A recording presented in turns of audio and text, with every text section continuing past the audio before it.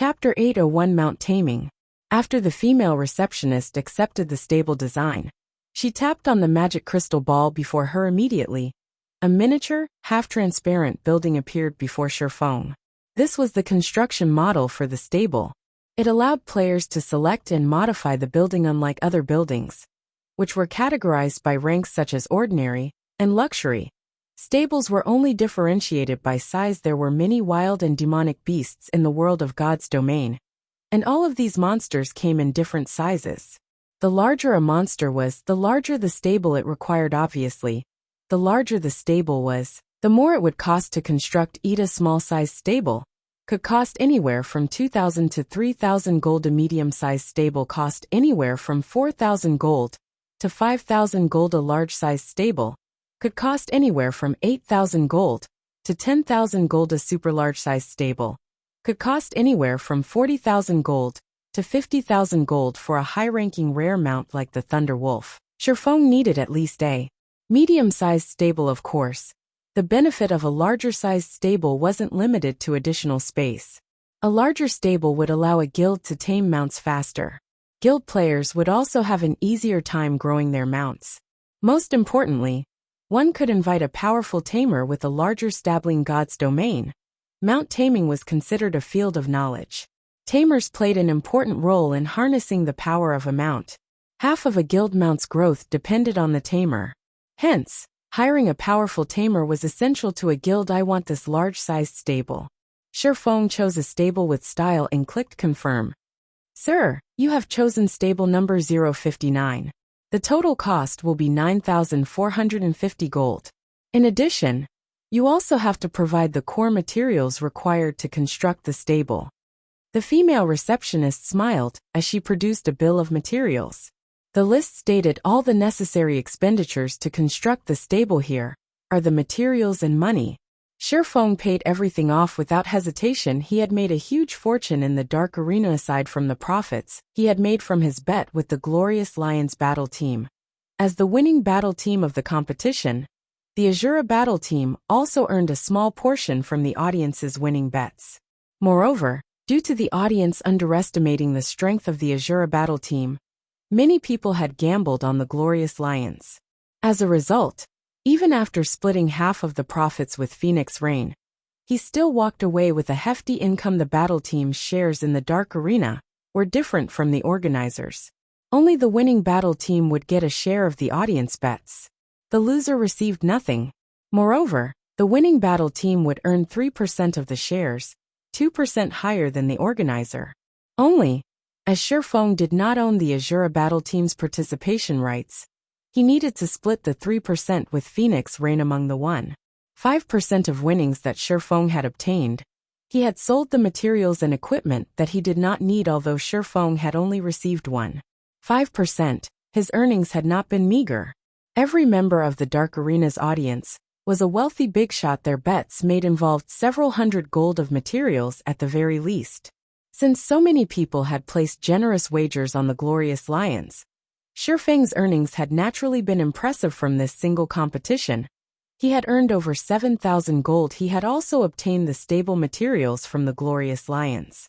After obtaining what he had needed, he sold excess materials to Phoenix Rain, selling each primal emerald wood for 75 gold and each soul cultivating stone for 60 gold. Overall, he sold 20 logs of primal emerald wood and 12 soul cultivating stones, earning him another 2,220 gold including the money he had on hand before the competition. He now had over 11,000 gold on him. He could easily afford the large-sized stable. After Shifeng finished paying the bill, the female receptionist passed him a stable certificate. In the future, if he wanted to modify the stable, upgrading it to a super large-sized stable, he could simply present this certificate to make the necessary modifications. He would not need to obtain another stable design. After Shifeng confirmed the stable's construction, a group of NPC architects entered Zero Wings Guild residence in White River City and began building the stable. Suddenly, a large space within Zero Wings residence, which had been vacant, transformed into a construction site. Players were barred from the area. What's going on? We're constructing a new building. What is it going to be? Zero Wing's members grew curious upon seeing groups of NPC architects enter the construction site. They had been ecstatic when the guild had constructed a smithy. Not only could they save money on repair fees, but they could also maintain their weapons with the weapon maintenance function, extending the amount of time they could spend out in the fields. Players from other guilds were particularly envious of this benefit now that their guild had begun constructing a new building. How could they contain their excitement? Elsewhere, Shifeng hailed an advanced horse carriage in front of the Adventurers Association and headed towards the Commoners District based on Shifeng's knowledge. There were a total of 3 master tamers in White River City. If he relied on a basic tamer or advanced tamer, it would take a very long time to finish taming a 5-star mount. As to how much time was needed, even Shifeng had no idea. However, he did know how long it would take to tame a 3-star mount. A basic tamer required a month to finish taming a 3-star mount, while an advanced tamer needed 20 days.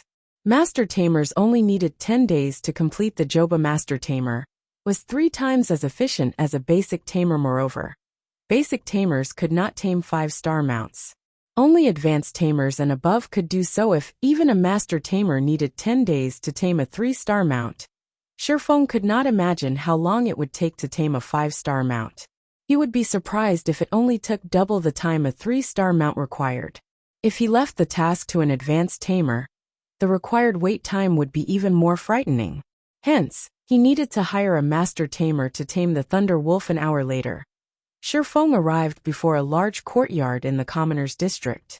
Many beasts lounged on the courtyard's lawn.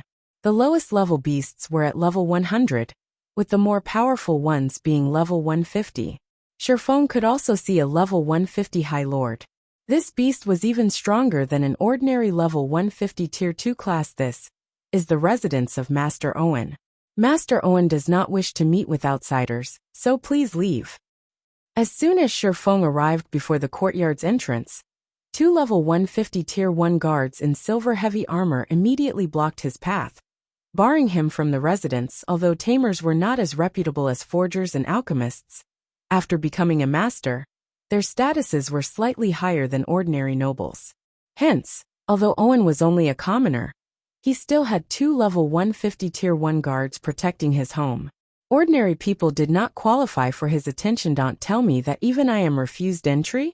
Shifeng flashed his identity as White River City's count. Immediately, the 2 Tier 1 guards fell to one knee, kneeling before Shifeng with respectful expressions. This scene dumbfounded passing players. Just who is that? Amazing! He can actually force Tier 1 NPCs to kneel before him. Normally, these Tier 1 guards thought very little of players, yet now they knelt before one. How could they not be shocked? Huh? Yifeng? Why are you here? Immediately after Shifeng revealed his true appearance, a crisp voice sounded from beside him. Turning towards the voice, Shifeng noticed a beautiful girl in deep purple mage robes approaching him. This girl was accompanied by a white-haired old man. Chapter 802 Silver Legend. Upon seeing the old man, one of the 2 level 150 guards hurriedly stood to greet the old man, while the other quickly opened the large metal gates. Master Owen, welcome back, the guard said respectfully. Shifeng was slightly surprised by this sudden development. Of course, his surprise was not due to the old man's identity. After all, this was not the first time he had met Owen. The true source of his surprise stemmed from Thoughtful Rain, the purple-robed beauty beside the old tamer. Although Owen was not a noble, he had a higher status in White River City than ordinary nobles. He was an advanced NPC that current players could not meet easily. Only a major noble like himself might be able to arrange a meeting with Owen. Thoughtful Rain, on the other hand, had yet to become a major noble in White River City, yet she had obviously become acquainted with the old man. It seemed that the girl was more capable than he had initially thought. He come to make a request of Master Owen, Shifeng explained as he watched Thoughtful Rain approach. The last time he had met Thoughtful Rain was when she had introduced him to Everlasting War. Back then, Thoughtful Rain had only had the level and equipment of an elite player. However, after this short time had passed, not only had the girl reached level 35, but she also wore equipment that elites would envy. She was almost fully geared in level 30 fine gold equipment. The deep red staff she held was known as the Elemental Requiem, and it was a level 30 dark gold ranked staff.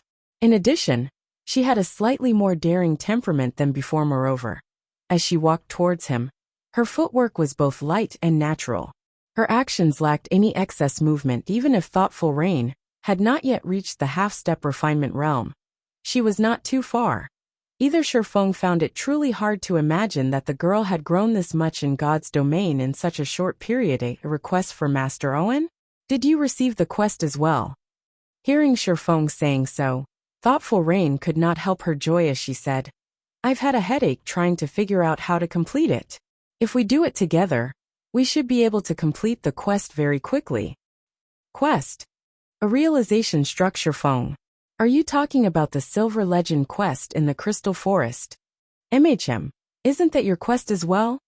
Thoughtful Rain nodded. No. I have not accepted that quest. I'm looking for Master Owen for something else. When Shifeng saw Thoughtful Rain nod, although he appeared quite calm on the outside, he admired the girl's great luck. The Silver Legend quest was one of the few super rare special quests in White River City. It was not easy to obtain. One needed to encounter a certain NPC to obtain this quest. However, this NPC appeared at random locations within White River City. Players needed luck to find this NPC. As Shifeng understood it, this quest had caused quite a commotion in White River City in the past. After this quest had been completed, players received a mount as a reward. However, the quality of the mount depended on the player's quest completion rate. The higher their completion rate was, the higher the mount's quality would beta players. Even obtaining a common mount was a massive expenditure, not to mention a high-quality mount back then. This quest's discovery had led White River City's players to a frantic search for that NPC. Unfortunately, very few players had found that NPC, not to mention those who achieved a high question completion rate. What a pity. Thoughtful Rain sighed lightly when she heard Shifeng's words. She had been working on this quest for a long time now. The next part of the quest was even more difficult than the previous parts. With her strength alone, this quest was difficult to complete. If she had an expert like Shifeng helping her, she would have a far easier time with it. However, she had only met Shifeng a handful of times before. They could hardly be considered friends. They were acquaintances at best. Naturally, she could not trouble an expert like Shifeng to help her complete a quest. Suddenly Blue Bamboo, who wore a pure white dress over a delicate but curvaceous body, appeared behind Thoughtful Rain. What's taking you so long? Everyone's starting to grow anxious, Blue Bamboo urged. However, her gaze quickly fell on Shifeng, and she began to evaluate him. Narrowing her eyes as if trying to recall something, she turned to Thoughtful Rain, revealing an expression that seemed to say, Ah, I see. It's not what you think. We just met by coincidence. Thoughtful Rain explained hurriedly. Doesn't our party just so happen to be missing a member? Blue Bamboo grinned at her friend. She then turned to Shifeng, smiling sweetly as she asked, Big brother Yifeng, won't you please help us? After we complete the quest, I'll have Rain treat you to a meal at Morning Dew restaurant. I heard the food there is even better than the food of a 7-star hotels. Blue, Thoughtful Rain could not help her embarrassment. Miffed that Blue Bamboo was always trying to poke fun at her. If you two can wait 2 hours, I can go with you, Shifeng offered after giving it some thought. Currently, Thoughtful Rain was already an elite member in Zero Wing. Since they were allies, he would naturally lend a helping hand if he could. Moreover, the Silver Legend quest was very special. If the quest completion rate was high enough, Thoughtful Rain might become a powerful force in Zero Wing in the future. It's only 2 hours. Since this quest isn't particularly urgent, we'll meet up at the Flame Bar later, Blue Bamboo answered before Thoughtful Rain could react, following which, Thoughtful Rain and Blue Bamboo departed from Owen's mansion, while Shifeng entered the courtyard alone led by the Tier 1 guards. Shifeng reached the courtyard's central garden. Owen already sat comfortably inside a gazebo, waiting for him. Count ranked at the top of White River City's social pyramid. Owen was merely a master tamer. His status was not as high as a master forger's. Hence, he still showed Shifeng some respect. If any other player stood before him, he'd only show them a cold shoulder. Seeing Shifeng approach, Owen took the initiative to greet the swordsman, bowing slightly as he said, Lord Count, how may I be of service today? Hello, Master Owen. I'm here to invite you to become Zero Wings Tamer Consultant. I wonder if you can agree to this request. Shifeng asked in God's domain. Guilds with stables generally sought to hire a tamer, having the tamer work in the guild at all times. However, hiring a master tamer was very difficult. It was impossible to tie a master tamer to a single guild. Hence, one could only hire a master tamer as a consultant. Moreover, there was still no guarantee that the master tamer would agree this. Owen hesitated for a long moment, unsure of how to respond. Take a look at this. Shifeng took out the stable certificate and handed it over to the old man. To hire a master tamer, a guild must first possess a large-sized stable. Otherwise, the effort would be futile. Even with Shifeng's status, a master tamer would refuse. This was the main reason why he had opted to construct a large-sized stable. Only after Owen saw the stable certificate did he agree to Shifeng's request, saying, "It would be my honor to accept Lord Count's invitation. We can see to the formalities immediately." Following which, Shifeng signed a contract with Owen. In return for Owen becoming Zero Wings Tamer Consultant, Zero Wing would pay Owen a monthly retainer of 200 gold. After the contract was official, Shifeng led Owen to Zero Wing's guild residence. Meanwhile, a huge commotion tore through the guild residence. Chapter 803, New Expansion Pack. After the stable appeared within Zero Wing's residence, news of it spread at the speed of light. Even first-rate guilds have yet to construct a stable, yet Zero Wing has theirs already. This is insane. Zero Wing's members are so lucky. They can purchase a unique mount as soon as they reach level 40. On the other hand, we have to ride horses. I've heard that guild mounts only cost 25 gold. That's 15 gold cheaper than common mounts. This won't do. I need to join Zero Wing. I want to buy a guild mount too. For a time, the official forums exploded with threads about Zero Wing's latest development. Many guild players drooled over the image of Zero Wing's stable. Field battles in God's domain were growing more difficult. Not only had the monsters become far more of a challenge, but the burden these monsters placed on durability also added a hefty expenditure to their daily budgets. If they could purchase a guild mount, not only would they save 15 gold, but they could also obtain a growing mount. Once they managed to nurture their mounts to bronze rank, their mounts could assist them in battle. Field battles would become easier to take down. The consumption of equipment durability could also be decreased significantly at the same time. The various large guilds throughout Starmoon Kingdom also felt an immense weight drop onto their shoulders to obtain the stable design and the necessary materials to construct the stable. They had spared no effort. Yet, not only had they failed to obtain the stable design thus far, but they had also only collected a small stock of the materials. On the other hand, Zero Wing had already finished its own stable. How did Zero Wing construct a stable so quickly? When Feng Xinyang heard the news, jealousy overwhelmed him. At the same time, he was somewhat relieved now that Zero Wing had revealed this trump card. No other guild would have a chance of dominating White River City. This incident also confirmed for Feng Xinyang that a super guild did indeed back Zero Wing. Otherwise, how could the guild have possibly constructed a stable so quickly? Shortly after Zero Wing's stable was complete, a system announcement reached every player in God's Domain. System announcement. God's Domain's new expansion pack, Abyss Battlefield, has been activated. All players can now register at the War God's Temple in the various cities to participate in the war system announcement. God's Domain's new expansion pack, Abyss Battlefield, has been activated. All players can now register at the War God's Temple in the various cities to participate in the war system announcement. God's Domain's new expansion pack, Abyss Battlefield, has been activated. All players can now register at the War God's Temple in the various cities to participate in the war. The system announcement repeated 3 times, echoing in everyone's minds immediately. Players began to search for information on the new expansion pack. They were shocked by what they found after they read about the new expansion pack. Every player, ordinary and guild players both, were ecstatic. Meanwhile, Shifeng, who had hurriedly led Owen to Zero Wing's residence, was also stunned when he heard the system announcement. Why has the Abyss battlefield appeared so soon? Shifeng could not help his frown. Is it because of the stable? The more Shifeng thought about it, the more he agreed with the possibility. In the past, the Abyss battlefield expansion had released when mainstream players neared level 40.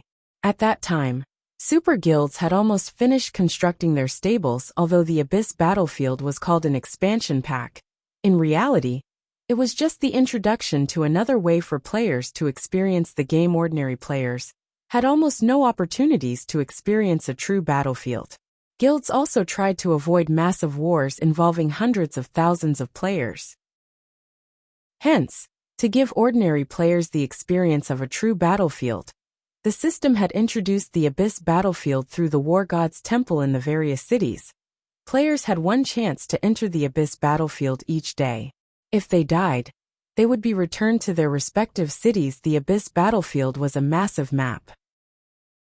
Players transferring in from different cities would appear in different towns within the Abyss battlefield. Players were required to defend their respective towns, preventing the abyssal race's invasion. The system awarded players, depending on their contributions. EXP and honor points were the usual rewards. These honor points could be exchanged for various rare potions and magic scrolls. Players could also trade the points for the double EXP buff. In the Abyss battlefield, players received EXP from the monsters they killed. These monsters' drops were also relatively good.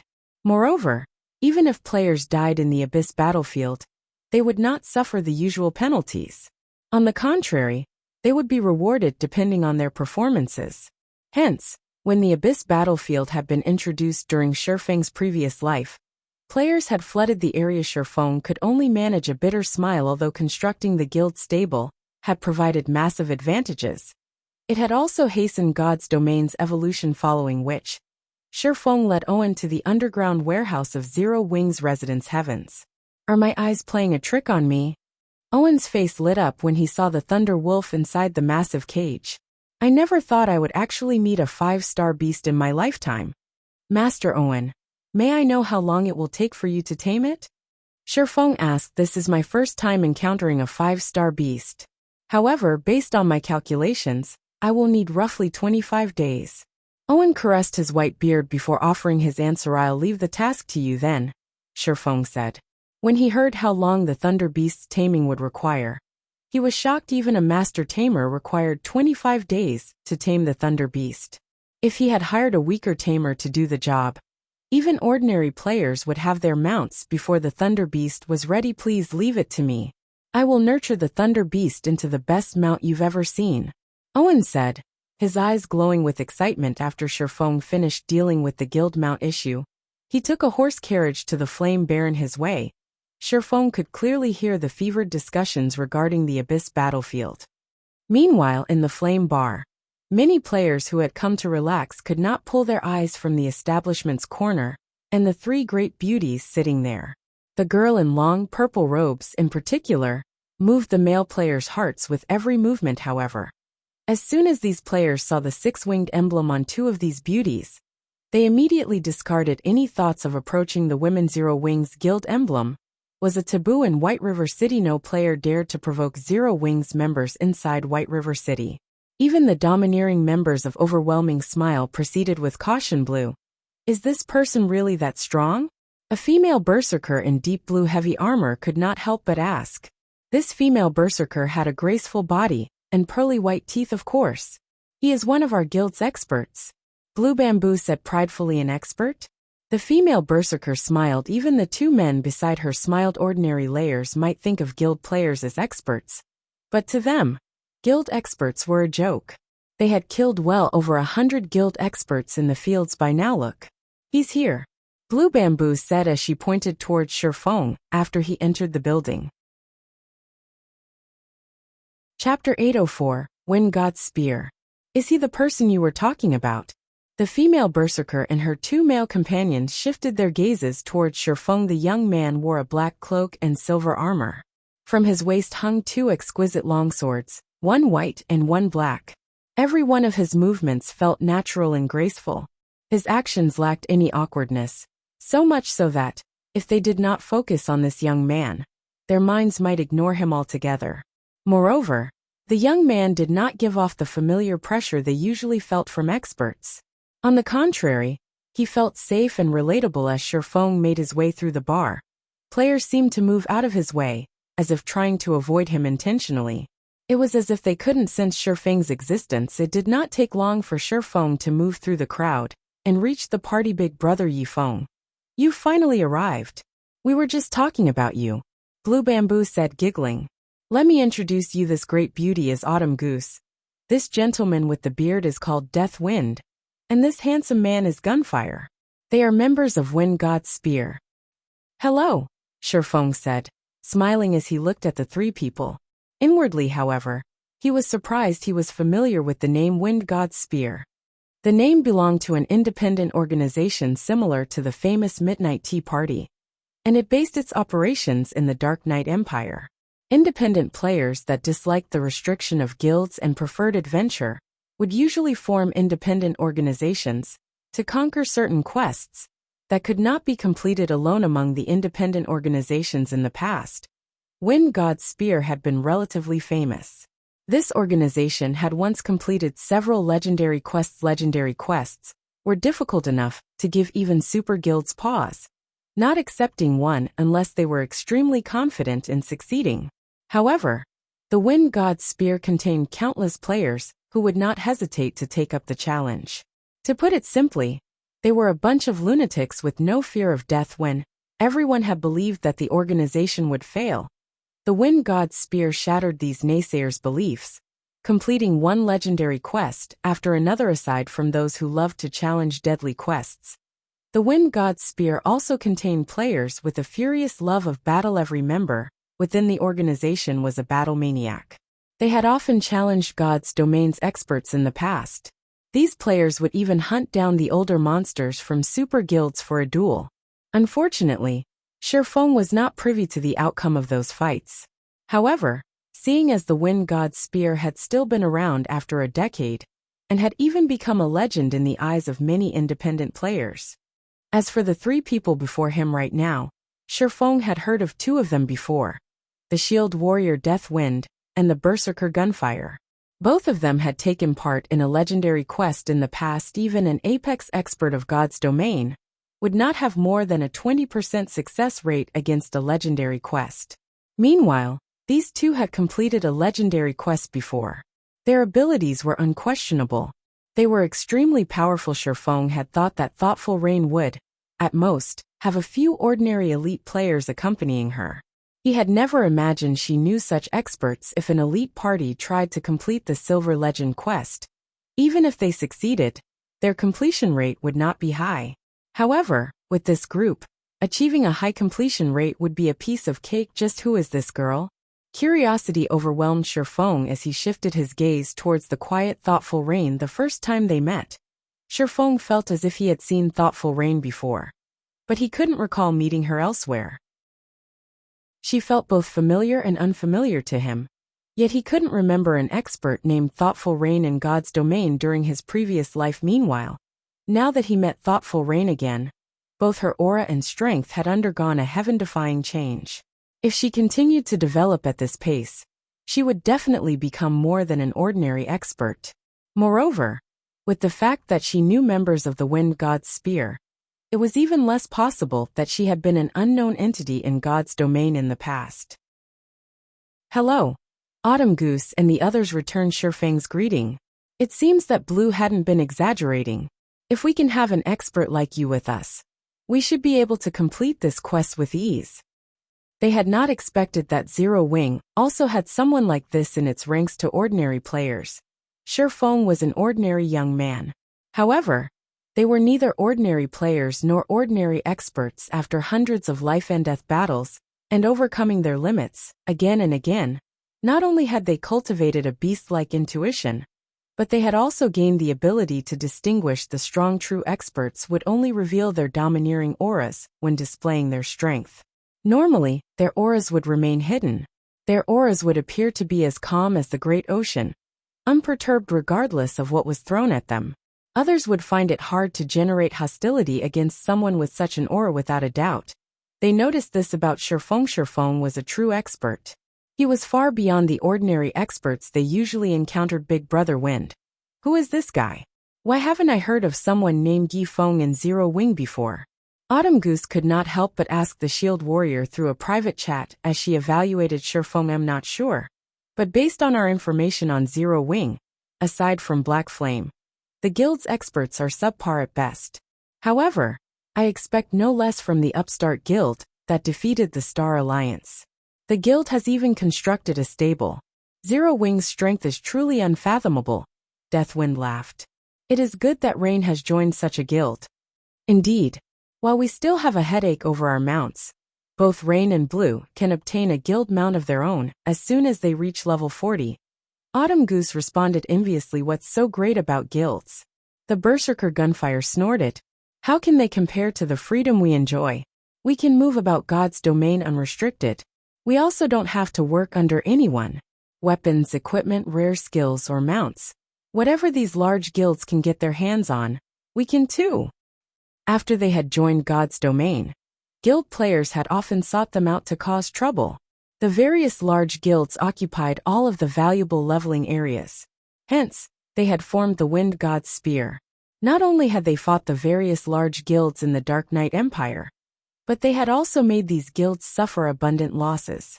Pampered guild players could not compare to the hardships they faced. Neither Deathwind nor Autumn Goose refuted Gunfire's words. Their hatred of guilds had been precisely the reason they had joined Wind God's Spear. Now they would never bother with joining a guild since everyone's here. Let's head over to the Crystal Forest, Thoughtful Rain said as she invited Shifeng to their party.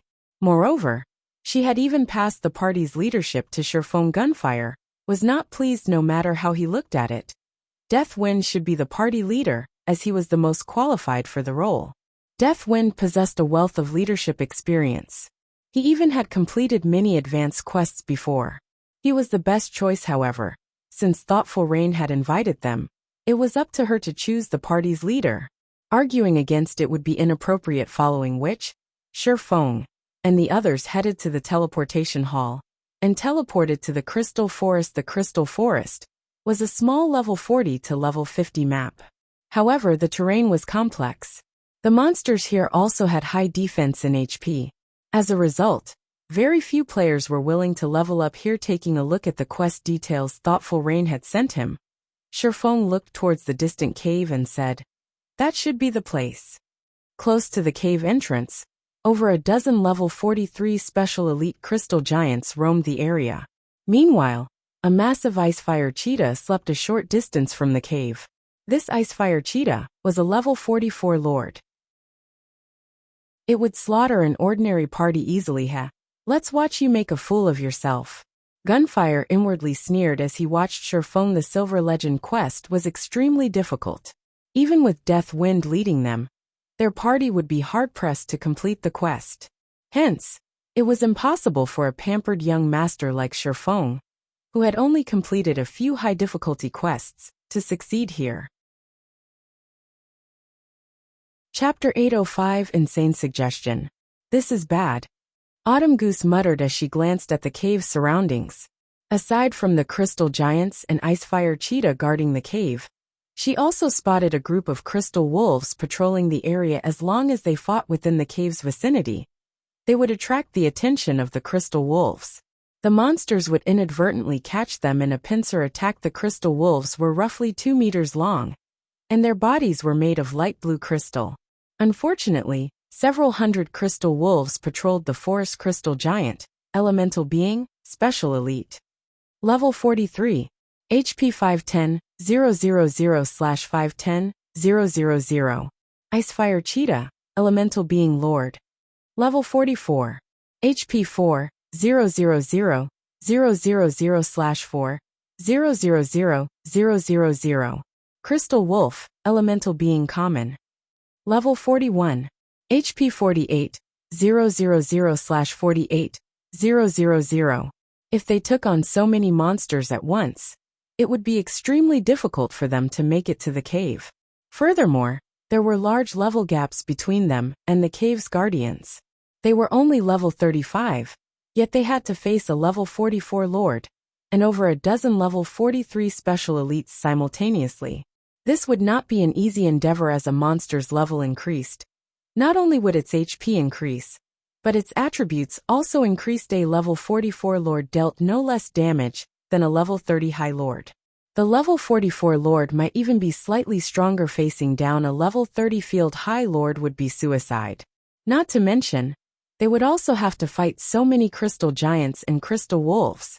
Every one of these monsters had high HP and defense without a team of at least 50 level 40 elite players. Defeating these monsters would be incredibly difficult. Thoughtful Rain frowned at this situation. Why don't we clear away those crystal wolves first? Thoughtful Rain suggested after a moment of thought. I think it would be wiser to take out the crystal wolves first as well. If we trigger a battle while trying to enter the cave, with a speed-type boss like the Icefire Cheetah chasing us, we won't be able to avoid a pincer attack. Deathwind nodded in agreement. After we get rid of those crystal wolves, I'll hold back the boss while you guys enter the cave. With the Icefire Cheetah's size, it should not be able to get in. Even if he were strong, with only one healer in the party, he could not tank a level 44 lord for very long. After all, there was a vast difference between his attributes and the boss's. Moreover, the Icefire Cheetah was a speed-type boss, the bane of MTs. It was extremely difficult to avoid the attacks of a speed-type boss. The level gap only made the situation worse. Leader, what do you suggest? Gunfire asked as he turned to the silent Sherfong. Grinning, the members of the various large guilds were accustomed to using Zerg tactics to solve their problems. Regardless of what kind of problems they faced during a quest, they just needed to send a large group of players to deal with it. Now, however, they only had the strength of a party. Moreover, this quest was located in such a high-level map. Unlike Deathwind, who had long since grown accustomed to high-level monsters, and could remain cool-headed in such a situation, Sherfong would have no idea what to do here. However, their quest was quite difficult.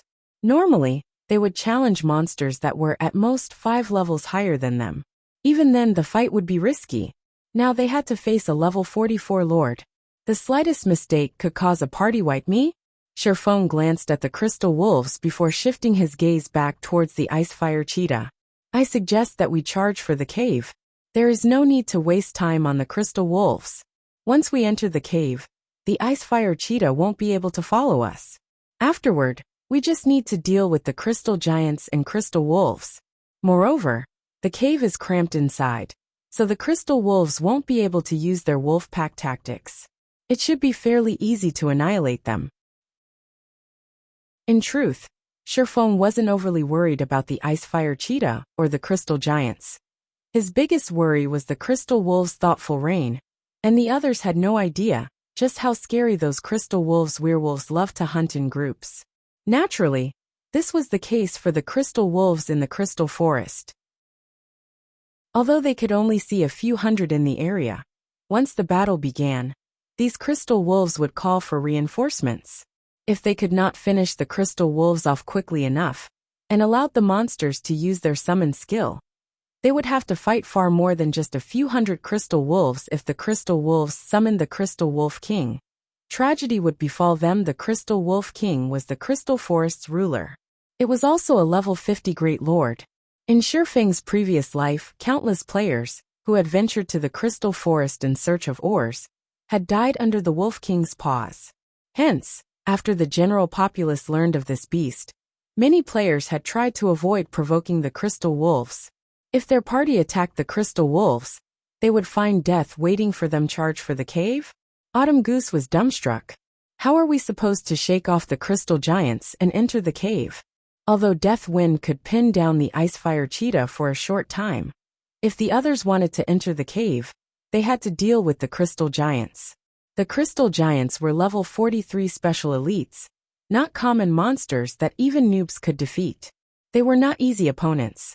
The crystal giants would flatten them under their fists if they made the slightest mistake. Meanwhile, the crystal wolves would have enough time to join the fray, while they had their hands full with the special elites.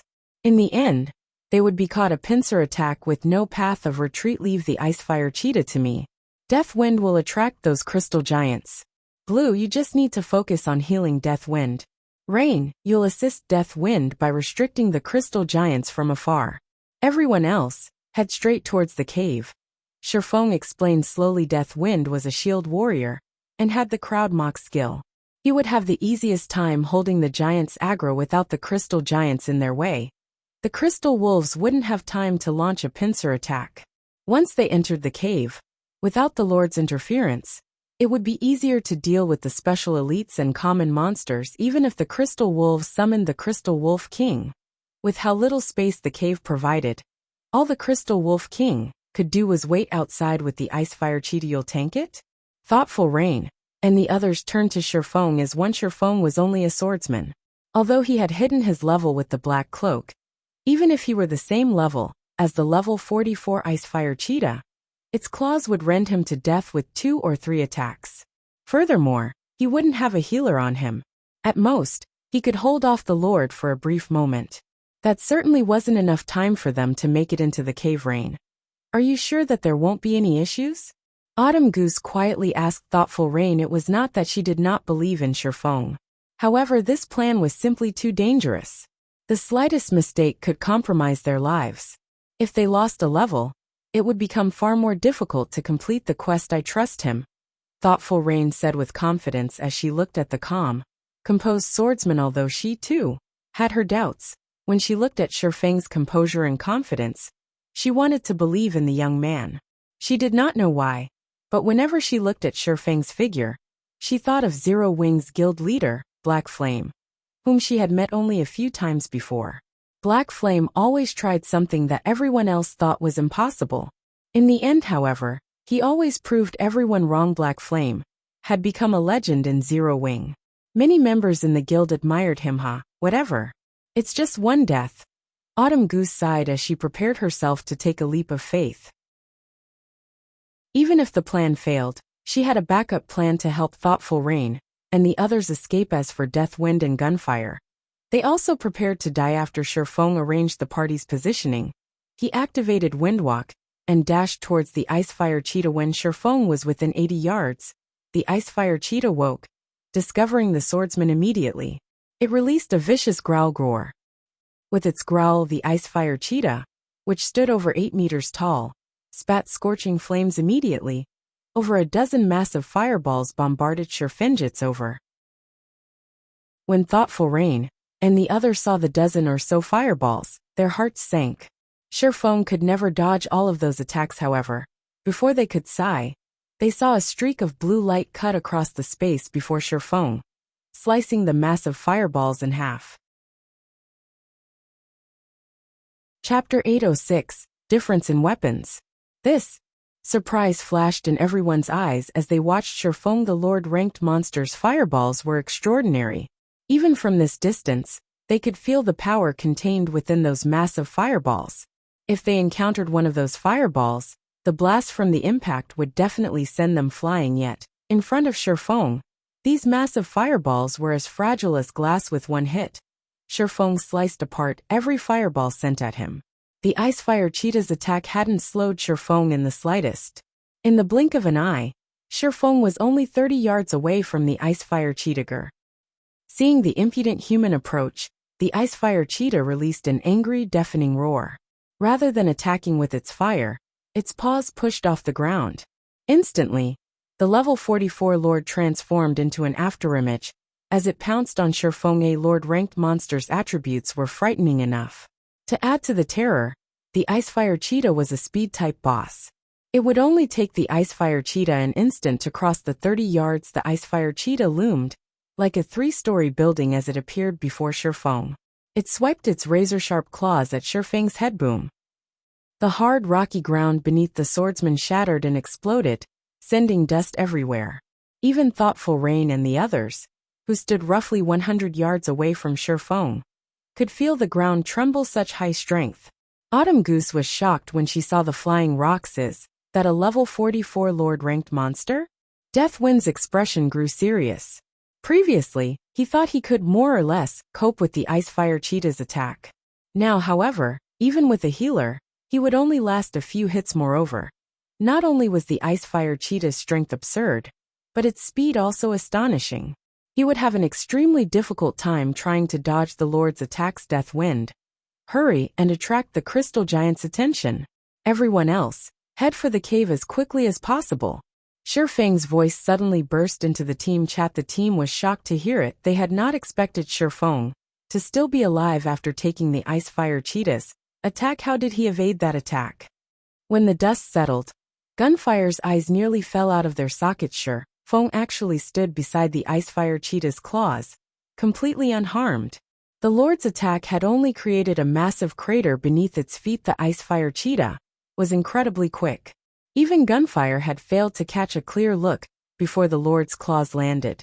If even his eyes had trouble keeping up with the monster, he would have no hope of evading its attacks yet. Without a doubt, Shifeng had done just that at this moment. However, everyone shoved away their shock as they charged towards the cave. Death Wind immediately cast Crowd Mock on the crystal giants, attracting the dozen or so special elites. Aggro. The crystal giants were not speed-type monsters. Rather, they relied on their strength. Their movements were relatively slow, although ordinary players would still find it difficult to evade the crystal giant's attacks. An expert like Death Wind could easily evade simultaneously the attacks of 2 or 3 crystal giants. Even if he could not dodge, he could block them with his shield. Meanwhile, Thoughtful Rain cast ice walls and ice spheres to limit the giant's movement, allowing the others to shake off the special elites and head into the cave. Such immense power. There were too many crystal giants. For a time, even Death Wind struggled to cope with the attacks he was receiving, and he was forced to defend with his shield. However, the instant a crystal giant's fist struck his shield, the impact forced Death Wind to retreat by 4 steps before he steadied himself. A damage of over -800 points appearing above his head. Why are these crystal giants so strong? Autumn Goose wore a solemn expression when she saw the damage above Death Wind's head. Death Wind was a level 35 shield warrior, with over 14,000 HP. He was also fully geared with level 30 top-tier equipment. Even his shield was a level 30 dark gold ranked shield. The shield warrior had also learned plenty of passive skills that increased his defense. Death Wind would lose around 200 HP when he blocked an attack from a level 35 special elite with his shield. Now, the level 43 crystal giant dealt over -800 damage with one punch. Its strength could rival a level 35 chieftain. If Death Wind failed to block or dodge the attack, the shield warrior would only last 3 or 4 hits. Autumn Goose's gaze shifted towards the distant Shifeng once more. Currently, Shifeng was tanking a level 44 lord. If even a level 43 special elite was so strong, just how horrific was the lord? However, even now, the Ice Fire Cheetah had yet to land a single hit on Shifeng. If she or anyone else tried to tank the lord, the Ice Fire Cheetah would have long since claimed their lives. She never thought that there was such a massive gap between them. Autumn Goose and the others did not realize that Shifeng was actually struggling. One could say that he was on thin ice. With every move, Shifeng's attributes were very high. However, he was only level 39. The Ice Fire Cheetah, on the other hand, was level 44. Moreover, it was a lord-ranked monster. Previously, when Shifeng had faced the level 50 special elite blood warrior, he only managed to defeat it after using all of his strength. The Ice Fire Cheetah was much stronger than the blood warrior. Not only did it possess higher strength, but it was also significantly faster. If not for his reaching the Void Realm and accurately predicting the cheetah's attack trajectories, the level 44 lord would have already shredded Shifeng to pieces. Of course, Shifeng had the ability to suppress the Ice Fire Cheetah. He just needed to activate his Berserk skill. Unfortunately, Berserk skill's cooldowns were too long. On the off chance that they encountered danger later on, without the trump card of a Berserk skill, they would be easy prey. Aside from Berserk skills, he could also summon a Tier 2 demon with the Bible of Darkness. With a Tier 2 demon acting as a meat shield, killing the Ice Fire Cheetah would not be a problem. However, doing so would reveal the Bible of Darkness to outsiders. He could not use it casually. Moreover, as a veteran gamer who had adventured in God's domain for over a decade, he knew how important it was to maintain his peak state. Currently, his job was to hold the Ice Fire Cheetah back, not to kill it. He had no reason to go all out. This should be enough. While dodging, Shifeng glanced towards the other party members, noticing that they had almost reached the cave. He then began to move towards the cave as well after everyone entered the cave, and Shifeng shook off the Icefire Cheetah. Death Wind blocked the Crystal Giants and the quickly approaching Crystal Wolves. The rest of the party members then launched their own attacks. The cave was cramped, so only 3 Crystal Giants could attack the Shield Warrior at a time. Even if Death Wind blocked the attacks with his shield, the Cleric Blue Bamboo could heal him in time and keep his HP full so hard. Autumn Goose felt her hands numb as she hacked her greatsword at a Crystal Giant. Meanwhile, the Crystal Giant she attacked only received around -1,300 damage. This defense could rival a Lord-ranked monster's. As for Gunfire, his damage was around the same as Autumn Goose's. His normal attacks only dealt around -1,200 damage. Only with his skills could he deal over -2,000 damage among the party members. Thoughtful Rain was the most awkward. As these monsters were elemental beings, their magic resistance was quite high. Despite her top-tier equipment, her spells dealt less than -1,000 damage. Only Tier 1 skills were slightly more effective. Pung. The crack of crystal echoed throughout the cave, and the players shifted their gazes towards the sounds. Origine damage of -5,458 points appeared above the head of a Crystal Giant. A deep groove had appeared on the Special Elite's hard crystal exterior. Chapter 807, War Spirit Possession. How can his attack power be so high? Autumn Goose and the others were momentarily stunned. Despite wearing top-tier equipment, their attacks barely scratched the Crystal Giants. These monsters' defense was so high that their weapons couldn't injure the Special Elites yet. Not only had Shifeng's attack dealt a frightening amount of damage, but it had also wounded the monster, decreasing its combat power. However, before Autumn Goose and the others could recover from their surprise, Shifeng executed Chop on the Crystal Giant. 3 arcs of blue sword light converged to a single point and flew towards the Crystal Giant. The attack even sliced apart space, a black seam appearing along the sword light's trail. When the black seam encountered the Crystal Giant, the Special Elite's crystal exterior shattered. Shifeng's sword passed through the Crystal Giant's body as if it were air. Without any resistance whatsoever, the weapon cleaved through one side of the monster's body. 9,462. This damage hadn't been the result of a critical hit. This damage was simply from Shifeng's skill. Immediately, a large chunk of the Crystal Giant's HP vanished. Moreover, due to the injury from the attack, the Crystal Giant's movements became somewhat sluggish. After a brief fight, the Crystal Giant, which had 510,000 HP, fell to the ground, dropping a piece of equipment and several materials. Everyone in the party also received a bounty of EXP. Meanwhile, the Crystal Giant that Death Wind and the other party members fought still had over half of its HP. The difference between Shifeng's damage and theirs was obvious with a glance. Is he even human? How is his damage so high? Autumn Goose exclaimed when she glanced at Crystal Giant. Shifeng's damage was several times higher than theirs combined. Moreover, he easily defeated the Crystal Giant without receiving any help at all. Even in the Wind God's Spear, they would be hard-pressed to find such a strong player. I told you that Big Brother Yifeng is very strong. Yet none of you believed me. You get it now, right? Blue Bamboo said proudly as she puffed her chest, acting as Shifeng's achievement were her own. Seeing her friend's behavior, Thoughtful Rain shook her head and smiled bitterly. However, Shifeng's performance had been satisfying previously. Autumn Goose and the others had continuously advised her to leave Zero Wing. Moreover, they had insisted that she would improve slower in the guild than if she joined the Wind God's Spear, and that their organization's experts were far stronger. However, Shifeng's performance proved them wrong with this. Autumn Goose and the others would most likely stop trying to persuade her to leave Zero Wing. Is this the strength of a Zero Wing expert? Gunfire was stunned after watching Shifeng's performance. He was considered one of the top-ranking experts in the organization. He had even killed many guild experts during his time in the Dark Knight Empire. However, if he compared himself to Shifeng, the difference between them was practically the difference between heaven and earth. He could not bring himself to believe that a player could be so powerful. First, Shifeng had tanked a level 44 lord. Now, Shifeng swiftly defeated a level 43 special elite by himself. Both the swordsman's combat techniques and his basic attributes were far more powerful than his own. With such a powerful DPS player like Shifeng in the party, they could clear out the crystal giants and crystal wolves far faster in less than half an hour. The giants and wolves inside the cave had died, leaving behind all sorts of weapons, equipment, and materials. Were leveling so fast. I will usually need to grind for 2 or 3 hours to earn this much EXP. If we continue grinding at this pace, I'll reach level 36 within a day.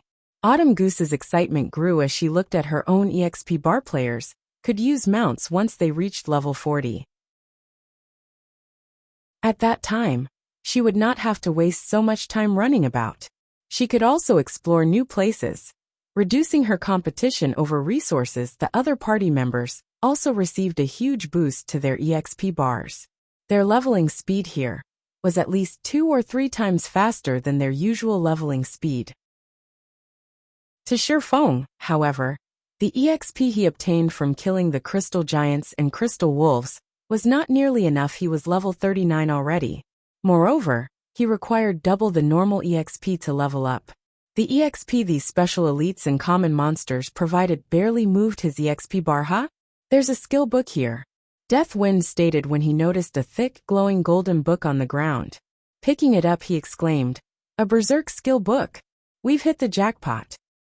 The main method to learn skills in God's domain was by visiting NPC instructors.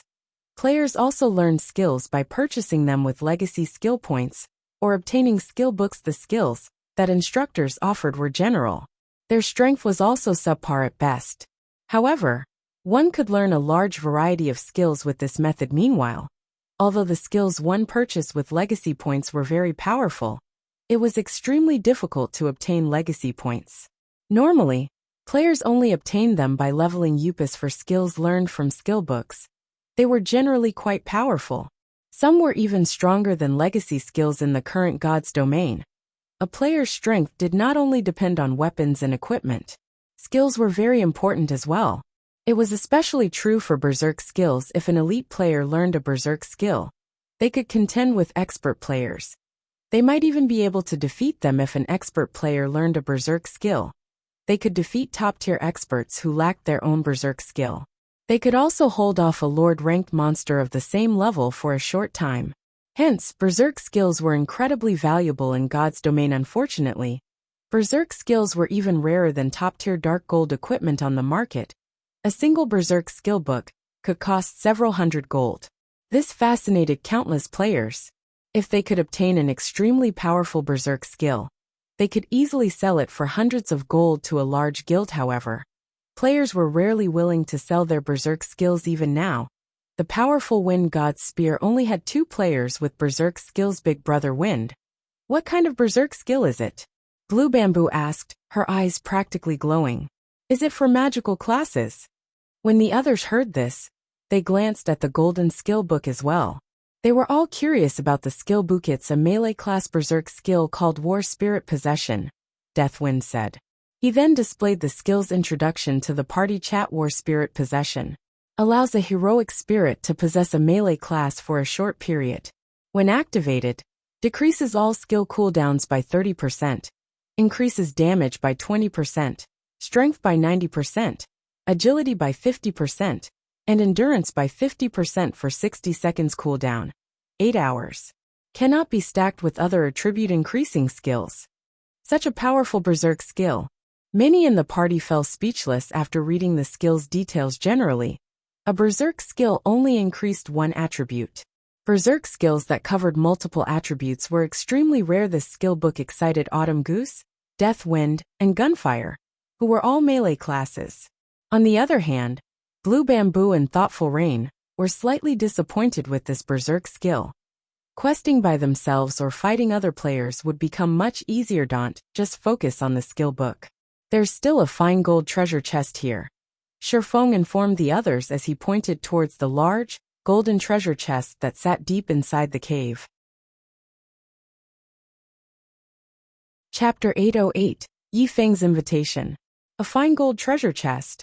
Hearing Shifeng's words, everyone spun towards the distant, glowing altar 5 crystal pillars stood around the altar, glowing a faint blue.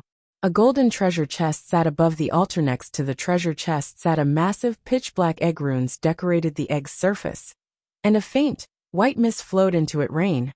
That should be the item you're looking for, Autumn Goose said as she pointed towards the egg. Due to the quest's introduction, the team knew that the quest would award a mount. That giant, sealed egg was the reason for their visit to the crystal forest. That should be the one. Thoughtful Rain nodded. However, when she looked at the altar, her expression darkened slightly. A faint, blue barrier enveloped the altar. An NPC also stood next to the altar with his eyes closed. If one used an identification skill on this NPC, they would discover that he was actually a level 100, Tier 3 Illusionist. Gerard Illusionist. Level 100. HP 8, 000, 000/8, 000.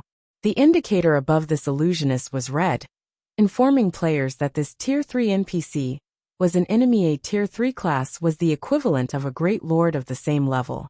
Although NPCs had far less HP than Great Lords of the same level, players would rather deal with a Great Lord than a Tier 3 NPC. Furthermore, the illusionist before them was a level 100, Tier 3 NPC. The instant everyone noticed Gerard's presence, they felt a weight land on their shoulders. A gloomy atmosphere descended on them, sabotaging their earlier joy of finding the berserk skill. Are we supposed to defeat him? Blue Bamboo asked softly as she pointed at Gerard, worried that her voice would attract the NPC's attention. Nobody in the party had an answer to the cleric's question. If they had to defeat Gerard to complete this quest, then this trip had been in vain. Even a level 100, Tier 1 NPC could beat them black and blue, much less a level 100 Tier 3 NPC. The difference in levels and attributes was simply too massive. None of the equipment currently available in God's domain could make up for this gap. Just as everyone considered giving up. No, there should be a way to complete this quest, Shifeng suddenly said through the party chat. You have a plan? Everyone turned to Shifeng in surprise. Surviving Gerard's attacks would be a miracle, not to mention stealing the giant egg he guarded. How could they possibly walk away with that egg? As far as they were concerned, this task was impossible. That was a level 100, Tier 3 NPC, not a common monster. Yes, that NPC is clearly maintaining the defensive magic array and injecting most of his mana into that giant egg. There are two possible outcomes if we approach him. In the first scenario, Gerard gives up maintaining the magic array and attacks us, while in the second scenario, he continues to maintain the magic array, but summons a beast to deal with us. If that is the case, Gerard himself will be unable to move. If we interrupt his casting, the defensive magic array will fail. In either scenario, we have a chance to steal the egg, as long as we interrupt the magic array. The only problem is delaying Gerald and creating an opportunity for one of us to steal the egg. Everyone nodded, agreeing with Shifeng's logic. But which one of us will delay the NPC? Autumn Goose asked. Even if Big Brother Wind is a shield warrior against a level 100 Tier 3 NPC, he will die instantly. And which one of us will be responsible for stealing the egg? Putting it bluntly, they did not even qualify as cannon fodder. How could they successfully steal the egg? I can delay him for a short time. However, the person stealing the egg must be quick. If they're not fast enough, this operation will fail, Shifeng said after giving it some thought. With his current strength, he had no hope of defeating a Tier 3 illusionist. Delaying one, however, was possible. Although Shifeng had spoken softly, his words had dumbfounded his companions. They had a rough understanding of this swordsman. After witnessing Shifeng's actions and hearing what he had to say, he lived up to his words and was extremely trustworthy. Since Shifeng had made the claim, it meant that he was confident that he could accomplish it. Otherwise, he would not have said anything at all. But there are no speed-type classes among us. We won't make it in time, Thoughtful Rain said, shaking her head. Setting aside magical classes and Shifeng, who had to pin down the NPC, everyone else was a warrior. They would be able to steal the egg fast enough. Don't we have the War Spirit Possession? Shifeng asked. Chuckling, the War Spirit Possession skill increased a player's agility. Naturally, the player's speed would also increase. Moreover, he had speed scrolls in his bag. With these, they should be able to reach the egg in time, but this skill book is too valuable. Moreover, we have only come this far thanks to you, Yifeng. Would you really be alright with letting outsiders learn the war spirit possession? Autumn Goose asked awkwardly. The berserk skill was more valuable than top-tier equipment, or weapons. It's just a skill book. If you feel so bad about it, why don't you join Zero Wing? If experts like you join Zero Wing, you will be given a set of dark gold equipment. Receiving a berserk skill is also normal. Moreover, Zero Wing's management is not strict. There aren't many restrictions on our members. If you want to go out on an adventure or do a quest, the guild will even provide with all sorts of assistance, Shifeng offered. Grinning, all three of these players, Autumn Goose, Death Wind and Gunfire, exhibited remarkable combat standards. They only lacked some formal guidance. Otherwise, they could become a force to be reckoned with. Zero Wing had grown a lot stronger. However, it still had very few experts. If Autumn Goose and the others joined Zero Wing, it would undoubtedly make the guild even stronger, not to mention a mere berserk skill book. Shifeng was even willing to give each of them a tier 1 set equipment if they joined the guild. To other expert players, the war spirit possession might be precious, but to Zero Wing's experts, it was nothing. Shifeng could simply give them the power of darkness. Although the power of darkness did not provide as much of a boost as the war spirit possession did, its duration was far longer. Overall, the power of darkness was stronger than the war spirit possession by a large margin. Moreover, compared to several berserk skill books, Shifeng was more interested in the fine gold treasure chest. That treasure chest was even rarer than a berserk skill. After Shifeng's blatant attempt to recruit them, Autumn Goose and the others pondered their options for some time. Previously, they had felt nothing more than disdain for guilds. However, after seeing Thoughtful Rain and Blue Bamboo's daily lifestyle in the game, in addition to the fact that Zero Wing was home to an expert like Shifeng, their impressions of Zero Wing had changed significantly. Even an expert like Shifeng was willing to help Thoughtful Rain with her quest. It was simply unthinkable in other guilds. Moreover, Thoughtful Rain adventured with their group often. She had never been restricted. On the contrary, every time Thoughtful Rain joined them on a quest, she offered an abundance of useful information that she had obtained from her guild. The information was usually out of their reach, and had been incredibly convenient when they quested. In the end, after a serious discussion between the three, Autumn Goose walked up to Shifeng with a solemn expression. Chapter 809, Power of a Tier 3. Although we don't think that joining Zero Wing would be a mistake, we have many friends in the Wind God's Spear. Various guilds are also targeting the Wind God's Spear in the Dark Knight Empire. It is not in a favorable position right now. We won't abandon the Wind God's Spear during such a crucial time, so please forgive us for rejecting your goodwill. Autumn Goose spoke with determination. Shifeng could tell that the berserker loved and was devoted to the organization. After all, they were all companions who had experienced life and death with each other. How could they abandon that for personal gain? If he were in their shoes, he wouldn't do such a thing either. Moreover, Autumn Goose understood that should they join Zero Wing, if they were seen fighting with the members of the Wind God's Spear, those guilds would turn to Zero Wing and cause trouble. Zero Wing would be dragged into the Wind God's Spear's messy. Understand. If you wish to join a guild in the future, please consider Zero Wing. Shifeng nodded. However, you cannot refuse the War Spirit Possession skill book. We cannot complete this quest without it. Shifeng had understood that it would be very difficult to poach members from the Wind God's Spear. After all, it was an organization of players that detested guilds. To begin with, however, he had still wanted to try. He would take any opportunity he was given. After all, on the off chance he succeeded, he would make a huge profit. Meanwhile, Thoughtful Rain and Blue Bamboo, who had watched this from the side, were somewhat disappointed. If Autumn Goose and the others had joined Zero Wing, they would have a much easier time questing and adventuring together, following which, after a brief discussion, it was decided that Autumn Goose would learn the War Spirit Possession. Right, take these, Shifeng said. He retrieved 5 silver magic scrolls from his bag, handing them to his 5 party members. Is this a Tier 1 instantaneous movement magic scroll? Death Wind could not help his shock after examining the scroll. There were all kinds of magic scrolls in God's domain. Among them, the most precious were the summoning scrolls. Although the instantaneous movement magic scrolls followed closely behind, instantaneous movement magic scrolls allowed players to teleport from one location to another.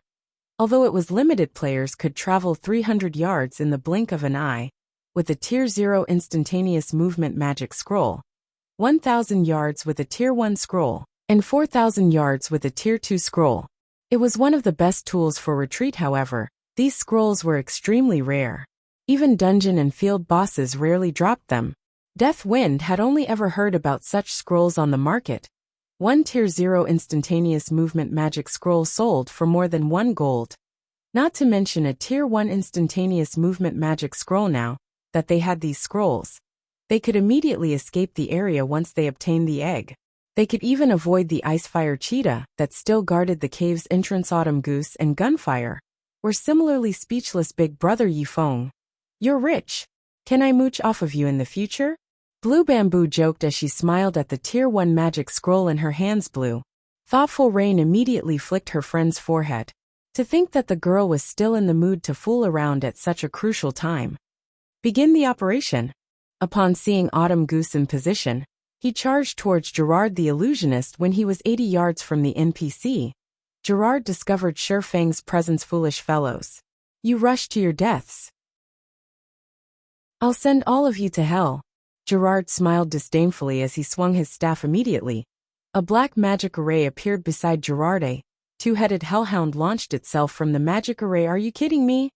A level 100 Lord ranked monster. Isn't this cheating? Blue Bamboo's jaw dropped when she saw the Crimson Hellhound. A Tier 3 NPC was already enough trouble. Now, said NPC had summoned a level 100 Lord. This was absurd. Everyone else's expressions similarly darkened. Sherfong, however, only revealed a faint smile. The Hellhound hadn't surprised him in the least. An illusionist was a Tier 3 class. It was not unusual for one to summon a Tier 2 Lord. Powerful illusionists were even capable of summoning Tier 3 Lords. A Tier 3 illusionist was even more effective in battle than a Tier 3 Great Mage, of course. While illusionists were capable of summoning powerful monsters, they were very weak. After emerging from the magic array, the Hellhound opened its 2 mouths and spewed crimson flames. The fire engulfed over half of the cave, and any rock that these flames touched instantly turned into molten magma. At this time, Sherfong activated Thunder God's Descent, increasing his movement speed and attack speed by 150%. He then transformed into a shadowy streak as he dodged the oncoming fire before continuing towards Gerard. By the time the Hellhound ceased its fiery attack, Sherfong was less than 40 yards away from the illusionist, following which, Sherfong activated Absolute Time, silencing Gerard and canceling his spellcasting. Despicable ant. You dare to ruin my work. Gerard grew enraged. However, under a silenced state, even Gerard could not cast any spells without leaving Absolute Time's effective area. Suddenly, Sherfong threw the blazing meteor in his hand. Flame God's Fury. A streak of crimson light appeared before Gerard. Pung. What? The party members exclaimed when they saw what had happened. Gerard had actually caught Sherfang's blazing meteor between his fingers. Sure enough, the difference between our attributes is simply too massive. Sherfong smiled bitterly. However, he had already achieved his initial goal. Gerard focused solely on him in the next moment. Both Gerard and the Hellhound charged at Sherfong. Both the Tier 3 illusionist and the Hellhound's attributes were far higher than Sherfang's. Like a powerful gale, the two enemies closed the distance between themselves, and Sherfong, not daring to be careless, Sherfong immediately swapped the Aura of Time for the Aura of Wind and activated Wind Rider. His speed soaring once more, he made a mad dash for the cave's exit. Autumn Goose had also activated War Spirit Possession and dashed for the giant egg. However, Sherfang's situation was precarious. To avoid receiving the brunt of Gerard's full strength, he had to remain inside Absolute Time's field. Unfortunately, Sherfong was slightly slower than the Hellhound. However, by relying on his understanding of the terrain, dodging the Lord's direct attacks was still relatively easy. Only the Hellhound's attack range was quite long. In addition to the limited amount of space he had to dodge to, He received some splash damage from the Lord's attacks. The flying rubble alone devoured nearly 2,000 of Shifeng's HP. He could only survive a few hits. Autumn Goose was extremely anxious. Upon arriving before the giant egg, she began to collect it. Why is there a collection time? Autumn Goose's anxiety jumped as she glanced at Shifeng while she had approached the giant egg. Shifeng had lost 1/4 of his HP. If she delayed any longer, they would all be in extreme danger. Time seemed to crawl by. Autumn Goose had spent a total of 3 seconds collecting the giant black egg. As for the locked fine gold treasure chest, she simply chucked the thing into her bag. Meanwhile, Shifeng had less than 1/3 of his HP remaining. Damnable thieves. Don't even think of leaving this place alive. Discovering that the giant black egg had been stolen, Gerard was furious. Waving his staff, he shattered the restriction absolute time placed on his magic power. Over a dozen silver-colored elemental balls appeared around his body, before flying towards Autumn Goose and Shifeng. Go! Shifeng shouted sternly. He then unfurled his own instantaneous movement magic scroll and vanished from the cave. Chapter 8:10 Zero Wings Horror. In a secluded primitive forest, several figures suddenly appeared. As these figures appeared, a distant cave crumbled as a pillar of light shot into the sky. The frightening power that radiated from the pillar of light caused the air to stagnate. A long, terrifying roar echoed throughout the forest. These players finally realized just how truly terrifying a level 100, Tier 3 NPC was. Astonishingly, Shifeng had actually survived against the NPC for so long and escaped relatively unharmed. He was a monster. Autumn Goose, Death Wind, and Gunfire Side, they had been given an opportunity to deepen their relationship with an expert as powerful as Shifeng. If they had accepted his offer to join Zero Wing, the swordsman might have even offered to tutor them. However, they had rejected his offer quickly. Use your return scrolls, Shifeng urged once he accounted for the whole team. Although the Tier 1 instantaneous movement magic scroll was a powerful escape tool, their pursuer was a level 100, Tier 3 NPC. Gerard would not let them get away easily. Hearing Shifeng's reminder, everyone quickly took out their return scrolls and began to activate them. The seconds ticked by. They were all on edge. If Gerard caught up to them, they wouldn't have another chance to escape. Fortunately, the Tier 1 instantaneous movement magic scroll had put quite a bit of distance between themselves and Gerard. Even if the illusionist managed to escape the cave, he wouldn't discover their exact location immediately. Sure enough, Gerard had not found them as they finished activating their return scrolls. White River City's teleportation hall. That was close. I thought we were dead for sure, Blue Bamboo said as she patted her chest. Even though she had returned to the city, some fear still lingered in her heart. A level 100, Tier 3 NPC was practically invincible to current players. This had also been the first time she had ever seen a monster shatter a player's attack. One could imagine just how vast the gap was between either side's attributes. Fortunately, they had completed their quest. As soon as Blue Bamboo finished speaking, a sound of a system notification reached their ear. System: you have been targeted by Gerard. If you cannot incubate and hatch the giant egg in 3 days, Gerard will discover your presence in any field map you venture to. If Gerard kills you, you will suffer a doubled death penalty and 3 days of a weakened state. Why is there another quest? Thoughtful Rain frowned as she looked at the system notification. Her initial quest had been to retrieve the giant egg. Now, after so much trouble to accomplish that, she received another one. Moreover, the penalty for failure was considerably severe. If she failed this quest, a level 100, Tier 3 NPC would hunt them down.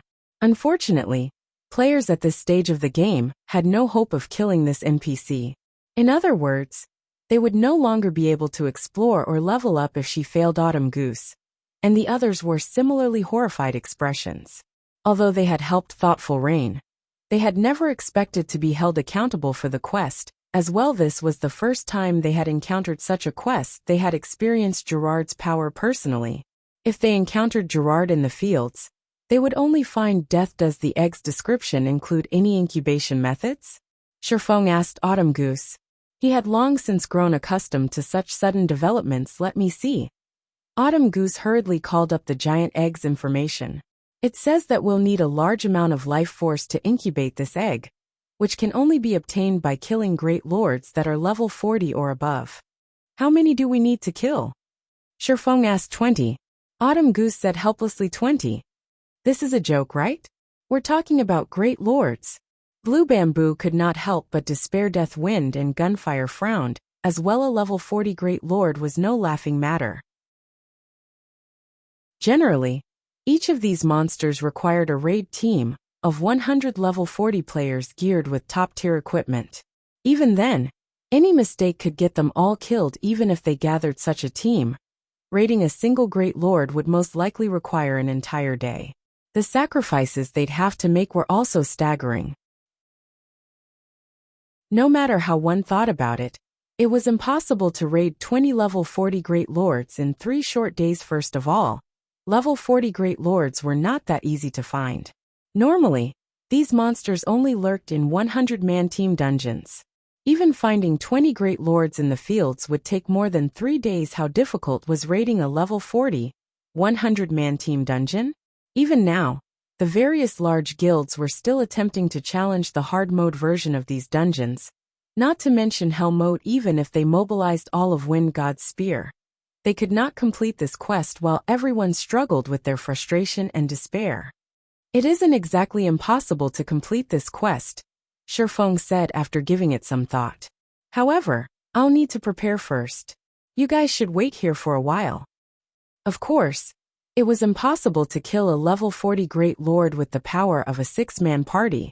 However, a 20-man team might have a chance. What? He even has a plan for this.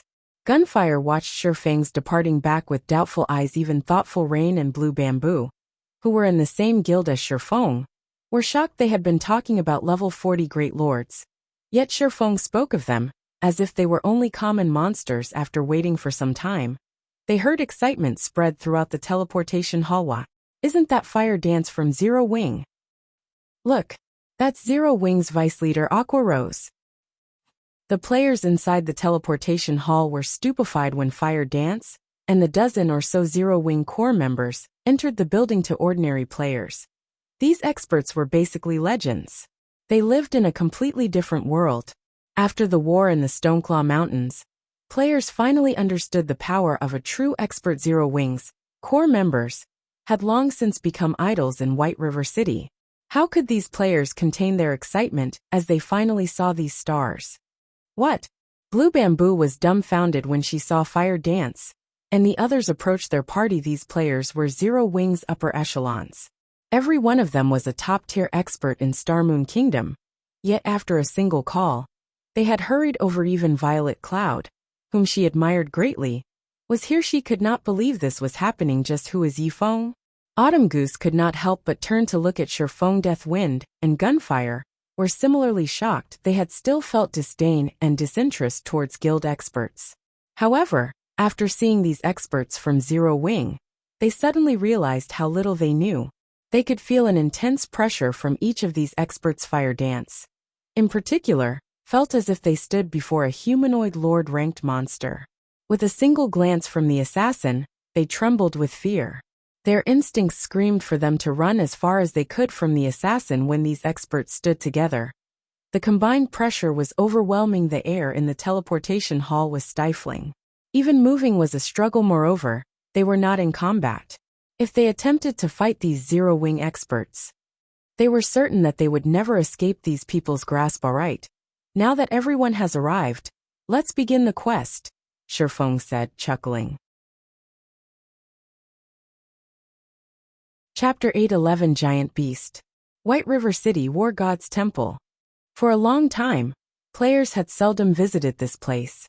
However, due to the appearance of the Abyss battlefield, it had become a popular hub for players' independent team recruiting members. Those who want the double EXP buff, come on over. Town Reclamation Team recruiting. Minimum requirement of level 30. Equipment must be at least Mysterious Iron rank. Must have reached the Trial Tower 2nd floor. Noobs do not disturb. Looking for players to carry me through the Abyss battlefield. 5 silver for 100 honor points. Limited spots available. First come, first served. Shortly after the new expansion pack launched, everyone had adapted to the new changes.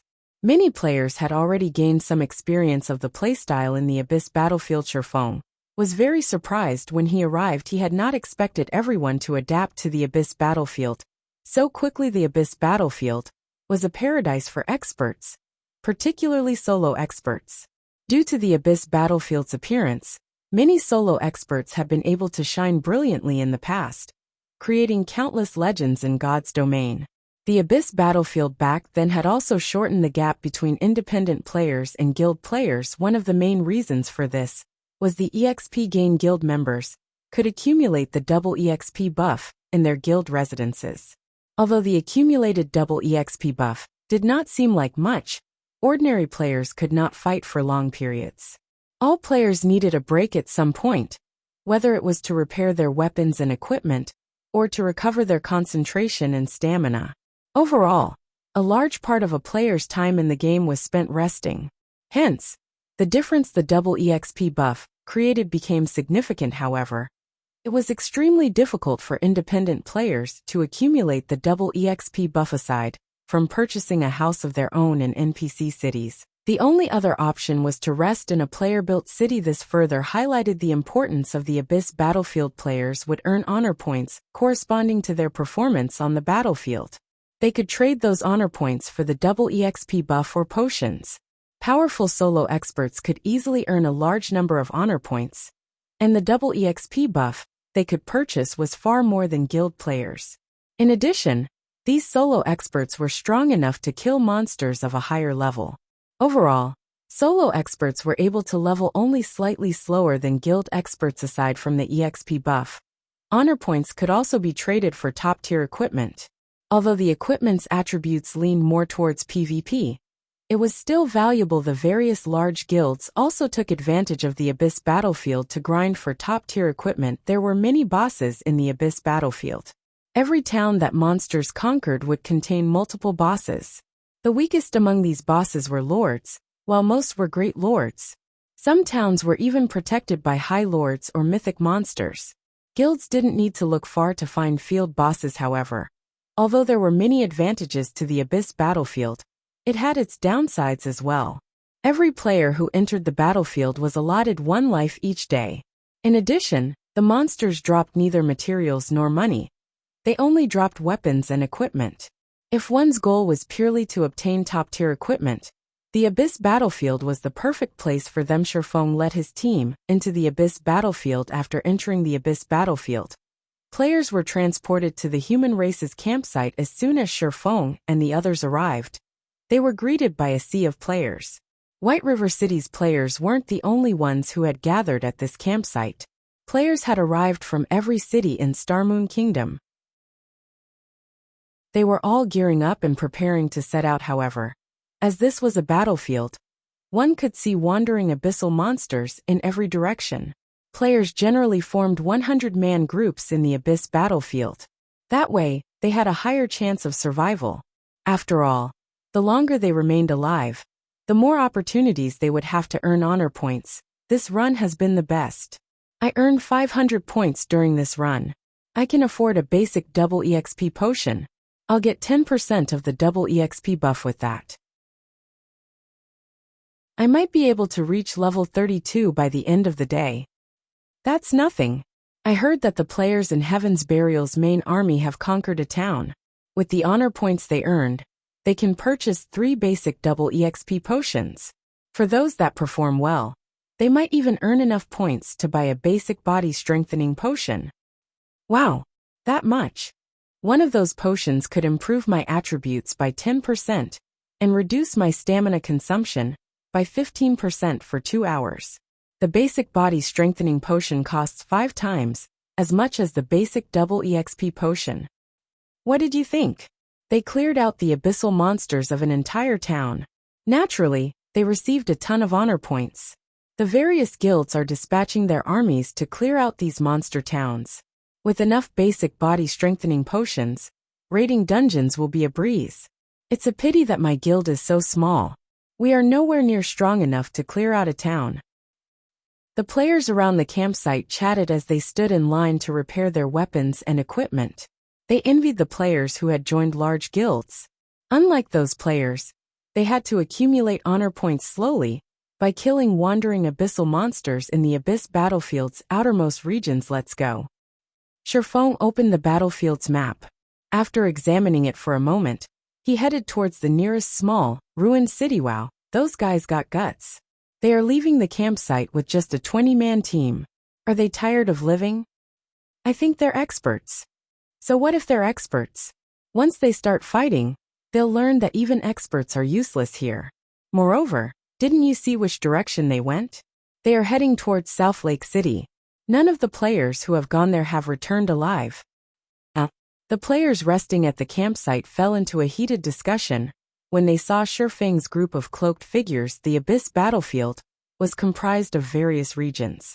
Different regions had different threat levels. The outermost region was the safest. However, there were far fewer monsters here. Players could not earn many honor points with so few targets. More monsters wandered around the outer region of towns, most being elites with a few chieftains thrown in the mix. Ordinary players who ventured into these areas quickly lost their lives. However, one could earn quite a sum of honor points if they survived. Monsters were abundant inside a town. There were also plenty of lord-ranked monsters present. Sometimes, even great lords would appear in towns. A party of players would find it very difficult to survive. As for small cities, these were considered monster nests. When players entered the city, their attributes were suppressed immediately. Generally, great lords guarded these small cities. Sometimes one even encountered a mythic monster. Even a 100-man elite team would find it very difficult to survive here. Grand lords generally ruled over medium cities, and players had a very high possibility of encountering a mythic monster in large-sized cities. Players were guaranteed to find a mythic monster waiting for them. Even a guild-organized 1,000-man army risked a one-way trip by attempting to challenge these locations. Naturally, Shifeng understood the battlefield's layout. He was far more familiar with the battlefield's rules than any other player. To grind for great lords, towns were the safest choice. However, Shifeng had a time limit. Hence, he had no choice but to pick a small city. After traveling for over 2 hours, Shifeng and the others finally arrived at South Lake City. The entire city had become a nest for abyssal monsters. One could smell the rich scent of blood from the city's edge. Is that a grand lord? Autumn Goose's heart pounded when she saw the giant monster, which was over 100 meters long, hovering above the city. Chapter 8:12 Siege. How can a monster be so massive? Every member of the party was flabbergasted as they watched the massive figure in the sky. This was a bone dragon with a body that stretched over 100 meters and a wingspan that covered over 200 meters. As its name suggested, its entire body was made of bone. Its massive skeletal head loomed like a small mountain. Smoldering green fire danced in its hollow eye sockets. The bone dragon created storms with every flap of its skeletal wings. Frost bone dragon. Undead Grand Lord. Level 45. HP 64, 000, 000/64, 000, 000. This was the first time Autumn Goose and her companions had ever seen a Grand Lord, and they stared, struggling to breathe. The Frostbone Dragon had a staggering 64 million HP. However, this was not the Bone Dragon's biggest threat. At the rank of Grand Lord, a monster could inflict a powerful mental pressure, preventing players from exerting their full strength. That thing can probably instant kill me with its breath attack. Gunfire involuntarily gulped as he watched the bone dragon circle above the city. Are we really going to kill monsters here? There are too many. Blue Bamboo asked worriedly as she glanced at the sea of abyssal monsters within the city wall. Skeleton Soldier, Undead Elite. Level 42. HP 140, 000/140, 000. These skeleton soldiers bore a shield and weapon in each hand. They also stood together in large groups, with over 100 other skeleton soldiers. If they fought one of those skeleton squads, it was highly likely that they would attract even more skeleton soldiers. Skeleton captains also roamed the city. Skeleton Captain, Undead Chieftain. Level 42. HP 1, 300, 000/1, 300, 000. If they fought here, An endless stream of monsters could easily surround them. Their chances of survival would plummet. Why don't we check somewhere else? Autumn Goose suggested they could deal with these numbers if they were merely common monsters. However, the weakest monster in the city was an elite. Chieftains even called this city home. Even a 20-man team had little hope of surviving this place, although they knew Shifeng and the others were quite strong. The skeleton captains were not isolated. From where they stood, they could spot as many as 6 captains. Who knew how many more would appear once they started fighting? It was simply too dangerous to fight here. Relax. You guys just need to watch from the sidelines. Shifeng laughed, not bothering to explain. After stabilizing their mental states, Fire Dance and the others burst into action. Ordinary experts might struggle against this sea of monsters. To Zero Wing's core members, however, this wasn't even a challenge. This was a paradise. Fire Dance and Flying Shadow charged into the crowd of skeleton soldiers, luring the elite monsters. Meanwhile, Minor Wind and the other range classes launched their bombardment from a distance immediately. They had attracted the attention of nearly 800 skeleton soldiers, and 3 skeleton captains. Autumn Goose and her friend's Anxiety mounted the army of skeleton soldiers, and the 3-meter-tall skeleton captains that wore black, thorny armor seemed to have an unstoppable momentum as they charged to meet Zero Wing's group. Deathwind, who stood between his team and the monsters, felt a massive pressure weigh him down just as the skeleton soldiers were about to reach the team. Cola, Yi Wumian, and Turtledove made their move. Justice roar. Angry howl. The 3 MTs tore the aggro from the small team and forced the monsters to focus on them. Take this. Cola raised his flaming divine blue fire shield and bashed it into the approaching crowd. Boom.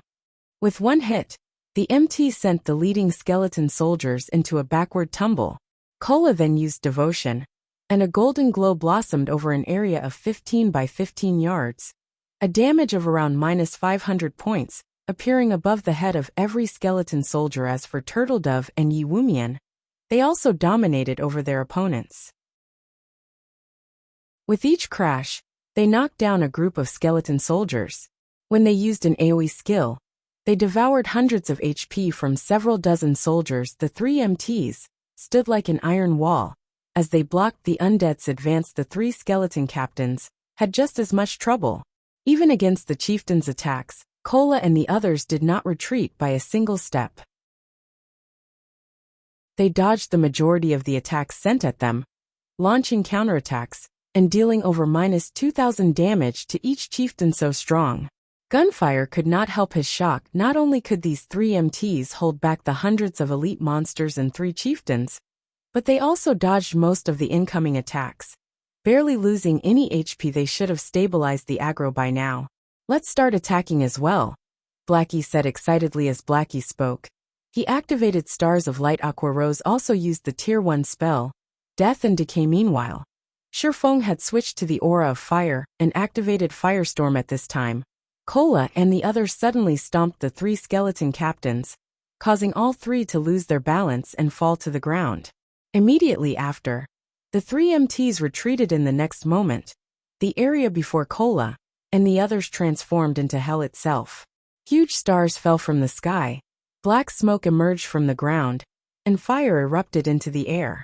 The ground shook as if the end of the world had arrived. Boom, boom, boom. After several seconds, most of the 800 or so skeleton soldiers had been annihilated. The 3 skeleton captains had lost close to half of their Everyone's level bars exploded with the XP.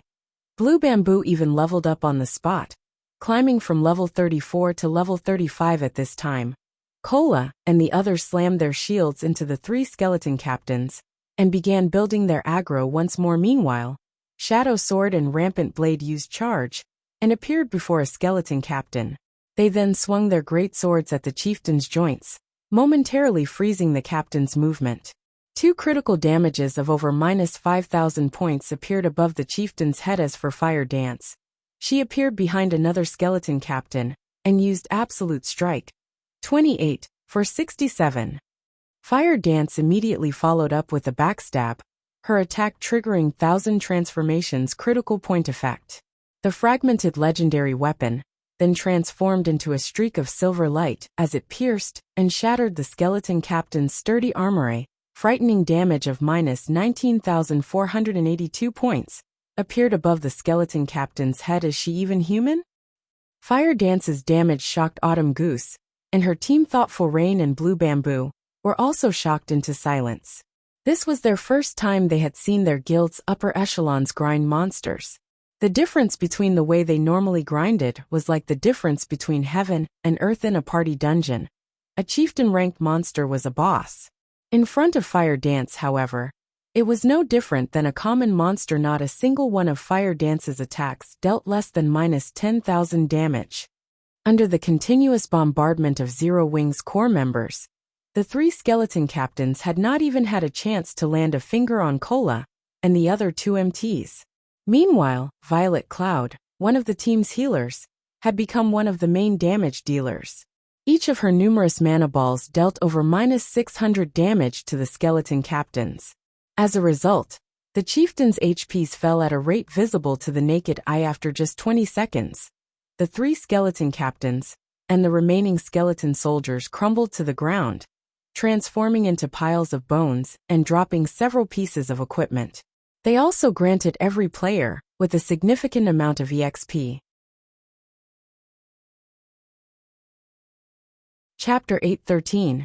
Frightening leveling speed. Seeing the scattered bones and their rapidly rising experience bars, Autumn Goose and the others were at a loss for words. Facing hundreds of level 42 elites and 3 level 42 chieftains would be a challenge, even for a 100-man team of level 40 elite players. Now, however, a dozen or so players had easily defeated these monsters. Although they had realized that there was a gap between them and Zero Wing's core members, this battle made it clear just how wide that gap was. This grinding and leveling speed is amazing.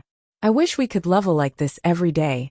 Blue Bamboo sighed as she looked at her experience bar. She had gained more EXP in less than a minute than she usually obtained after 2 hours of grinding. They were leveling faster than a rocket. Moreover, the speed at which they were earning money was simply ridiculous. In less than 1 minute, they had gained 6 pieces of equipment. Nowadays, in God's domain, the higher a monster's level was, the lower its drop rate for equipment would be. They had killed many level 40 monsters before. Even when they killed level 40 elites, they rarely obtained any equipment. Only level 40 chieftains were certain to drop equipment. Even then, they usually only dropped 1 or 2 pieces among the 6 pieces of equipment they had obtained. 4 were level 40 bronze equipment, and 2 were level 40 mysterious iron equipment. Although they were not pieces of top-tier equipment, they could sell for quite a bit of money. Even after splitting the profits among the team, they would earn more than what an ordinary player earned in a single day. Sherfong had intended to split the loot equally. However, Autumn Goose and the others rejected the offer. After all, they had not done anything. They also were not members of Zero Wing. They already felt uncomfortable about receiving a share of such a lucrative amount of EXP despite not contributing.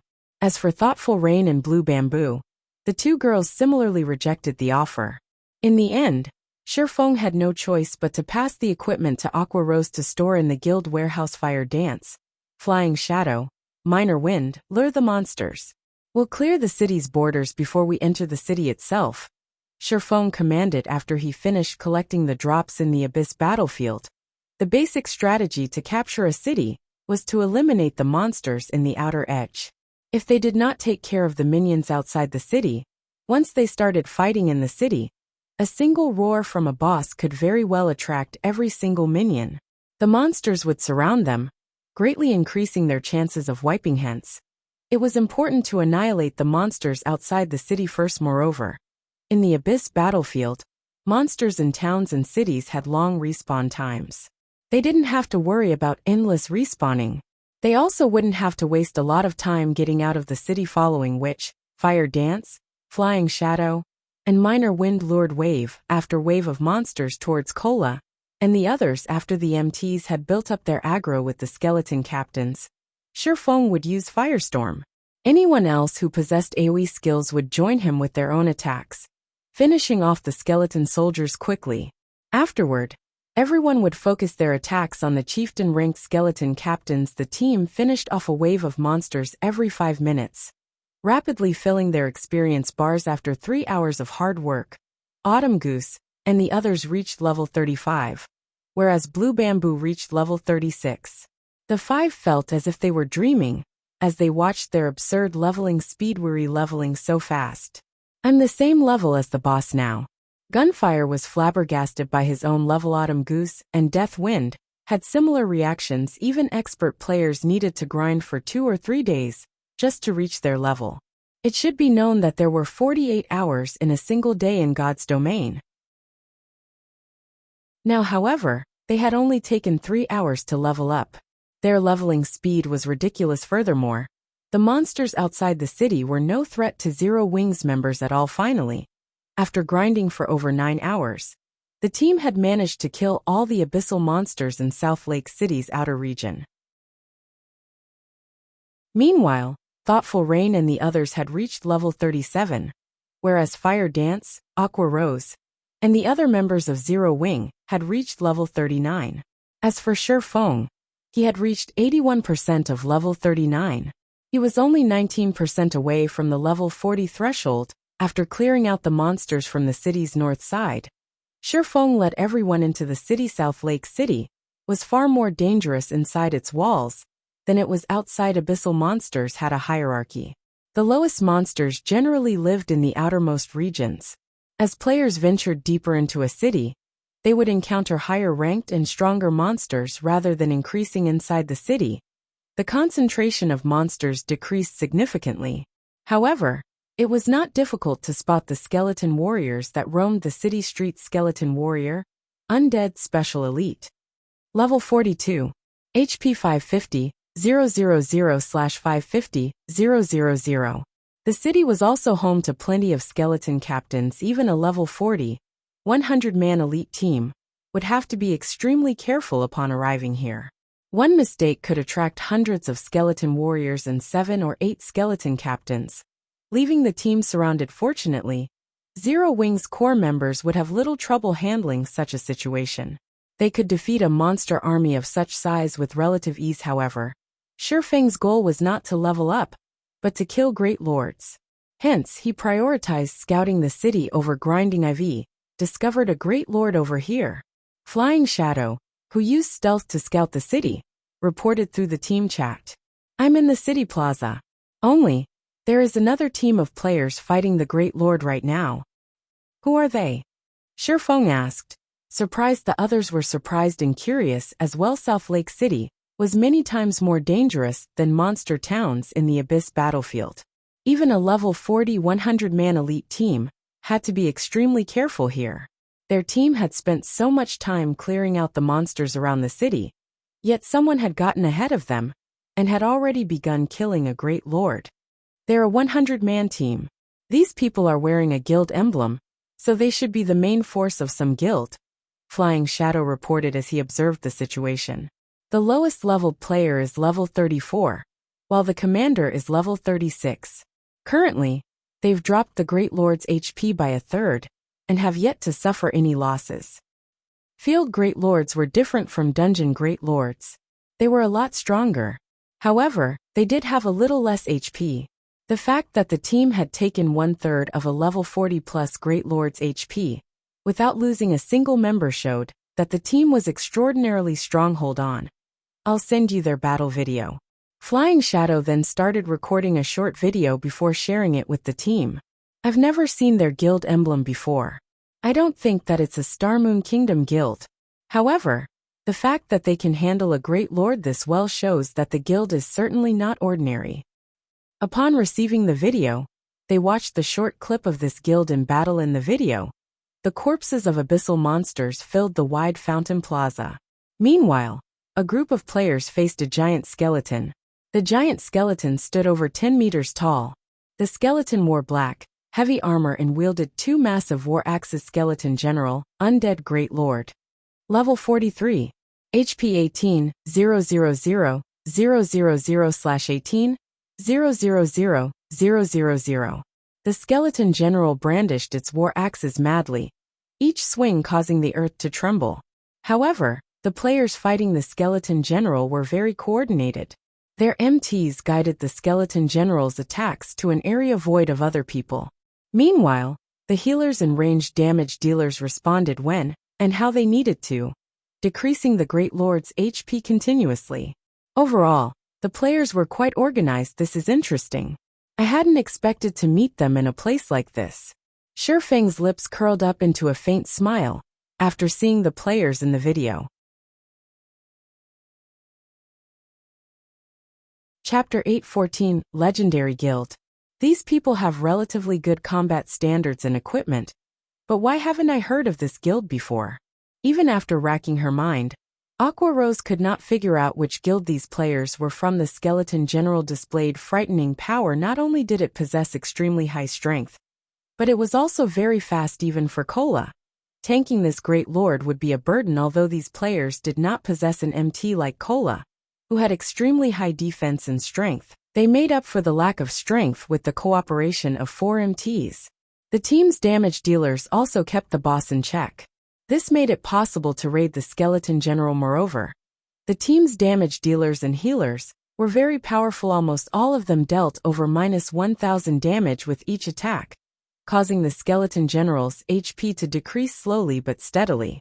It was only a matter of time before they defeated the Great Lord. No ordinary guild was capable of such a feat. Generally, only the experts of famous large guilds could raid a level 43 Great Lord so easily. However, Aqua Rose knew nearly every famous guild in the virtual gaming world, but she had never seen this guild emblem before. Look, that skeleton general seems to be summoning a companion. Cola shouted as he watched the surrounding monsters gather towards skeleton general, who stood in the plaza's heart with a grim expression. The others were also shocked. They had not expected the boss inside the city to have such a move. With this, killing the skeleton general would be far more difficult. After all, one was already required to go all out against a great lord. More monsters joining the fray might become the last straw that broke the camel's back. Everyone finally understood why Shifeng had them clear out the surrounding monsters while on their way. Rather than avoiding confrontation, this boss is too overpowered. It has lured another great lord. Flying Shadow, who hid in the plaza, stated as he watched the blurry figure fly straight towards the skeleton warrior. Agonizing Banshee. Undead Great Lord. Level 40. HP 17, 000, 000/17, 000, 000. Although the agonizing Banshee had less HP than the skeleton general, it was a magical class monster. It posed more of a threat than the first undead. The instant the agonizing Banshee arrived, she released a piercing screech, forcing over a dozen players into a confused state. These players lost all control over their bodies as they began behaving like raving lunatics. The sudden development was precarious for the team. Let's head over and take a look, Shifeng said, laughing as he watched the agonizing Banshee massacre the team of players. It was not unusual that Aqua Rose had not heard of this guild. After all, the guild wasn't famous, it was an upstart guild. The guild's name was Immortal Light. Immortal Light was based in the Twin Towers Kingdom. The Twin Towers Kingdom and Starmoon Kingdom were adjacent to each other. Hence, Shifeng knew quite a bit about the Twin Towers Kingdom. Although Immortal Light was only an upstart guild, it had performed exceedingly well in the competition for dominance over the Twin Towers Kingdom. It had stolen over a dozen cities from the first-rate guild, Emperor's Light, going as far as to occupy the third largest city in the Twin Towers Kingdom. In Shifeng's previous life, Immortal Light had been one of Shadow's allies. However, Immortal Light was much stronger than Shadow had been in God's domain. It was very difficult for a small guild to survive. Hence, these guilds needed to work together. However, Immortal Light was different from Shadow. After 10 years of development in God's domain, it had become a first-rate guild and had occupied over half of the Twin Towers Kingdom. It had even dominated various cities in other kingdoms. Back then, it had developed into a guild that could rival even Ouroboros. Meanwhile, Immortal Light's guild leader, Sin Heart, was a very famous expert in God's domain.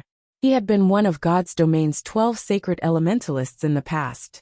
Immortal Light also had several other Tier 5 experts. Even Ouroboros and Emperor's Light had not dared to provoke the guild in the past, one could say that Immortal Light had been a legend in the Twin Towers Kingdom. In just a few years, a no-name guild had gone from an organization without any background or backing to a huge existence in the virtual gaming world, which even first-rate guilds feared and respected. The difficulty of such a feat was unimaginable. Shifeng never imagined that he would actually encounter this guild. So soon do you know them? Fire Dance asked curiously. She understood Shifeng quite well. He would not attack someone unless they attacked him first. In addition, his pride as an expert would not allow him to steal a boss from a stranger. Even if he wanted the boss, he would simply wait for the two great lords to annihilate the other team. However, since Shifeng chose to approach the battle, it was likely that he knew the guild. Something like that. Shifeng replied vaguely, not knowing how to answer this question in the past. He had been acquainted with this group from Immortal Light. In this life, however, they did not know him. Above the wide plaza, two great lords and dozens of skeleton warriors faced down the 100-man team. Split up the bosses. Rangers, kite the minions, the team's leader Sindhart shouted. He would not let his confidence waver, even though his team now had to fight two great lords simultaneously. On the contrary, he remained extraordinarily calm as he commanded the battle guild leader. The agonizing Banshee's AoE spells are too powerful. We've already lost 8 people. Thousand Leisures, lead your group and follow me. We'll suppress the Banshee together. Everyone else, focus on the skeleton general. Even Sindhart was helpless against the Banshee's shadow sweep attack. He could only lead a contingent to distract the Great Lord immediately. With Sindhart at the lead, 10 players activated a barrier magic array around the agonizing Banshee, trapping the Great Lord behind a purple barrier narrow the magic array's area.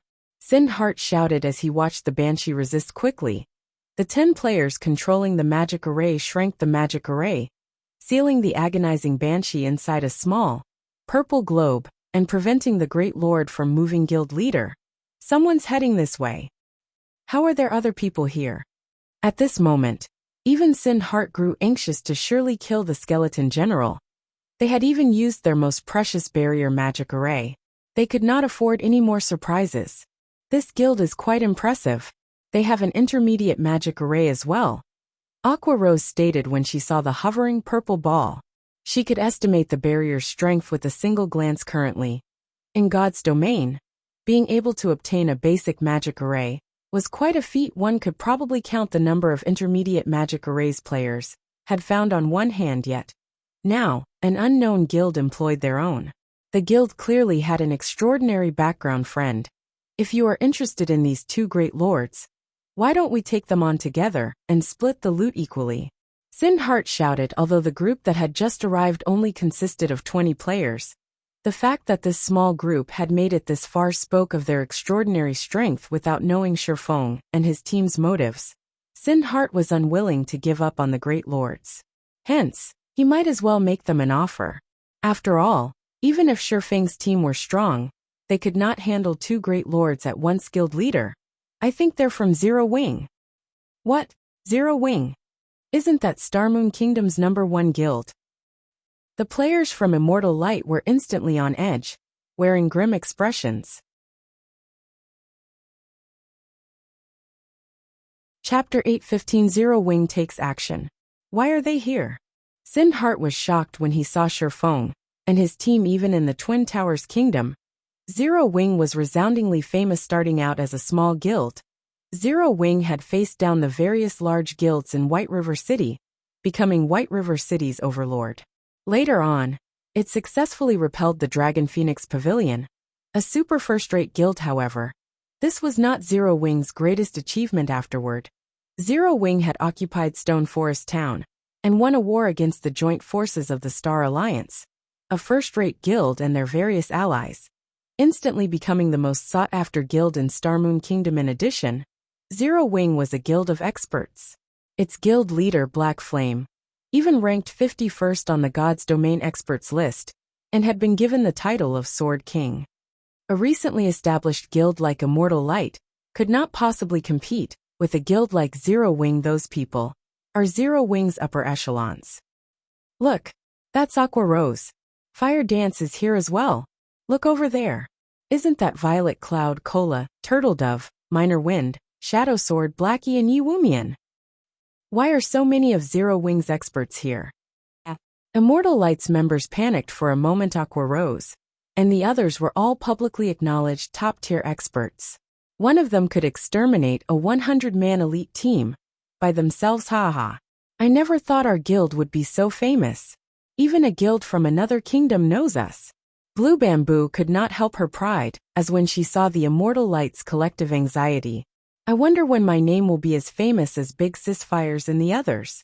Fire Dance and her fellow echelons couldn't help but laugh when they heard Blue Bamboo's excitement. In reality, even they had never imagined that they would one day become famous experts in God's domain before they had met Shifeng. They had never dreamed of such a thing. Now, however, they were targets for players' admiration. Is Zero Wing really such an amazing guild? When Autumn Goose overheard the Immortal Light's members, she was shocked. She and her companions were independent players from the faraway Dark Knight Empire. Hence, they had only heard rumors of Zero Wing's strength through the forums. They had never witnessed the guild in action. In their opinion, however, even the large guilds in the Dark Knight Empire were subpar at best. Hence, how strong could a guild from a kingdom possibly be? However, after witnessing these players' performance, they had a clearer understanding of the guild's strength.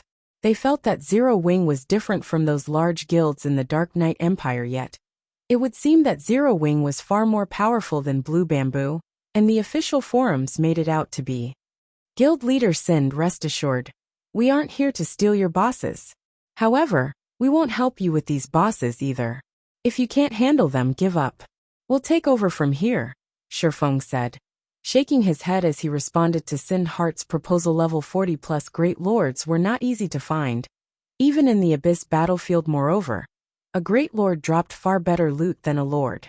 Monsters of such rank generally dropped top-tier equipment. Even in Zero Wing, level 40 top-tier equipment was still quite rare.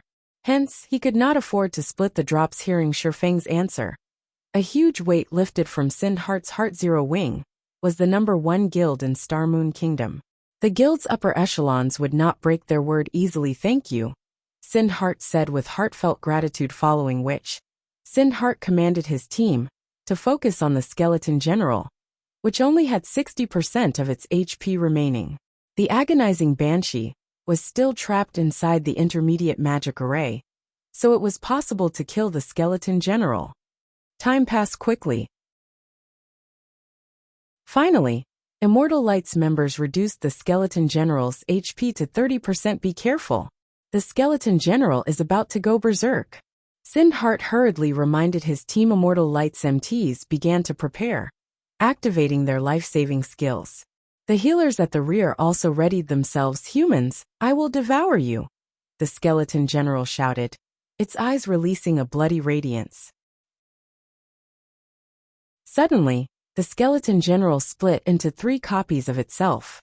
All 3 were identical, even down to their HP bars. Amazing. This Skeleton General actually knows a duplication skill.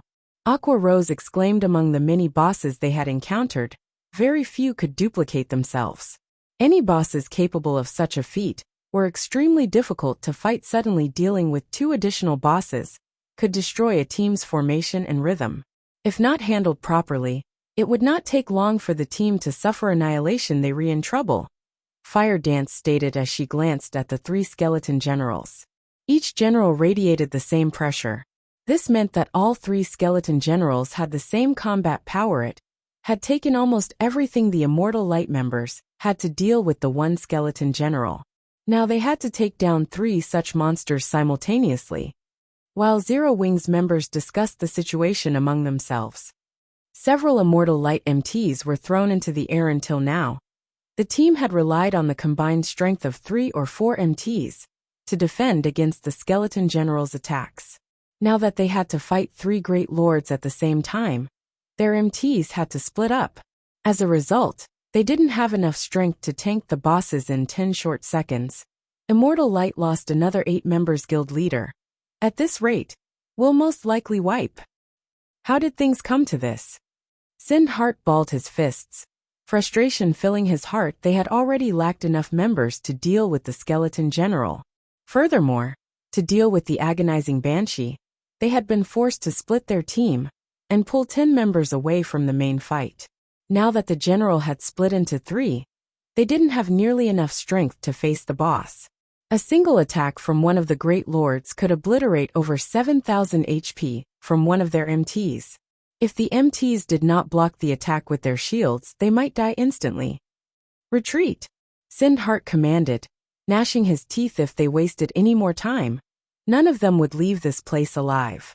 If they retreated now, at the very least, half of their numbers might survive. They can't hold on anymore. Blackie chuckled. Let's go then. Shifeng said, hearing Shifeng's command. Zero Wings members exploded into action. Kola and Yi Wumian charged at the fully regenerated skeleton general, whereas Turtledove made her way towards the agonizing banshee. Going in now. Autumn Goose and the others were momentarily stunned, thinking that they had heard wrong. Although Immortal Light's members had already left, there were still 2 Great Lords in the plaza. What could they possibly do with a team of 20 players? What are they trying to do? The members of Immortal Light, who had escaped, were even more flabbergasted. Zero Wings' team had far too few members. Furthermore, to deal with the 2 Great Lords, their team of 20 had to split itself. This was insane. Just as Autumn Goose, Thoughtful Rain, and the others struggled against their days, the battle against the 2 Great Lords had begun. Kola sent a shield of vengeance at the skeleton general, taking more than 2,000 of the Great Lord's HP. He then followed up with a hammer of sanctions, eliminating another 3,000 plus HP, and focusing the Great Lord's aggro on himself. Facing the skeleton general's quick blow, Kola raised his shield and received the attack. He was immediately forced to retreat by 6 steps, both his hands numbing slightly. A damage of over -3,000 points appeared above his head. However, to Kola, who had over 18,000 HP, this damage was acceptable. That's a lot of strength. I can use this opportunity to test a move that I recently learned. Kola smiled. Seeing another of the skeleton general's battle axes swiftly approach, he lifted his shield, blocking and pushing against the attack. As the attack sent Kola backward, he only lost around 1,700 HP, far less than the previous attack. Very quickly, Violet Cloud recovered his HP to full. Let's also begin, Aqua Rose said as she smiled at the agonizing banshee. She then used Blue Fire Summon immediately. 3 Blue Fire Crows appeared on the battlefield and assisted Turtledove against the agonizing banshee. Chapter 8:16. Bullying a Great Lord. What a powerful summoning skill. Autumn Goose and the others were shocked when they saw Aqua Rose's 3 level 39 elite ranked Blue Fire Crows. Generally, summoners could only summon 1 elite or a few common monsters. Aqua Rose, however, had summoned 3 elite monsters at one time. This was the equivalent of adding 3 powerful melee fighters to their team. Turtledove threw her shield at the agonizing banshee, slamming it into the banshee's head. Not only did this attack interrupt the Great Lord's Tier 2 spell casting, but it also achieved a critical hit, dealing nearly -5,000 damage. The agonizing banshee was enraged. She pointed a finger at Turtledove immediately. 8 Black Fog Spears shot towards the Guardian Knight. These Black Fog Spears had significantly damaged the Immortal Light members when they had faced her. As the spears were incredibly powerful, even when the Immortal Light's MTs blocked the attack with their shields, they had lost nearly 4,000 HP. Worse yet, the Banshee had launched 8 of these spears. Even an MT would lose their life if they received 4 or 5 spears. That won't work against me, Turtledove declared. Rather than retreating, she charged towards the Black Fog Spears. Just before the spears reached her, Turtledove raised her shield and leaped forward, smashing into one of the Black Fog Spears. The remaining spears simply flew past Turtledove's body, missing her completely. Boom. Upon collision, Turtledove was forced back by 2 steps. She lost nearly 1,800 HP. In the next moment, however, a healing light touched the Guardian Knight, returning her HP to full status immediately. That is an MT from Zero Wing? Sin Heart was astonished as he watched Turtledove handle the agonizing Banshee's attacks so gracefully when their strongest MT blocked one of the Black Fog spears. He had lost over 3,400 HP instantly. In addition, due to the incredible speed of the spears, he hadn't been able to avoid the following attacks in time. Generally, he would receive roughly 3 spears, destroying more than half of his HP. On the other hand, Turtledove had neutralized the Black Fog spears with such ease the other Immortal Light members were similarly stupefied when they saw Turtledove tank a Great Lord by herself. None of them could believe their eyes normally. They needed at least 4 or 5 MTs to rotate tanking a single Great Lord. Even so, there were times when they failed to hold the boss. Turtledove was definitely stronger than they were, however. The members of Immortal Light did not know that Turtledove currently wore a Tier 1 set equipment. Her plate armor was even epic rank. Although equipping the Divine Frost armor had caused Turtledove to lose the final set effect of the Yin-Yang Walker set equipment, the former not only reduced the damage she took, but one of its passive skills also reduced the agonizing Banshee's movement speed and attack speed. Although the Black Fog spears were quite fast, Turtledove could easily determine the best evasion route with the speed reduction effect. Moreover, Turtledove was a Guardian Knight. Her magic resistance was very high. With over 18,000 HP, she could even survive a direct hit from a Tier 2 spell very quickly. Cola and Turtledove had pinned down the 2 Great Lords.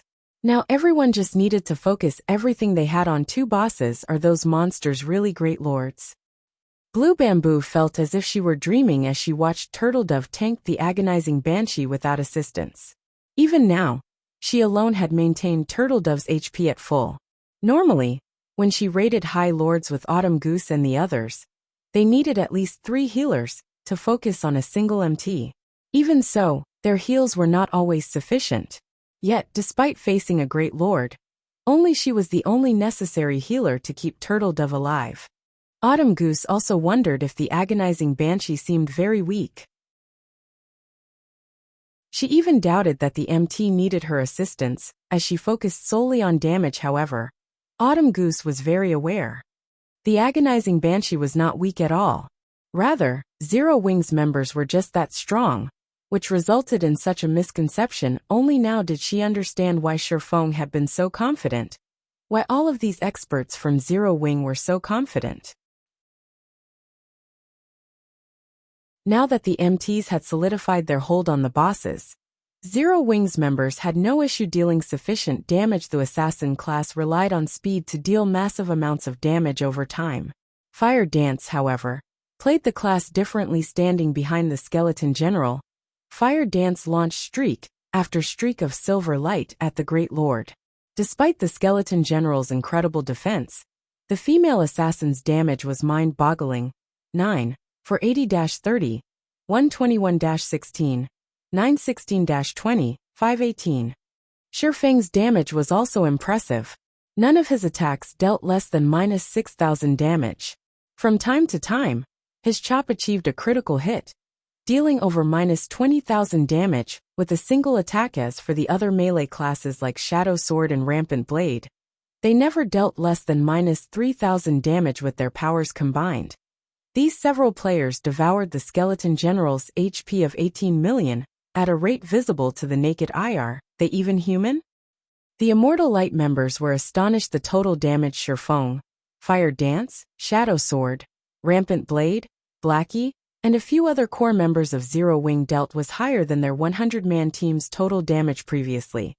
Their attacks had only dealt over -1,000 damage to the Great Lord. Even Sin Heart, the most powerful player on the team, had only dealt over -2,000 damage to the skeleton general. Shifeng and Fire Dance, however, easily managed tens of thousands of damage.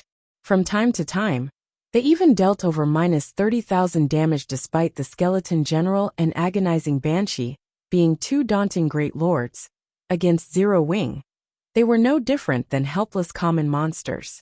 The 2 bosses could only struggle against the small team of players. Even with its prided speed and strength, the skeleton general, in particular, rarely landed a hit on the Guardian Knight Cola, due to Fire Dance and Shifeng's coordinated attacks. Even when the Great Lord used a Tier 2 skill, Cola easily took the hit with a life-saving skill. As for the team's healers, aside from the slight pressure they felt when the skeleton general used a powerful skill, they needed to do so little to keep their companions alive that they had time to join the attack on the Great Lords. In just 5 minutes, the skeleton general's HP fell to 30%. Wumian, pin one of them down, and leave the other to me. Everyone else, focus on the skeleton general. Cola is tanking, Shifeng shouted after seeing the skeleton general begin to split itself into 3 clones. Although this move was quite powerful, all 3 copies shared the same HP. As long as they had enough players to tank the 3 skeleton generals, they could cope. As soon as the skeleton general had completed its cloning, Yi Wumian lured one away. As for Shifeng, he activated Heavenly Dragon's power. After all was said and done, a Great Lord was still a Great Lord. Unlike MTs, Shifeng did not possess any damage reduction skills or very high defense. He didn't have a shield either. If he wanted to withstand the boss's attacks, he had to rely on his own strength. Unfortunately, he could not contend with a level 43 Great Lord with his normal strength attribute. Only by activating a berserk skill could he pin a skeleton general down by himself. Among the many berserk skills Shifeng possessed, Heavenly Dragon's power had the shortest cooldown, which was 3 hours. The power of darkness had a 6-hour cooldown, whereas Blade Liberation had a 10-hour cooldown. The last one also had side effects he needed to worry about. Hence, Dragon's power was Shifeng's best option. Moreover, Heavenly Dragon's power was his best-suited berserk skill for head-on confrontations. It was the best option against bosses.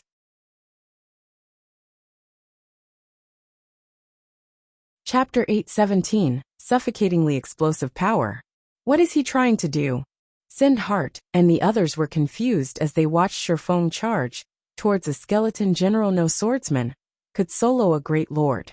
Even a berserker, a class famed for its strength, would fly through the air if they tried to block a Great Lord's attack with their weapons. Pung. Shifeng used Killing Ray to block one of the skeleton general's descending battle axes. Sure enough, my attributes aren't high enough to deal with this Great Lord. The resulting impact had forced Shifeng to retreat by 3 steps, his hand numbing slightly. Meanwhile, a damage of over -700 points appeared above his head. However, to Shifeng, who had close to 50,000 HP after activating Heavenly Dragon's power, such a small amount of damage was nothing. His battle recovery regenerated nearly 500 HP every 5 seconds. Violet Cloud waved her staff, and immediately, a faint golden film blanketed Shifeng's body. Bluish-green life force flowed into the swordsman. Suddenly, a recovering status appeared over Shifeng's status bar, recovering over 1,600 HP every 5 seconds for 15 seconds. In the blink of an eye, Shifeng's HP was full. Seeing that its first attack had failed, the skeleton general swung its other battle axe at Shifeng violently. Having predicted the skeleton general's attacks, Shifeng sidestepped abruptly, using the abyssal blade to receive the descending battle axe, while thrusting Killing Ray towards the skeleton general's armor. A streak of blue light flashed. Although Killing Ray could not compare to the fragmented legendary rank 1000 transformations, after equipping a magic device, its sharpness was only slightly weaker than the 1000 transformations. As a result, it easily pierced the skeleton general's robust armor. A critical damage of -15,824 points appeared above the skeleton general's head. The Great Lord bellowed, angry with the damage it had received. Suddenly, its battle axes released a strange, smoldering green flame. As it swung the weapons at the ground instantly shattered, flames surging into the sky and covering a radius of 15 yards. Shifeng had long since prepared for this moment. He jumped up and passed the skeleton general's head. He then used one of Killing Ray's skills. Summon lightning arcs of blue lightning descended and struck the skeleton general's battle axes. The collision's impact was massive. Shifeng then utilized the force of the impact to avoid the smoldering flames. He then activated Silent Steps and appeared behind the skeleton general, the sacred sword in his hand, releasing a dazzling, flaming glow. Flame burst. 15 brilliant explosions discharged behind the skeleton general, one after another. 48, 167-117, 954-49, 715. 15 damages appeared above the general's head, one after another. Killing Ray had a 50% critical rate. In the blink of an eye, the skeleton general lost over 1 million HP for a time. Autumn Goose, Sind Heart, and the others were speechless. They sucked in a breath of cold air. Not believing their eyes, Shifeng's damage was insane. He had dealt over 1 million HP. Even a level 40 chieftain only had so much HP. Shifeng had the power to instant kill a level 40 chieftain. This power was no longer that of a player. This was the power of a humanoid great lord. However, Shifeng did not think much of his attack. After all, his strength attribute was almost on par with a chieftain of the same level. After Heavenly Dragon's power doubled his strength, he surpassed ordinary lords of the same level. He had also used his sure kill skill Flame Burst. Being capable of instant killing a chieftain of the same level was expected. Flame Burst was not called a sure kill skill. For no reason, Shifeng's Flame Burst had heavily wounded the skeleton general. The swordsman had destroyed nearly half of its armor. Several bones beneath the armor had even cracked. Focus on killing my skeleton general. Shifeng shouted to his team. Not only had the general lost some of its combat power after receiving the several injuries, but its defense had also dropped significantly. Hence, dealing with this skeleton general would be much easier than dealing with the other two. Sure enough, in less than 1 minute, the skeleton general's HP fell below 500,000. Just before the general died, Shifeng shouted once more, commanding, "Everyone switch to the Banshee. Turtledove, tank the skeleton general." "What is Big Brother Yifeng trying to do?" Blue Bamboo asked. Confused, if they finished off the skeleton general, it would become much easier to deal with the agonizing Banshee. Yet Shifeng decided not to kill the skeleton general. No matter how she looked at it, the decision was unwise. Blue Bamboo wasn't the only one who was confused. Experts like Thoughtful Rain and Autumn Goose didn't understand either. However, none of Zero Wing's members doubted Shifeng's command. Immediately, they shifted their focus towards the agonizing Banshee. Turtledove swapped targets with Shifeng. However, the agonizing Banshee couldn't care less about the sudden change, as it continued to attack Turtledove with black fog spears. "I am your opponent." Shifeng appeared behind Turtledove, the killing ray transforming into numerous streaks of blue light. Pung, pung, pung. Players usually suffered heavy injuries if the black fog spear struck them. Yet Shifeng easily shattered each one. Is this an expert of Starmoon Kingdom's #1 guild? Sind Heart was astounded. He felt his chest tighten. Struggling to breathe. Zero Wing was far more frightening than the rumors make the guild out to bite. Was no wonder why even Emperor's Light, a first-rate guild in the Twin Towers Kingdom, feared Zero Wing. Choosing to give up in Starmoon Kingdom entirely after Shifeng shattered the black fog spears, he vanished, abruptly reappearing before the agonizing Banshee. Arcs of blue electricity circled his body. Tier 2 taboo skill, Instant Strike. For 3 seconds, Shifeng's attack speed increased by 500%, and his damage increased by 400% before the agonizing Banshee could react. Over a dozen streaks of blue light wrapped around her body. 21, 046-43, 248-42, 987. In the blink of an eye, the agonizing Banshee's aggro shifted to Shifeng. However, even though Shifeng now held the Great Lord's aggro, the situation had not changed. The agonizing Banshee was a magical class monster. Even as a Great Lord, her strength could not compare to Shifeng's while he had a berserk skill active. As the Banshee began to cast another spell, Shifeng struck, interrupting her casting for 3 whole seconds. The agonizing Banshee could not use a single spell. Instead, she lost more than 1 million HP suddenly. Fire Dance appeared behind the agonizing Banshee, launching a sneak attack at the back of the Great Lord's head and forcing her into a fainted state for 2 seconds. She then used the Tier 1 skill, 5-star burst 16, 718-34, 297. 5 numbers appeared above the agonizing Banshee's head in quick succession, only slightly lower than the damage of Shifeng's normal attacks, while in a berserk state, following which, the agonizing Banshee received a one-sided beating, her HP draining like flowing water. When her HP reached 30%, the Great Lord was thoroughly enraged. As the agonizing banshee released a piercing scream, a massive black magic array appeared in the sky. Everyone immediately felt their strength leave their bodies. Crap. This spell absorbs players' stamina. Fire Dance immediately noticed the abnormality if players ran out of stamina. Even with godlike combat power, they were helpless at this rate. They'd run out of stamina in 30 seconds. After that, they would be sheep for the slaughter. Not today. Shifeng, who had long since prepared for such a situation, switched to the aura of time and activated absolute time, freezing the mana fluctuations in the surrounding area. Although absolute time's duration on a Great Lord was less than 10 seconds. Interrupting the agonizing banshee's mana channeling was enough. After losing its supply of mana, the gigantic magic array in the sky gradually dissipated. Seeing this, the members of Immortal Light finally understood how presumptuous they had been, thinking that they could raid South Lake City's Great Lord. Seconds flew by. Finally, both the agonizing Banshee and Skeleton General's HPs were below 100.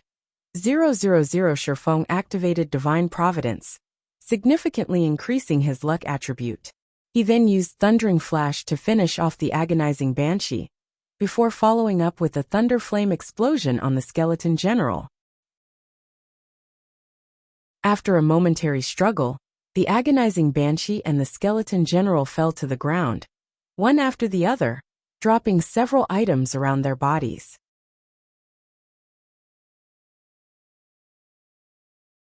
Chapter 818, Abyss Set. Chapter 818 Abyss Set. It's over. Autumn Goose wondered if she were dreaming as she stared at the two fallen Great Lords before Heron, the current god's domain. Great Lord struck fear into every player's heart. Even a 100-man elite team, led by an expert, would find it extremely difficult to defeat one. They might even be annihilated. Yet, now, this team of 20 players had defeated two Great Lords simultaneously. Moreover, a few of the team members had held back. No matter how she looked at this situation, it simply could not be real. Looking at it now, Autumn Goose found that the Wind God's spear simply could not compare to Zero Wing in terms of strength. They lived in entirely different worlds. If not for Thoughtful Rain, they probably would never have met Shifeng and the other core members of Zero Wing. When she thought back to how they had tried to persuade Thoughtful Rain and Blue Bamboo to leave Zero Wing and join the Wind God's spear, she could not help her embarrassment. Rain, hurry up and collect their life force. If you do not collect them within 5 minutes after the Great Lords die, you will lose your chance. Shifeng hurriedly reminded his companion. Thoughtful Rain finally woke from her daze as she retrieved the giant, pitch-black egg and collected the life force of the two Great Lords, while Thoughtful Rain collected the dissipating life force. Shifeng gathered the loot the two bosses had dropped. The two Great Lords had dropped a total of 7 pieces of equipment.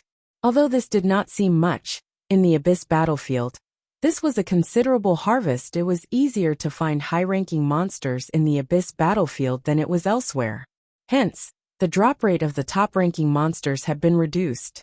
With the increase in levels, monsters' drop rate for weapons and equipment also decreased. The drops this time are fairly nice. Joy surfaced on Shifeng's face after he finished appraising the items with his omniscient eyes. Among the 7 pieces of equipment, 5 were level 40 fine gold equipment. They had even obtained a piece of level 40 dark gold weaponized spirit staff. Staff dark gold rank. Level 40. Attack power plus 1045. Strength plus 51. Agility plus 47. Intelligence plus 92. Vitality plus 87. Endurance plus 66. Casting speed increased by 15%. Magic damage increased by 20%. Casting range plus 5. When casting, 20% chance to obtain the power of frost, causing 220% frost damage, and reducing target's movement speed by 30% for 5 seconds. Additional passive skill dash. Frost Blessing increases ice-type spell effects by 30%. Additional active skill dash. Waterfall causes 300% frost damage every second in a radius of 20 yards for 8 seconds, freezing everyone within range for 10 seconds. Effective radius increases by 10 yards every second. Cooldown, 3 hours. Once Shifeng shared the Ice Spirit Staff's information in the team chat, Everyone fell speechless. Although the staff's basic attributes are average at best, it increases all of them. Moreover, its active skill is insane. This is the first time I've seen a skill that can cover a radius of 100 yards. Even stars of light can't compare to this waterfall. If one uses waterfall on a battlefield, it will devastate the enemy forces. It's a pity though. It would be amazing if it were an epic ranked staff. Large-scale destruction spells were priceless treasures to every guild in God's domain. Not to mention waterfall, a spell with so much AoE range. On a battlefield, this spell could easily wipe out several thousands of players in a battle of 10 or 20,000 players.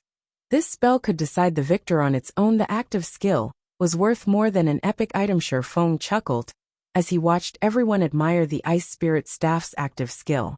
Among the 7 pieces of equipment and weapons, the Ice Spirit Staff's active skill was astonishing.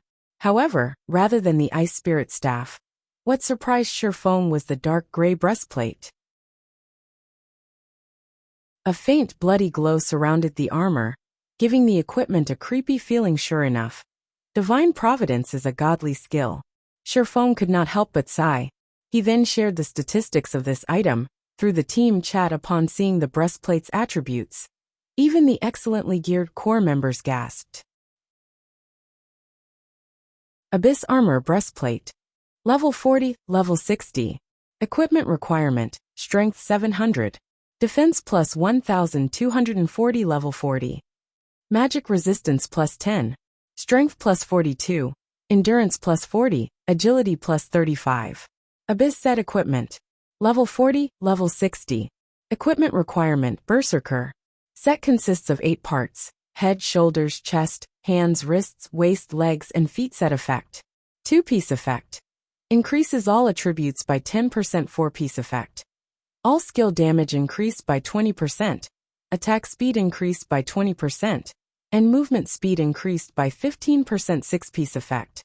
Obtain Abyss Rampage skill. Increases all attributes by 100% and gain immunity to all control effects for 1 minute.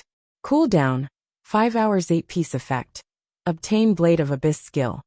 Transforms equipped weapon into the Blade of Abyss, increasing strength attribute by 300%, attack speed by 100%, and attack range by 10 yards for 15 seconds. Cooldown, 3 hours. What a powerful set. Blackie nearly drooled when he saw read the Abyss Set Equipment's information. The breastplate's basic attributes were only the equivalent of a dark gold item. However, as one obtained more pieces of the set, their combat power would grow exponentially. If one gathered all 8 pieces, although the set's basic attributes might not compare to epic items, the boost it granted would only be slightly weaker than a set of epic equipment. Of course, it is strong. This set equipment is purely intended to increase violence. Even the Tier 1 set equipment for Berserkers cannot compare to the Abyss set. After reaching Tier 2 at level 50, no Tier 1 set equipment will be able to compete with the Abyss set. Feng explained the Abyss set equipment was the battlefield's representative equipment. Moreover, it was not exclusively for Berserkers. All classes had their own Abyss sets, and their attributes were all specialized for violence. These sets were extremely well suited for PvP. However, the Abyss set's drop rates were extremely low. It was practically impossible to collect all 8 set pieces for a single class. If one could collect 6 pieces of a set, they could increase their prowess in combat far more than with the Tier 1 set equipment. After all, the Tier 1 set equipment only consisted of 5 pieces. If one gathered all 8 pieces of an Abyss set, they would be practically invincible in PvP fights. I wonder if we'll gather a complete set. Aqua Rose was eager to find out if they gathered all 8 pieces, and let either Rampant Blade or Shadow Sword equip the set. The Berserker's abilities would soar, becoming one of the guild's top fighters. Most likely, aside from Feng and Fire Dance, nobody in the guild would be able to match them. Alright, rest up. We're going to look for the next Great Lord soon, Feng commanded as he stored the equipment. Meanwhile, Immortal Lights members, who had watched from a distance, had not recovered from their shock after watching Zero Wing easily defeat the 2 Great Lords. Their team, of 100, had failed to defeat even 1 Great Lord. Yet Zero Wing had taken 2 down at once with a team of 20.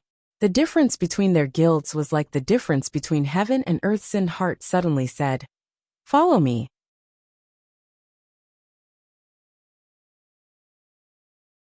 Chapter 819 City Deed. Chapter 819 City Deed. Why are they heading our way? Aqua Rose asked when she saw the members of Immortal Light approach their team. Jokingly, she said, "Are they going to try to plunder our loot? If they try to rob us, I won't mind giving them a final send-off." Fire Dance laughed as she unsheathed her 1,000 transformations that hung from her waist. Although the Immortal Light players were relatively strong, she was more than enough to annihilate their team. Moreover, she looked forward to the day someone tried to rob them. Previously, she had found plenty of inspiration during her time in the Dark Arena. This was the perfect opportunity to test some of her ideas. They shouldn't be that stupid. They should be able to tell the difference between our strength and theirs. Shifeng laughed as he watched his teammates prepare for a fight. Sin Heart would be one of the 12 sacred elementalists of God's domain in the future. If he lacked the necessary insight to tell the difference in strength between their teams, he would never have been able to make Immortal Light a famous, first-rate guild in the Twin Towers Kingdom. Thank you for your help. If not for you guys holding off those two great lords, none of us would be alive right now. Sin Heart immediately expressed his gratitude upon arriving before Zero Wing's team, his tone containing a hint of respect. Sin Heart's expert companions also stared at Zero Wing's members with reverence. The heavy pressure Fire Dance emitted, in particular, made them breathless. If these teams fought each other, they would most likely die in an instant. It's nothing. Shifeng shrugged. If you guys are looking for great lords, we can help, Sin Heart offered. On our way here, we encountered quite a number of great lords.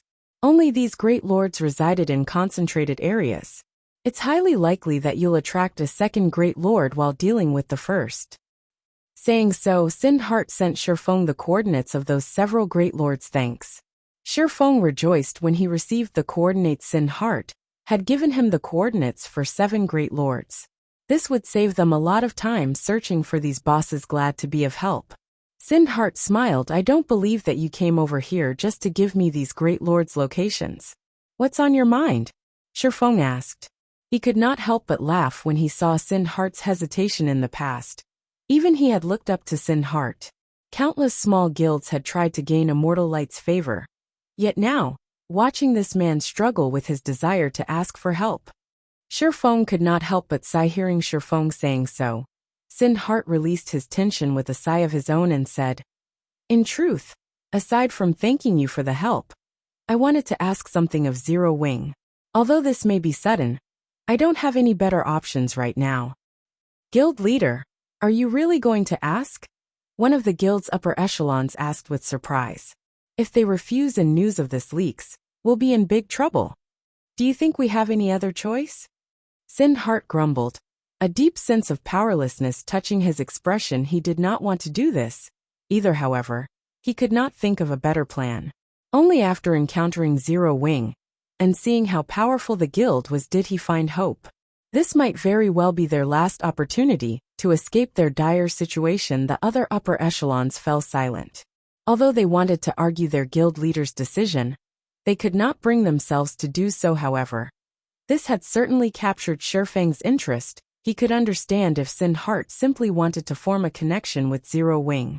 However, for a prideful person like Sin Heart to place all his hopes in a stranger, the situation must be severe. Moreover, Shifeng was familiar with Sin Heart's personality. He was not someone who would simply bow out of a challenge. Even when Immortal Light had fought a first-rate guild, Sin Heart had refused to lower his head. He prioritized bonds and friendship over personal benefits. Otherwise, he would not have risked Immortal Light's extinction just to help an allied guild resist a first-rate guild. God's domain was only a game. Shifeng could not imagine what could cause someone like Sin Heart to despair. I wish to sell several plots of land in the Twin Towers Kingdom. I will sell these lands at 90% market price. I'd like to offer them to Zero Wing in exchange for coins or top-tier equipment of the same value. Sin Heart finally said after a long moment of silence. Sell land? Shifeng was curious. Since when had Sin Heart become a land broker? If they're rubbish lands, Zero Wing is not interested. Please rest assured. The lands are in Snowfield City and have a lot of potential. Sin Hart said as he took out several Snowfield City deeds. These are close to the underground arena, the Adventurers Association, the auction house, and the War God's Temple. Have you lost your minds? You're actually selling these. Blackie could not help his shock after seeing the deeds currently. Most of the lands in major NPC cities with potential had been purchased already. It was extremely difficult to buy these lands, even if one could afford them. With God's Domain's blazing popularity, more people would join the game in the future. The value of these lands would soar in less than half a year. These lands would be worth several times their current value. It was especially true for the lands in Twin Towers Kingdom's third-ranking city, Snowfield City. Yet, Immortal Light wanted to sell away these lands, at 90% market price no less. This was simply inconceivable. They are indeed good plots of land. However, why are you trying to sell them to Zero Wing? Shifeng asked. The Twin Towers Kingdom and Starmoon Kingdom shared many aspects. Both were medium-sized kingdoms. Although Snowfield City was no match for White River City in terms of status, it was its kingdom's third-ranking city. Many organizations would offer a high price for these lands. Sin Hart fell silent for a moment. Shortly after, he sighed and said, "It's not that I don't want to sell them, but nobody is willing to buy them." Why? The value of these lands will only increase in the future. Why doesn't anyone want to purchase them? Aqua Rose asked, slightly surprised. Even the lands in the 20th ranking city in the Twin Towers Kingdom would be highly sought after, much less the valuable lands in the third-ranking city. Aqua Rose had personally ventured to other kingdoms to purchase several plots of land for the Candlelight trading firm, so she understood how popular these lands were because none of them wished to earn the ire of the Super Guild King's return.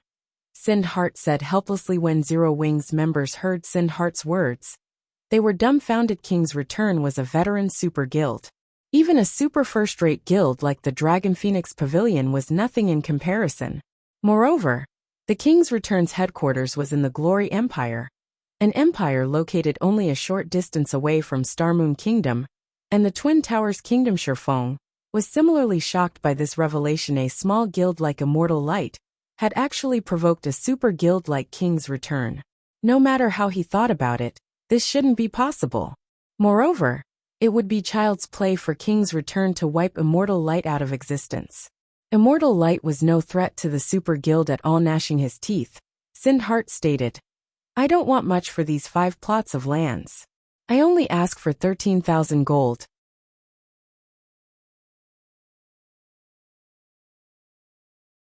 Chapter 820. A Group of Lunatics. Guild Leader.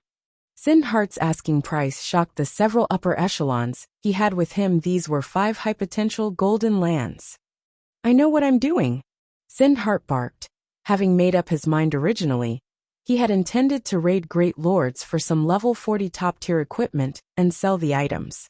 However, they were not strong enough to take down level 40-plus Great Lords. The only option they had left to earn a large sum of coins quickly was to sell these 5 plots of land. However, they could not sell the land to anyone in the Twin Towers Kingdom. King's Return had already declared their stance in the Twin Towers Kingdom, and nobody was willing to provoke the Super Guild. However, with Zero Wing's strength, even a super first-rate guild like the Dragon Phoenix Pavilion had been forced to back down. Hence, Zero Wing should not fear King's Return at all. Moreover, only a large guild like Zero Wing had the financial strength to spend 13,000 gold. Zero Wing occupied a treasured land like the Stone Forest town. The magic crystals and coins the town generated could tempt even first-rate guilds. Although there were guilds in their kingdom that did not fear King's Return, these guilds would need a relatively long time to gather the required money. Unfortunately, Sin Hart could not afford to wait 13,000 gold. Shifeng had never expected Sin Hart to sell these lands for so little based on the current market. These lands were roughly worth 20,000 gold. Even at that price, many people would fight over them. Now, however, Sin Hart wanted to sell them for 13,000 gold. Shifeng could profit greatly if he bought them. Not to mention, Starmoon Kingdom and the Twin Towers Kingdom were neighbors. These lands could benefit Zero Wing. When it expanded towards the Twin Towers Kingdom, it seems that Sin Heart has been backed into a corner. Shifeng could more or less understand Sin Heart's current predicament after seeing the man's anxiety in Shifeng's previous life. However, immortal light had never ceased to exist. This showed that King's Return had not wiped out immortal light in the past. Moreover, he had never heard of King's Return attacking immortal light. Immortal light had most likely relied on itself to solve this problem. Alright, we'll buy these 5 plots of land. Shifeng nodded. Only, we'll need some time to prepare such a large sum. Why don't we conduct the trade in 3 days? 3 days? Sin Heart pondered for a moment. Quickly his tense expression relaxed as he responded, "Thank you. I'll visit Zero Wing personally." Following which, Sin Heart led his guild members away from South Lake City guild leader. "Are we really going to oppose King's Return?"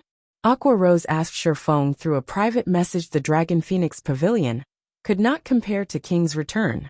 Moreover, Glory Empire was not far from Star Moon Kingdom. Once mounts were available in God's domain, the Super Guild's threat to Zero Wing would not be a laughing matter. Don't worry. We're just conducting business. If we stop doing business just because a Super Guild demanded it, we might as well give up competing for dominance over God's domain, Shifeng said, shaking his head. Moreover, this isn't a major issue. If King's Return were truly angry, it would have annihilated immortal light already.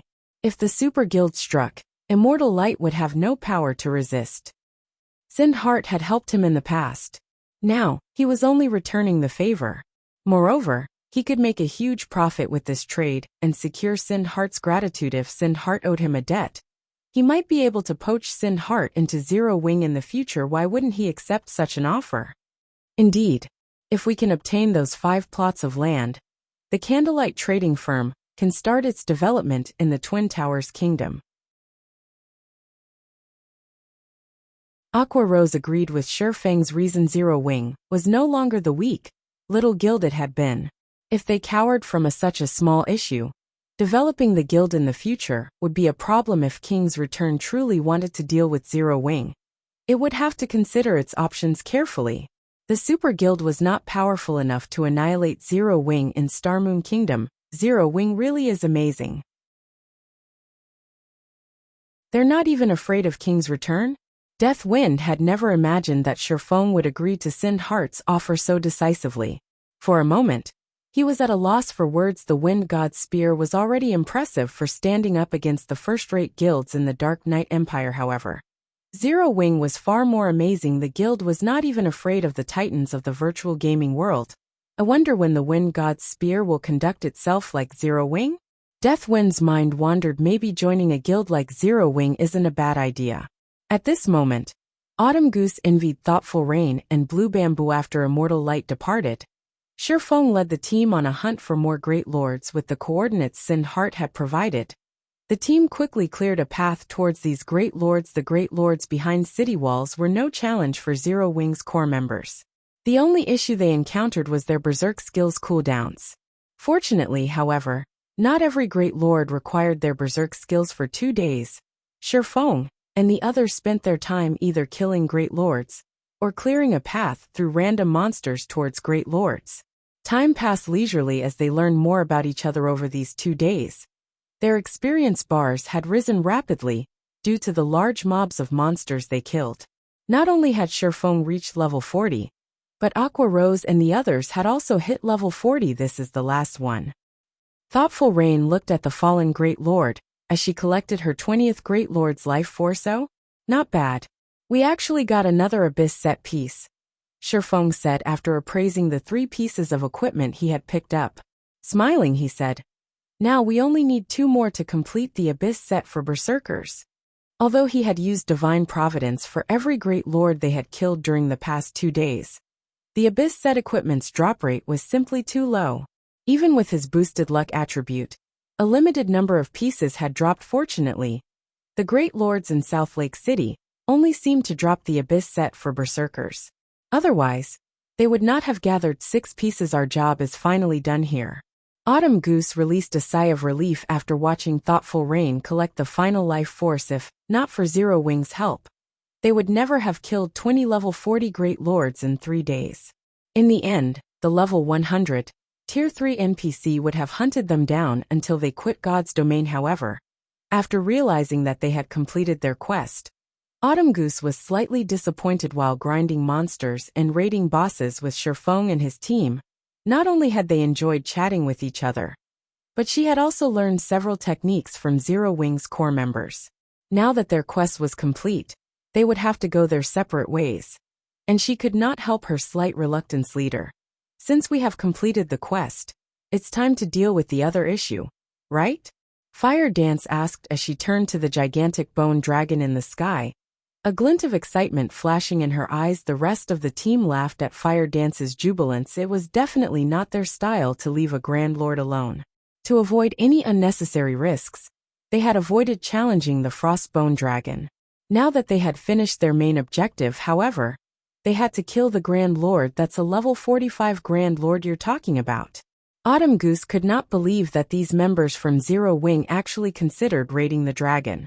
They were insane. How can we possibly win against that with so few people? It might have been impossible before, but it is definitely possible now, Shifeng said, laughing. He then retrieved a dark gold flute from his bag. Complex runes decorated the flute, and it emitted a faint pressure.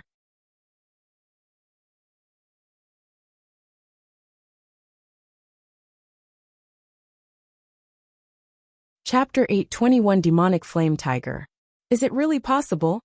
Autumn Goose muttered doubtfully. Chills crawled down her spine despite the Frostbone Dragon being so far away, her instincts constantly warning her of the danger every time the bone dragon flapped its massive wings. The sounds of explosions rang through the air. Even a fool could see the difference between the Grand Lord and a mere Great Lord. The two were on entirely different levels. Shifeng understood this fact. As well, the Frostbone Dragon was South Lake City's final boss. Of course, it wouldn't be an easy opponent. Fortunately, however, he had two powerful trump cards. They still had a chance of victory. Moreover, it wouldn't be a major issue if they died. At worst, they would be teleported out of the Abyss battlefield. They would not suffer the usual death penalties, following which, Shifeng played the dark gold flute, the sweet sound echoing throughout South Lake City. Roar. With a roar, a golden magic array appeared before Shifeng. Suddenly, a massive black tiger leaped out of the array. The massive tiger stood over 4 meters tall. Black flames covered its razor-sharp claws. Exquisite black armor wrapped around its body. Just by standing there, the tiger's flames increased the surrounding temperature significantly. The ground beneath its feet melted under the scorching heat.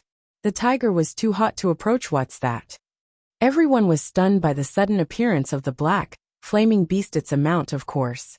Shifeng walked up to the giant tiger and rubbed the soft fur on its head. He was quite satisfied with his mount. Demonic Flame Tiger, Dark Gold Mount. Level 40. HP 1, 020, 000/1, 020,000. In the past, the best mount Shifeng had ridden was only fine gold rank in this life. However, he had obtained a dark gold mount after killing Noya. A guardian boss in the Dark Den. Mounts were extremely useful to players in field battles, especially a dark gold mount. Even a bronze mount already possessed certain combat capabilities, assisting players in battle. After reaching dark gold rank, the mount was the equivalent of a chieftain of the same level. Although a chieftain might not be anything to a top-tier expert, a dark gold mount's true power did not lie in its damage-dealing abilities. Such a thing was only useful to ordinary players. The true value of a dark gold mount lay in its support skills. Having a dark gold mount was the equivalent of having a player with support skills by one's side. Sure enough, a dark gold mount's skills are very powerful. Shifeng was slightly surprised after he examined the Demonic Flame Tiger's skill menu. A level 40 fine gold mount only had 2 support skills. One was single target skill, while the other was an AoE skill. However, a level 40 dark gold mount had 3 support skills, with one being a single target skill, and the other 2 being AoE skill synergy, passive skill. While within 100 yards of the Demonic Flame Tiger, all attributes of owner increase by 10%. Battle Roar. The Demonic Flame Tiger releases a deafening roar. All allies within 20 yards experience a 20% damage increase. movement speed increased by 20%, and attack speed increased by 30% for 10 minutes cooldown, 30 minutes. Dark Blessing. All allies within 20 yards gain 100 points of magic resistance, 20% damage reduction, and all attributes increased by 10% for 30 minutes cooldown, 10 hours. These 3 skills alone could raise the strength of the entire team by a huge margin. This was the value of Dark Gold Mount's mount? Everyone's jaws dropped when they heard Shifeng's explanation. This can't be true, right? The demonic flame tiger, before them, looked absolutely stunning. Moreover, they felt a heavy pressure from it. Based on its HP, it should be at least as powerful as a chieftain monster like the demonic flame tiger, could even serve as the boss in a party dungeon. Yet such a powerful monster was actually a mount. This shattered any knowledge they had about mounts. What rank is this mount? Secret silver? Fine gold? Everyone nearly drooled as they stared at the demonic flame tiger. With its imposing might and its majestic appearance, the demonic tiger would be the center of attention regardless of where it was. It's just dark gold rank, Shifeng said as he tapped the demonic flame tiger's front paw. The demonic tiger obediently bent down before Shifeng, its dignified behavior vanishing. Shifeng's team members shot him a disdainful glare. It's just dark gold rank. Even though they had already reached level 40, none of them even had a common mount. They just hoped to obtain a bronze or mysterious iron mount. They wouldn't even dare dream of owning a secret silver mount, let alone a fine gold mount. They had never even expected to see a dark gold mount after we leave the battlefield. I must find my own dark gold mount to show off, Blackie declared as he drooled over the demonic flame tiger that was the size of a small house. He could not help but fantasize about riding his own demonic tiger down White River City streets. He would be the object of everyone's envy. Just the thought gave him chills. The other team members nodded in agreement. The horses one could buy in cities were garbage compared to the demonic flame tiger. Only a mount like the demonic flame tiger could be considered a real mount. This is not the time for this. Everyone, head to your appointed locations. Aqua cast Song of Sprites on me. Shifeng commanded the epic ranked staff Song of Beatrice. He had previously given Aqua Rose had a very powerful skill, the Song of Sprites. It could amplify the effects of a specific spell. When used on large-scale destruction spells and summoning skills, this skill was incredibly powerful. Shifeng had long since used up his magic amplification scroll. The Song of Sprites was the perfect skill to replace it, following which, Shifeng summoned the Demon Gate. Aqua Rose used Song of Sprites on Shifeng, instantly buffing the demon summoning by 300%. In the next moment, a Tier 3 battle demon, wielding a two-handed sword in one hand, emerged from the Demon Gate. Battle Demon. Level 55. HP 14, 000, 000/14, 000, It was a success. Seeing the Tier 3 battle demon step away from the Demon Gate, Shifeng used the Bible of Darkness's ability to rob the battle demon of its will, turning it into a puppet. Is this Yifeng and these core members' true strength? The instant the battle demon appeared, Autumn Goose, Thoughtful Rain, and the others were stunned. A Tier 3 demon was the equivalent of a Great Lord ranked monster. It was also level 55. That monster could kill them instantly. Just how powerful is Zero Wing? Autumn Goose and the others struggled with their shock. Only now did they finally understand why Zero Wing's members had been so calm against all of those great lords.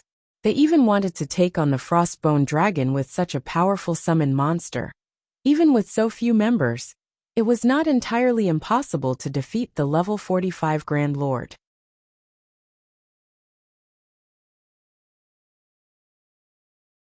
Chapter 822 Adjudicator. Glory Empire, Imperial Capital Light City. As the main headquarters of the Super Guild King's return, Light City's prosperity surpassed even that of the Black Dragon Empire's imperial capital. The player population alone exceeded the capital's by 15 million. The player population wasn't the only indicator of Light City's prosperity. Players' levels also displayed the city's success. Currently, God's Domain's mainstream players were around level 32, while some of the more powerful elite players had reached level 35. However, If one wandered the streets of Light City, they would easily spot level 35 elite players. From time to time, one would also notice level 36 or level 37 independent players. The capital cities of various kingdoms and ordinary empires could not hold a candle to Light City. The reason behind the high levels of Light City's players was none other than the Super Guild. King's Return super guilds had very long histories in the virtual gaming world. Normally, these super guilds had their own means of nurturing experts, and they had no need to recruit powerful players from elsewhere. Moreover, the experts who enjoyed super guilds' nurturing would always rank as the top rookies of the year in the virtual gaming world, instantly becoming well-known experts.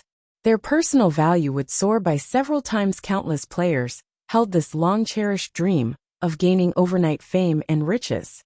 Hence, every year, swarms of young players would take part in the internal exam of super guilds, fighting to gain membership and participate in the guild's expert training programs. Aside from nurturing its own experts from scratch, King's Return, a super guild that had already existed for a long time, did recruit some experts from elsewhere as well.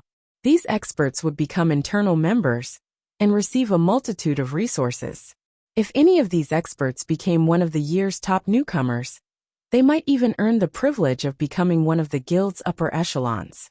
If that happened, they would not have to worry about a lack of money for the rest of their lives. Aqua Rose and Purple Eye were both such players. However, they had chosen their own paths. Hence, after finishing their training and paying a certain price, they left their super guild. Meanwhile, King's Return was once again recruiting experts. Hence, many players throughout God's domain had come to Light City, hoping to join King's Return. There was no lack of expert players among the crowd. Currently, many players were lined up inside King's Return's guild residence, giving the place a lively atmosphere. However, when two men entered the guild residence's main hall, the room fell silent, every gaze shifting towards these two people. Of these two, one was a middle-aged man wearing black armor. He also carried a great sword with inscribed runes, a chill radiating from the weapon. This man was a level 38 berserker. A handsome, younger man stood beside the berserker with an unruly temperament. The young man carried a staff made of sapphire crystal and wore a set of gray mage robes. Faint arcs of gray electricity surrounded his body.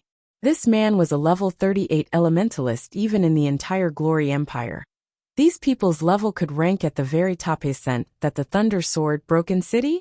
I actually get to meet one of King's Return's upper echelons. I'm so lucky today. The person beside Broken City seems to be the newly promoted adjudicator of King's Return, Hellfiend. I never thought that he would be so handsome. I wonder if he has a girlfriend. Immediately, the various players in the main hall fell into heated discussions among themselves, reverence filling their eyes as they gazed at the two latest arrivals. Every one of these players dreamed of joining the ranks of King's Return's upper echelons, or obtaining the title of the guild's adjudicator one day. Hellfiend, in particular, had obtained the position of King's Return's adjudicator at such a young age. This had been unheard of in the Super Guild's long history. Generally, experts could become an adjudicator only after many years of arduous training. The title should be out of the reach of a rookie like Hellfiend. Yet the youth had managed to obtain it under the crowd's watchful eye. Broken City and Hellfiend walked into a small meeting room. A man in a black cloak had been waiting in the meeting room for quite some time. When this man noticed the two people enter the room, he immediately stood to welcome them. Hand me the files and items. Also, give me a summary of the situation. Broken City commanded gruffly. Understood. The cloaked man nodded. He then handed over a box and a folder before saying, originally, the plan had proceeded quite smoothly. However, Sin Heart encountered Zero Wing's upper echelons. Moreover, Zero Wing's people agreed to Sin Heart's offer, and they are willing to purchase the 5 plots of land. Sin Heart will be to Zero Wing to complete the trade today. Do those people from Zero Wing not know about our warning? Hellfiend asked coldly. Frowning, Sin Heart had taken the initiative to reveal the situation to them. However, Zero Wing agreed to the purchase on the spot as if King's Return means nothing to them. The cloaked man reported anxiously. sweat beading on his forehead as he felt the weight of Hellfiend's gaze. Pung. Zero Wing is taking us too lightly. Rage flashed in Hellfiend's eyes as he slammed his staff into the ground. Cracking it, there is no reason to be anxious. They have yet to conduct the trade, so we still have time to do something about it. I'll have someone send Zero Wing's guild leader a light warning. I believe Zero Wing will make the right choice, Broken City said, chuckling. If Zero Wing truly refuses to listen, it won't be too late for us to act. I understand, Uncle Broken, Hellfiend said as he suppressed the rage in his heart to him. This matter was of utmost importance. If Zero Wing dared to interfere, he did not mind annihilating the upstart guild. Elsewhere, Shifeng directed his team's battle preparations. Fire, Flying Miner, lure the surrounding monsters to us. Rain, get ready to use Waterfall. Blackie, get ready to use Stars of Light. After Shifeng summoned the Tier 3 Battle Demon, he did not rush to take on the Frostbone Dragon. A level 45 Grand Lord was simply too powerful for current players. Furthermore, the slightest mistake while the team fought inside a monster next could result in a team wipe. Clearing the surrounding monsters was a must, particularly when facing a guardian boss like the Frostbone Dragon. All guardian bosses possessed a similar ability, Life Devour. If a team did not respond to this passive skill appropriately, it would not matter how many players charged at a guardian boss. Everyone would simply charge towards their graves. Life Devour allowed guardian bosses to absorb all life force within a radius of 1,000 yards. Be they players or monsters, all those in range would lose 1% of their HPs every 3 seconds. Meanwhile, the guardian boss would absorb this HP. Hence, when going up against a guardian boss, too many people was not always a good thing. Guardian bosses usually had very high HP. Chances were high that players could not even deal enough damage to these bosses to overcome their innate battle recovery. Moreover, when fighting a Grand Lord like the Frostbone Dragon, players' stamina consumption rate would be very high. They could not afford to fight a battle of attrition against such bosses. In the end, players would die from exhaustion. Finally, after over an hour, Shifeng's team managed to clear all of the monsters within the Frostbone Dragon's range of activity. Move out. Following which, Shifeng directed the Battle Demon to charge at the Frostbone Dragon. He also activated the demonic Flame Tiger's Battle Roar and Dark Blessing immediately. The entire team's attributes and magic resistance rose by a large margin.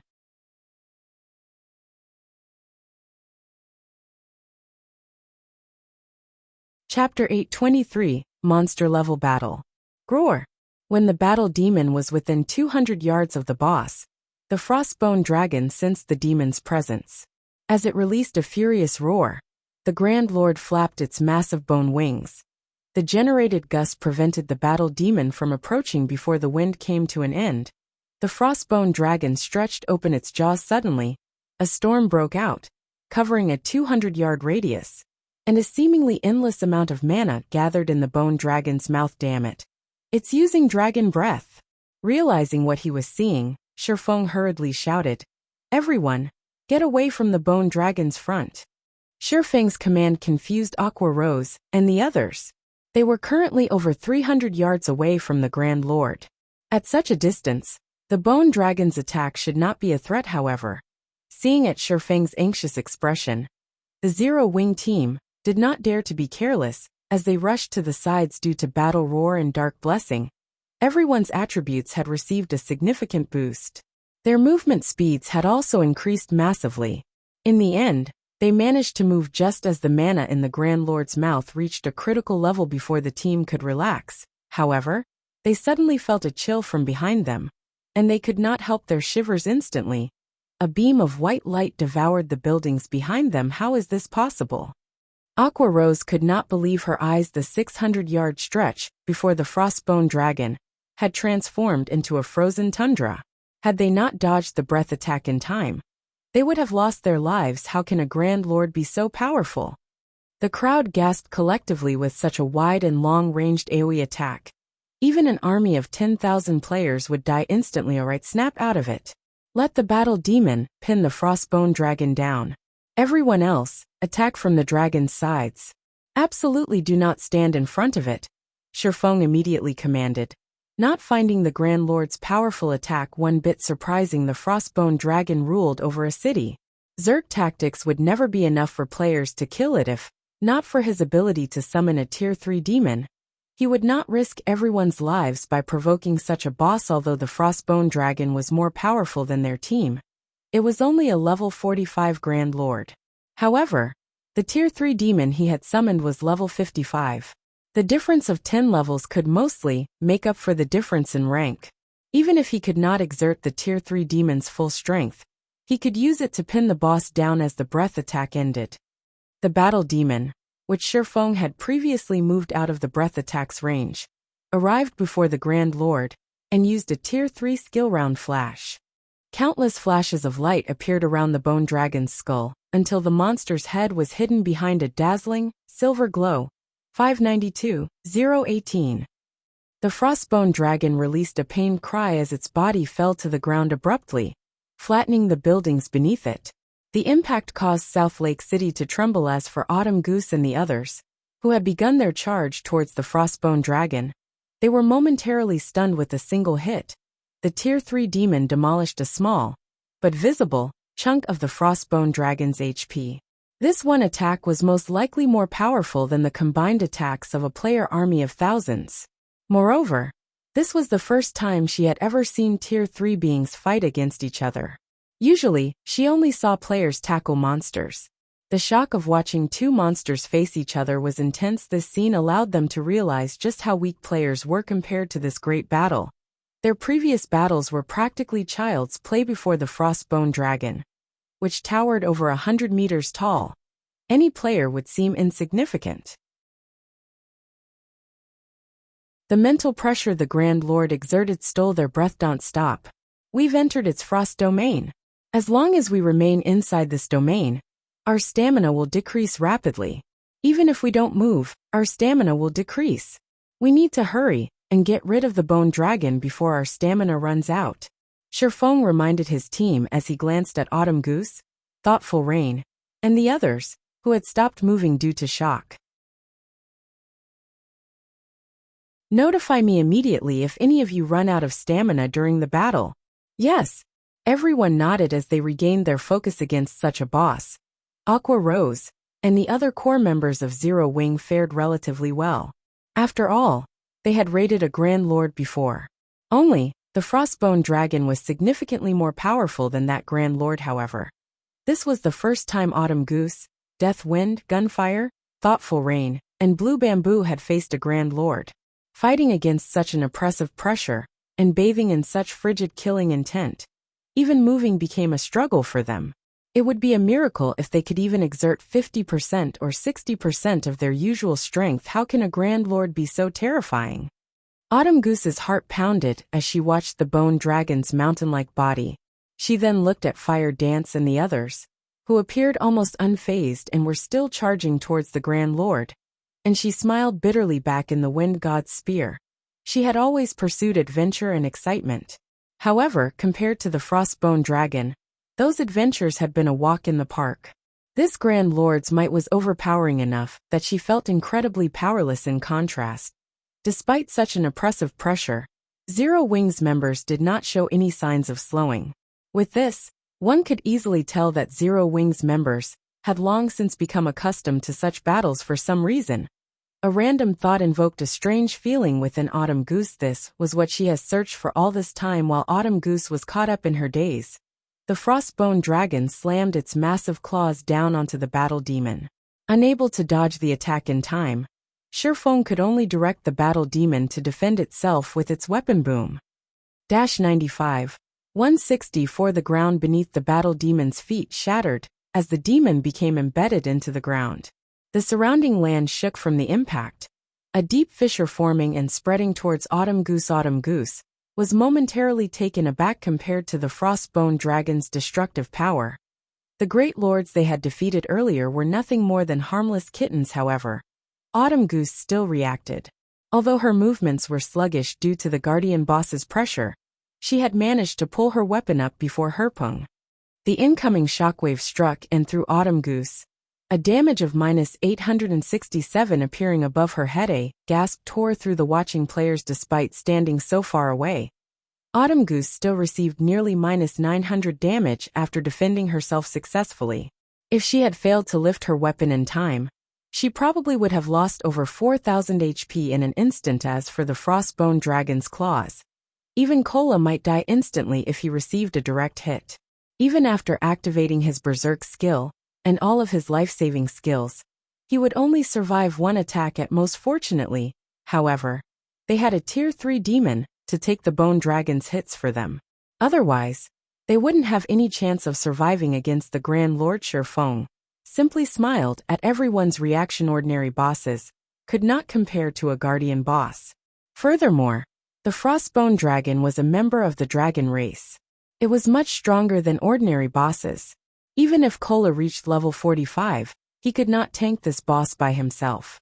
At the very least, they needed 3 MTs of equal caliber to handle the Frostbone Dragon. This should be far enough. Shifeng arrived beside the Bone Dragon and raised the Abyssal Blade. He swung the magic weapon down on the Grand Lord. Abyssal Curse.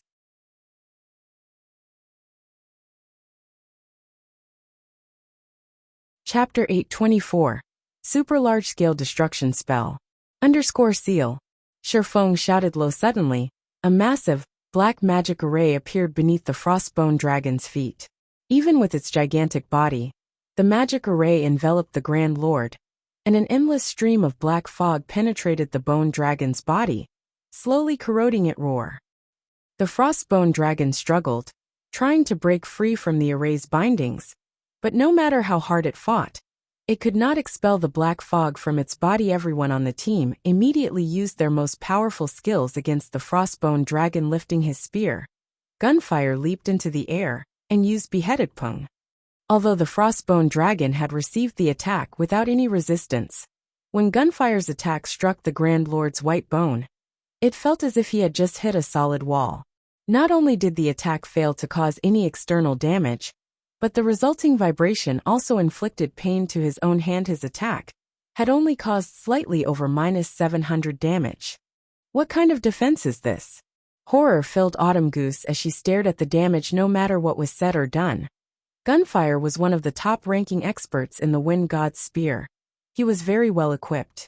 Even against all those great lords prior to this fight, his beheaded skill always dealt around -2,000 damage.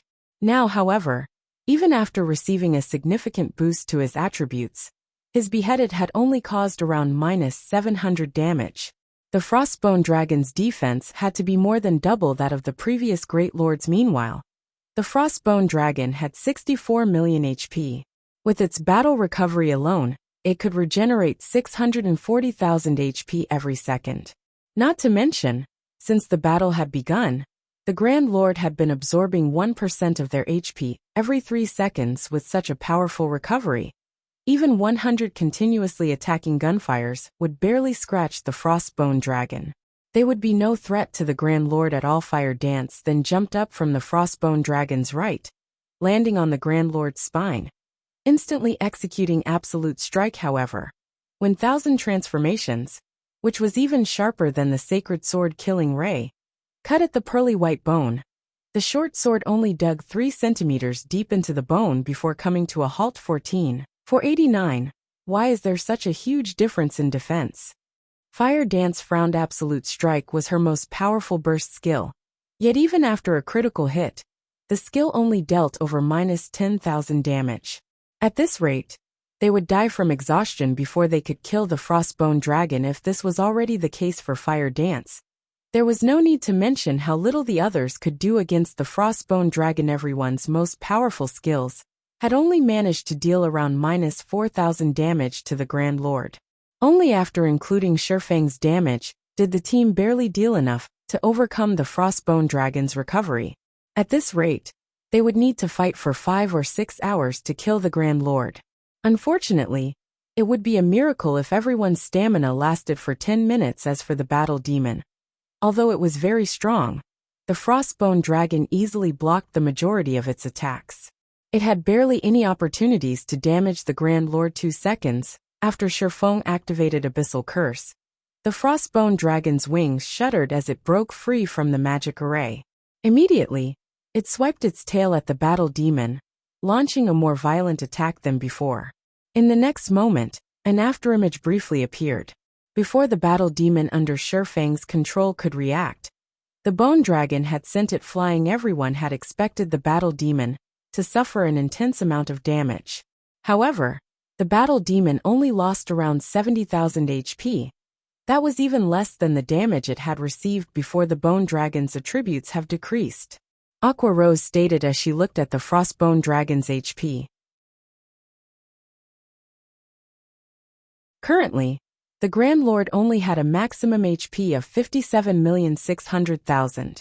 Its attributes had been decreased by 10%. The players felt joy bloom in their chests. Their will to fight soared even to ordinary players. A 10% attribute drop would significantly affect their combat power, much less for a guardian boss like the Frostbone Dragon. Everyone activate your berserk skills. Use this opportunity to slay this boss. Shifeng hurriedly reminded Abyssal Curse could reduce the Frostbone Dragon's attributes for 10 minutes. So if they could not finish the Grand Lord off in these 10 minutes, it would become much harder to defeat later.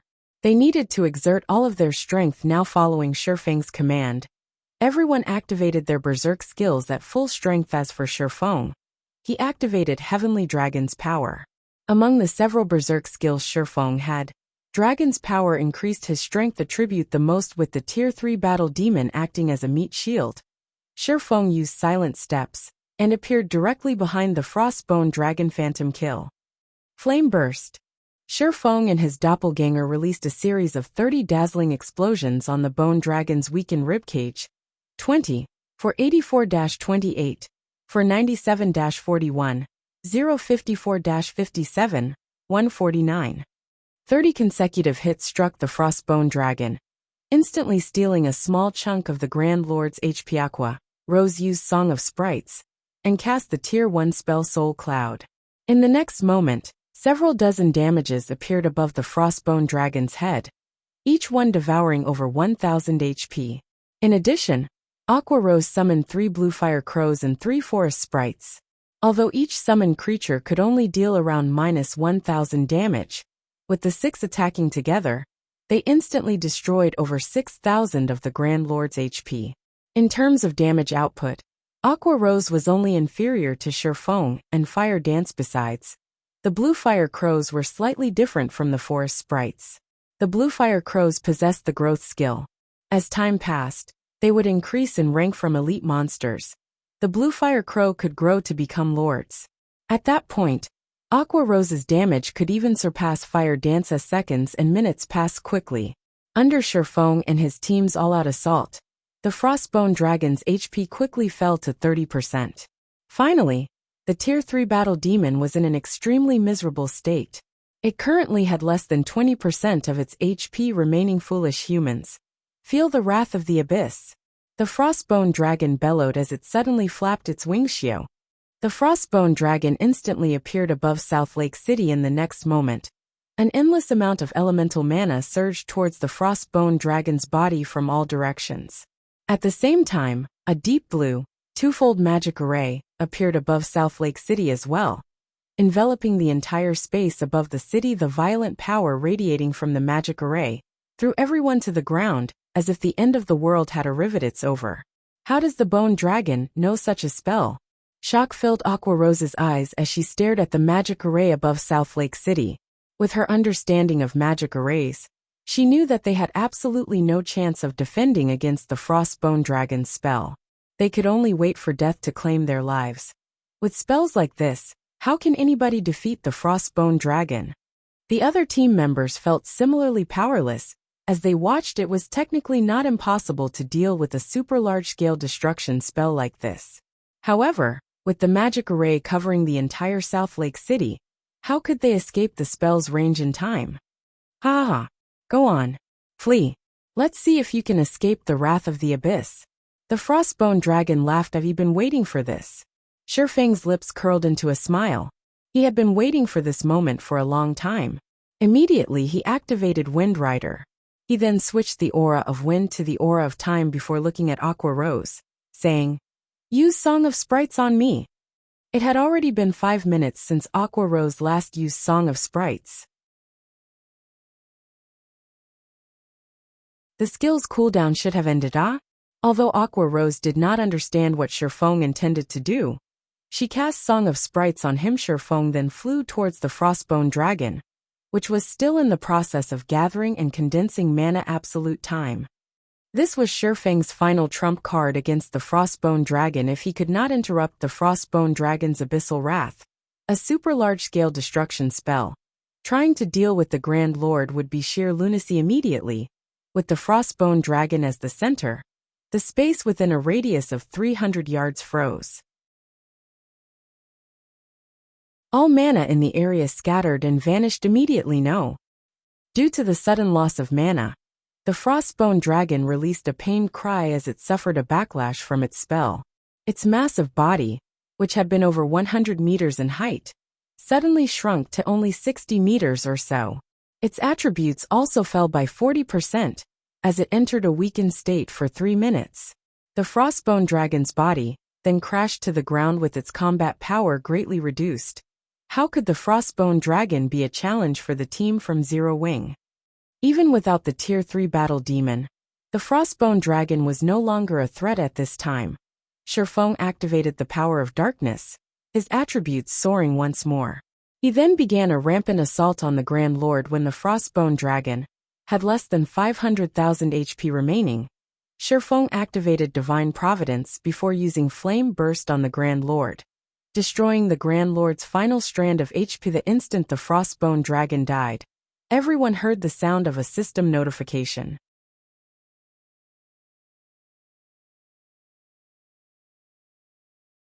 Chapter 825, Loot of a Grand Lord. It's finally dead. They could not help but breathe out a sigh of relief when they saw the Frostbone Dragon falling to the ground.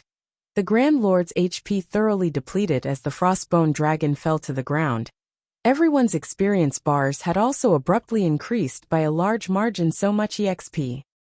A golden glow covered Autumn Goose, Death Wind, Gunfire, Thoughtful Rain, and Blue Bamboo as all 5 of them leveled up from level 38 to level 39. Expressions of shock appearing on their faces. Even the combined EXP they gained from killing the 20 Great Lords from before could not compete against the EXP provided by a single Frostbone Dragon. While everyone was celebrating over their success in killing the Frostbone Dragon, a system announcement suddenly surprised everyone. System announcement.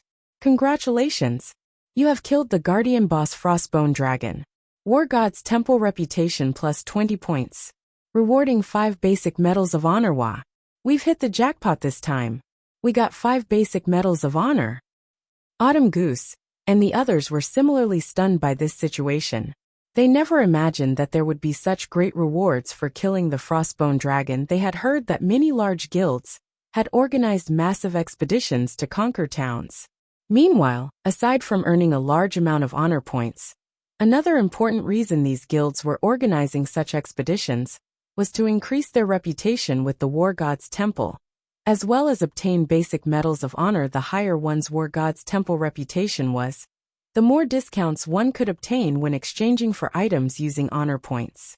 At the same time, after one's reputation with the temple reached a certain level, they could also exchange for higher-ranking items. The high-ranking items available for exchange would tempt even top-tier expert players, much less ordinary expert players. For example, battlefield mounts, rare skills, high-ranking rare potions, and many other items could not be found on the market. Although a battlefield mount was only useful in the Abyss battlefield, the quality of the mount itself was very high. Players could exchange for a bronze mount right from the onset.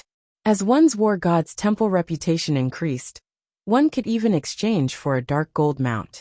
These mounts could increase a player's combat power in the Abyss battlefield significantly. Not to mention, there were also all sorts of rare skills. However, aside from needing a large amount of honor points, these high-ranking items also required one other thing for which to exchange, and that item was the basic medal of honor. Exchanging for a single bronze battlefield mount required 20 basic medals of honor and 30,000 honor points. Without basic medals of honor, Even with all the honor points in the world, one would not be able to exchange for items that were truly useful to players. However, it was extremely difficult to obtain a basic Medal of Honor.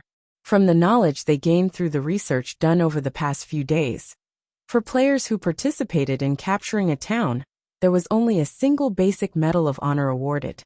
Now each of them had obtained 5 medals. That was equivalent to capturing 5 towns. If one wanted to exchange for a bronze mount, they'd need to capture a total of 20 towns. Capturing a town was easier said than done. Unlike the outside world, once players died in the Abyss battlefield, they had to wait until the next day to enter the battlefield again. Hence, one's life was essential in the Abyss battlefield. To avoid death, players would usually act carefully and spend a long time raiding a single town. However, there were currently no bronze mounts being sold on the market at all. Only a single common mount was for sale, which cost 40 gold.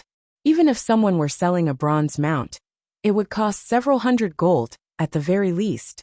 How could ordinary players possibly afford to purchase one? Consequently, if one wanted to experience riding a bronze mount, this was the fastest method to do so in the Abyss battlefield. Battlefield mounts were slightly more powerful than normal mounts. Not only were they faster, but their combat power was also higher by a single rank. Just a fine gold battlefield mount could already rival a chieftain of the same level, while dark gold battlefield mounts could rival a lord of the same level. With such a mount, players could obtain honor points in the Abyss battlefield more easily in the future. While everyone was feeling ecstatic over their unexpected harvest, Shifeng had appraised all the items dropped by the Frostbone Dragon. Although the Frostbone Dragon had only dropped 5 items, every piece was either a top-tier weapon or equipment. Big brother Yifeng, looking at how happy you are. Just what kind of items did the boss drop? Hurry up and share them with us. Don't just keep them to yourself. Blue Bamboo became exceedingly curious when she saw the smile on Shifeng's face. This was the first time she had raided a Grand Lord. Moreover, there was also a rumor going around in the outside world, saying that Grand Lords had a chance of dropping epic items. Nothing much. I'm just happy, because we managed to complete the Abyss set. Aside from that, the boss has also dropped a level 40 dark gold ranked shield, a level 40 dark gold ranked ring, and a pair of growth type gloves, Shifeng said, laughing. He then shared the details of the shield and ring through the team chat. Frostbone shield, dark gold rank. Level 40, level 45. Equipment requirement, strength 500. Defense plus 2720, level 40. Block rate, 37%. Strength plus 43, endurance plus 51. Ice resistance plus 10. Evasion plus 10. Weakens damage received from the front by 20% every time shield is struck. 10% of damage will be converted into user's defense. Up to a maximum of 2000 defense can be converted. Maximum HP increased by 10%. Additional skill dash. Frost Body becomes immune to all damage coming from the front for 4 seconds. Cooldown 5 minutes. The defense on this shield is especially high. Just the defense on this shield alone is already a match for my total defense. Aqua Rose was dumbstruck after seeing the attributes of the Frostbone shield. The Divine Bluefire shield Cola was currently using only had 1950 defense. However, the total defense the Frostbone shield could provide was 4720 points. Not to mention, the shield itself also had a passive damage reduction skill and an active skill that provided pseudo-invulnerability. With this shield, they would be able to take on even the super powerful skills of bosses in the future. Particularly, when the healers could not keep up with the damage the MT wielding the Frostbone shield was taking, said MT could use Frost Body to alleviate the burden on the healer's Ice Spirit Ring. Ring, dark gold rank. Level 40, level 45. Equipment requirement. Intelligence 400. Strength plus 15. Agility plus 18. Endurance plus 24. Intelligence plus 55. Vitality plus 37. Casting range plus 2. Casting speed increased by 10%. Magic damage increased by 10%. Attacks have a certain probability to trigger freeze effect. Freezing target for 3 seconds. Additional skill dash. Rapid cooldown resets cooldown of all skills learned by user. At the same time, removes all control effects and increases casting speed and movement speed by 30% for 10 seconds cooldown. 10 minutes. After everyone saw the statistics of the Ice Spirit Ring, their eyes nearly fell out of their sockets with this ring. A magical class's damage output would increase by at least 20%. Blue Bamboo said as she greatly admired the Ice Spirit Ring. This was the first time she had seen a ring with such amazing attributes. Ornaments were very rare in God's domain.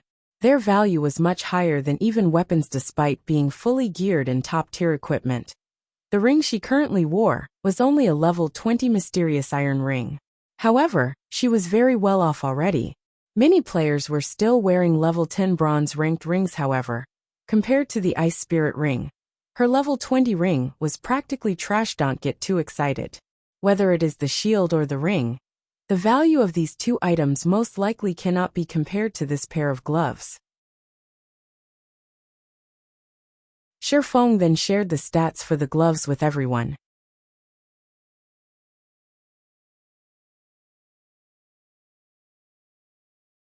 Chapter 826, Background of the Number 1 Guild.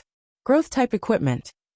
Everyone looked at the image that was releasing a faint white glow. There were many divine runes carved on the pair of gloves. There was also a small dark blue magic array etched on the back of the gloves, with a light blue bead embedded in the middle of the magic array. Frost gloves. Gloves, cloth armor, bronze rank. Level 40, level 90. Defense plus 348, level 40. Intelligence plus 26. Vitality plus 22. Endurance plus 21. Additional passive skill dash. Force chant. While casting, there is a 5% chance to cast tier 1 or below spells instantly. Additional active skill dash. Frost breath. Deals 500% magic damage in a cone to enemies within 30 yards and freezes all targets hit for 5 seconds. And then reduces their movement speed and attack speed by 40% for 15 seconds cooldown. 1 hour. Gloves that had once been worn by the Frost King with frost beads embedded on the gloves, which were sealed by the Frost King, and are unable to display their full power. To lift the Frost King's 5-layered seal, a large amount of EXP is needed to be absorbed. Removing the first seal requires 300 million EXP. The upgrade requirement of this equipment sure is rough. Just the first seal requires 300 million EXP. Blackie raised his brows. This much EXP was enough to allow current ordinary players to level up once. Moreover, this was only the first seal. There would still be 4 more seals after this one. Needless to say, the following seals would surely have higher requirements, but the skills of this piece of equipment are amazing. It is capable of instant casting tier 1 spells. Only the chances are a little too low. The AoE control skill, on the other hand, is quite good. With these two skills together, this pair of gloves would not lose out to any dark gold equipment. Aqua Rose commented when Shifeng heard everyone's unbiased evaluations. He could not help but shake his head and laugh, saying, "Do you guys think that removing the seals will only improve the equipment's basic attributes? This is growth type equipment. It can be upgraded into epic rank if you remove all of the seals. Whether it is the basic attributes of the gloves or its skills, both will gradually improve along with the undoing of the seals. Dark gold equipment definitely cannot compare to something like this. This is epic equipment." Everyone was surprised. Zero Wing's core members had a profound understanding of just how powerful epic items were compared to epic equipment. Dark gold equipment was practically garbage. The two were on entirely different levels. Even just equipping a single epic weapon or equipment could instantly increase a player's combat power by a large margin, unlike dark gold equipment, where multiple pieces were required to display their advantages. So this is epic equipment. Autumn Goose and the others were momentarily at a loss for words when they looked at the frost gloves while they were still at the stage of being joyful over getting a piece of dark gold equipment after defeating a great lord. Zero Wing had already set its sights on epic equipment. Over time, the gap between them and Thoughtful Rain would unquestionably grow increasingly larger, following which Shifeng held an internal auction between the members of Zero Wing. This scene caused Autumn Goose, Death Wind, and Gunfire to grow exceedingly envious. They never imagined that, even for such powerful equipment, Zero Wing was willing to distribute them through an internal auction. In other guilds, such equipment was usually distributed based on the team leader's designation. In the end, the Frostbone Shield was won by Yi Wumian, while Thoughtful Rain obtained the Frost Ring. This outcome greatly surprised Thoughtful Rain. Of course, part of the reason for such a result was because the other magical class members of the team had all set their sights on the Frost Gloves. Unfortunately, the gloves were still won by Aqua Rose in the end. After completing the equipment distribution, everyone teleported out of the Abyss battlefield together. As soon as the team appeared at the teleportation array inside the War God's Temple, a wide array of noises immediately entered their ears. Players recruiting for team members filled the War God's Temple. After just being away for a few days, the War God's Temple had undergone tremendous changes. Currently, players crowded the main hall of the War God's Temple. The levels of the players here, as well, had undergone significant changes. Originally, level 30 players were considered mainstream. Now, however, the majority of the players present in the main hall were around level 32. Among them, there was no lack of level 34 or 35 independent players. Also, these players were all relatively well equipped. However, shortly after Shifeng and the others appeared, the entire main hall went silent. Practically everyone within the building had shifted their gazes towards Shifeng's group. Aren't they Zero Wing's upper echelons? Damn, they're the real deal. As expected of the top-tier experts of Starmoon Kingdom, even though I am standing so far away from them, I still can't help but shiver at the pressure they give off. Who are those three independent players beside them? All three of them are level 39. What? Level 39? The number one player on Starmoon Kingdom's ranking list just reached level 38 not long ago. Did they hide their levels on the ranking list? Just how did they manage to level up so quickly? It would be great if I can mooch off of them. Pros, carry me please. No one could believe their eyes when their gazes landed on Autumn Goose and the others. Shifeng and the other members of Zero Wing were wearing black cloaks, so no one could identify their levels.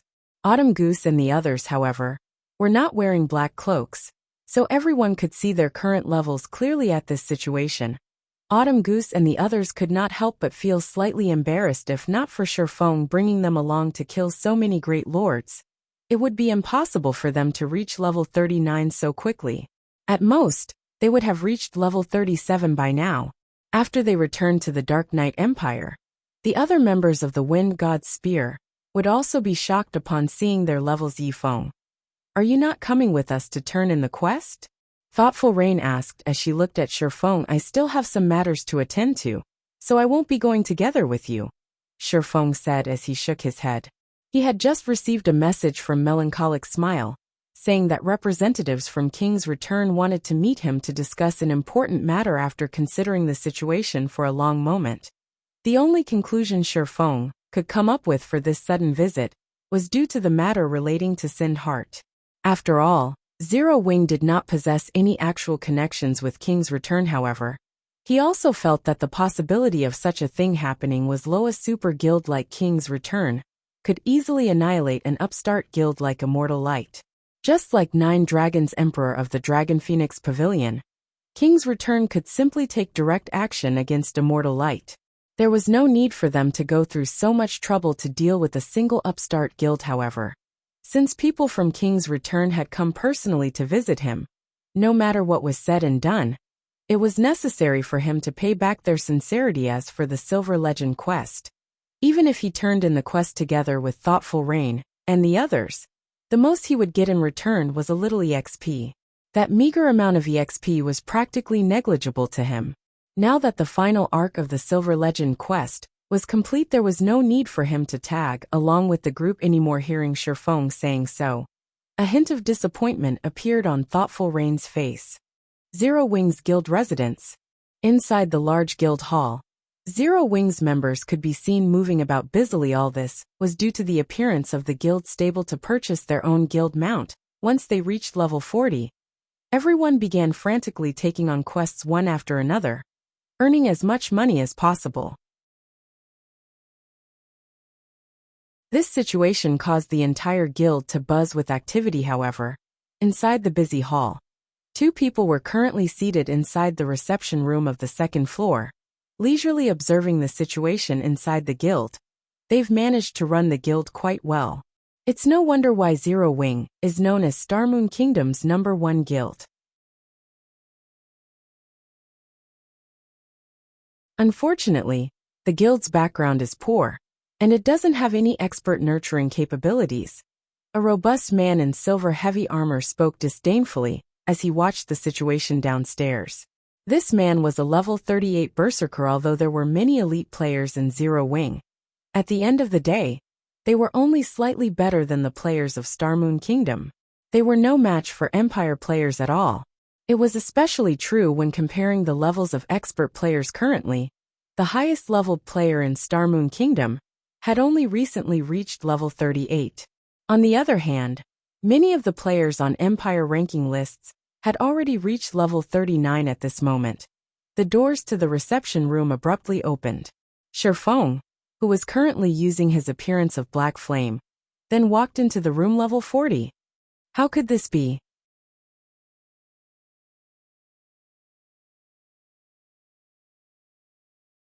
Chapter 827, Sword King Black Flame. As Shifeng entered the elegant reception room, he did not bother with disguising his current level. The robust man's gaze fixed on Shifeng, confusion filling his eyes. A guild in Starmoon Kingdom actually had someone higher leveled than the #1 player on the Glory Empire's ranking list. No matter how he thought about it, this was inconceivable. Their levels were already quite high, so they required a tremendous amount of EXP to level up. It was especially true for leveling from level 39 to 40. All those who held their rank on the ranking list practically grinded without rest. Moreover, ordinary experts could not compare to their efficiency. Usually, these rankers had groups to lure and damage monsters for them. When the monsters dropped to their final strand of HP, these rankers would strike the final blow, taking the majority of the monster's EXP. Either that or these rankers formed teams who possessed AoE attack spells, and had others lure hordes of monsters to these AoE teams. They would then rotate through each team, sharing the EXP. As they killed the monsters, the basis of these systems was sacrificing other players' EXP. Only large guilds had the power to employ these methods with such a grinding efficiency. The EXP these rankers obtained was many times more than what ordinary expert teams could earn while grinding. Only with this technique could they exceed other players by so many levels. Even so, Shifeng had still surpassed them by such a large margin. I am Black Flame. What business do you have with me? When Shifeng examined the two representatives, he realized that he had met one of them before. The robust man was none other than the berserker, Thunder Tiger, whom he had met when he sold equipment in Blackwing City. Aside from the unruly-looking Thunder Tiger, Shifeng also recognized the indifferent youth beside the berserker. The youth's name was Ordinary Stranger. In the past, he had been one of King's Return's top 10 summoner experts. These two people were extremely powerful. Both could rank with Starmoon Kingdom's top 10 experts. Even the top-tier experts in first-rate guilds could not hope to compete with either of these two. Their levels alone made this evident among the two. One was a level 38 berserker, while the other was a level 38 summoner. Most likely, they leveled far faster than even the #1 player on Starmoon Kingdom's ranking list. Their equipment was even more impressive. Both were fully geared with level 35 top-tier dark gold equipment. The staff in Ordinary Stranger's hand especially. One could not judge the staff's quality based on its appearance alone. However, Shifeng knew that the staff in Ordinary Stranger's hand was a magic weapon in God's domain. Although there were far fewer magic weapons than epic weapons, they were significantly less difficult to obtain. One did not need to kill some kind of super powerful boss to obtain a magic weapon. Players also did not need to complete an epic quest. Instead, a magic weapon's procurement depended on luck. Players might unexpectedly obtain a magic weapon by completing a hidden quest. They might even find a magic weapon when they opened a high-ranking treasure chest. Although magic weapons had helped many players become experts, they had ruined far more. Ordinary Stranger was one of those people who had managed to control a magic weapon in the past. Hence, He had become one of King's Return's top-ranking experts. Otherwise, he would never have become one of the Super Guild's top 10 summoners. Hello. Guild Leader Black Flame. I am Ordinary Stranger of King's Return. My companion here is Thunder Tiger, Ordinary Stranger stated, a smile suddenly lighting his indifferent face. Although his smile contained no ill will, it looked horrifyingly forced. In truth, we have come to speak with you about a small matter. We hope that you can help us with this. Although he looked down on Zero Wing, he would show respect to a true expert. This was the 51st ranking expert on the God's Domain experts list. The Sword King? Black Flame. Ordinary experts might not realize what such a rank implied, but as an expert from a super guild, Ordinary Stranger understood what it meant. The fact that Shifeng had earned the 51st rank told him that the man had already reached the Void Realm. He was many times stronger than either of them. If a fight broke out, even if they worked together, they would not be a match for Shifeng. After meeting Shifeng personally, Ordinary Stranger felt that the man had grown a lot stronger. He was particularly convinced when he saw the exquisite mold and intricate runes of the weapons hanging from Shifeng's waist. Although their special effects were hidden, he was certain that dark gold weapons could not compare to those two blades based on the rumors floating around. These two weapons could very well be epic weapons. Epic weapons. Even experts like themselves only obtained weapons like those in their dreams. Currently, only the guild's monster-level characters possessed epic items. As to whether or not those items were weapons, that was one of the guild's absolute secrets. Even they had no clue. Even a super guild like King's Return had gone to great lengths to obtain these epic items. Hence, it was truly hard to imagine that the guild leader of an upstart guild actually wielded two epic weapons. Yuri, looking for my help? Interesting. King's Return is a super guild. Is there truly anything your guild can't do in God's domain? Shifeng said, laughing. Guild Leader Black Flame, you jest, Ordinary Stranger said hurriedly. We really need your help with this situation. Alright, tell me, what business do you have with me?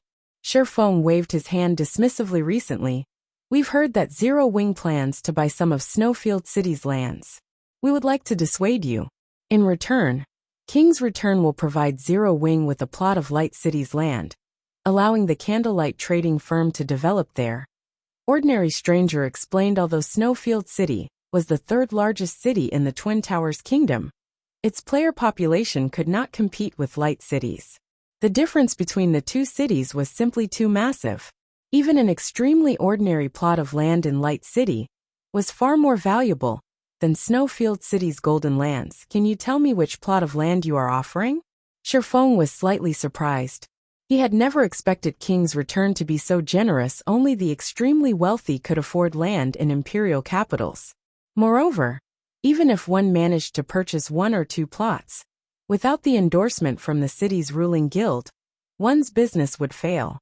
The ruling guild would cause all sorts of trouble to chase away their customers, going so far as to kill the players who dared to spend gold at their shops. This was especially true for imperial capitals, in which super guilds had set up their headquarters. In a few years, the players within these imperial capitals would either become members of the guild, guests who had business with these super guilds, or players who supported these super guilds. It would be practically impossible these guilds' foundations in their home cities. Hence, even if one could afford the land in an imperial capital, most guilds usually avoided them. After all, these lands would only become expensive paperweights. Of course, it was a different story if one obtained the permission of the ruling guild. This was why Shifeng wanted to cooperate with Phoenix Rain, since King's Return would willingly allow the Candlelight trading firm to develop at Light City. Once the trading firm set up a shop, that shop would most likely earn more money than 5 or 6 kingdom cities combined. After all, the player population in Light City was that massive. Here it is. Ordinary Stranger took out a drawing. This was none other than the map of Light City. A red dot had been marked on the map's top corner, representing the land for resale. The slums.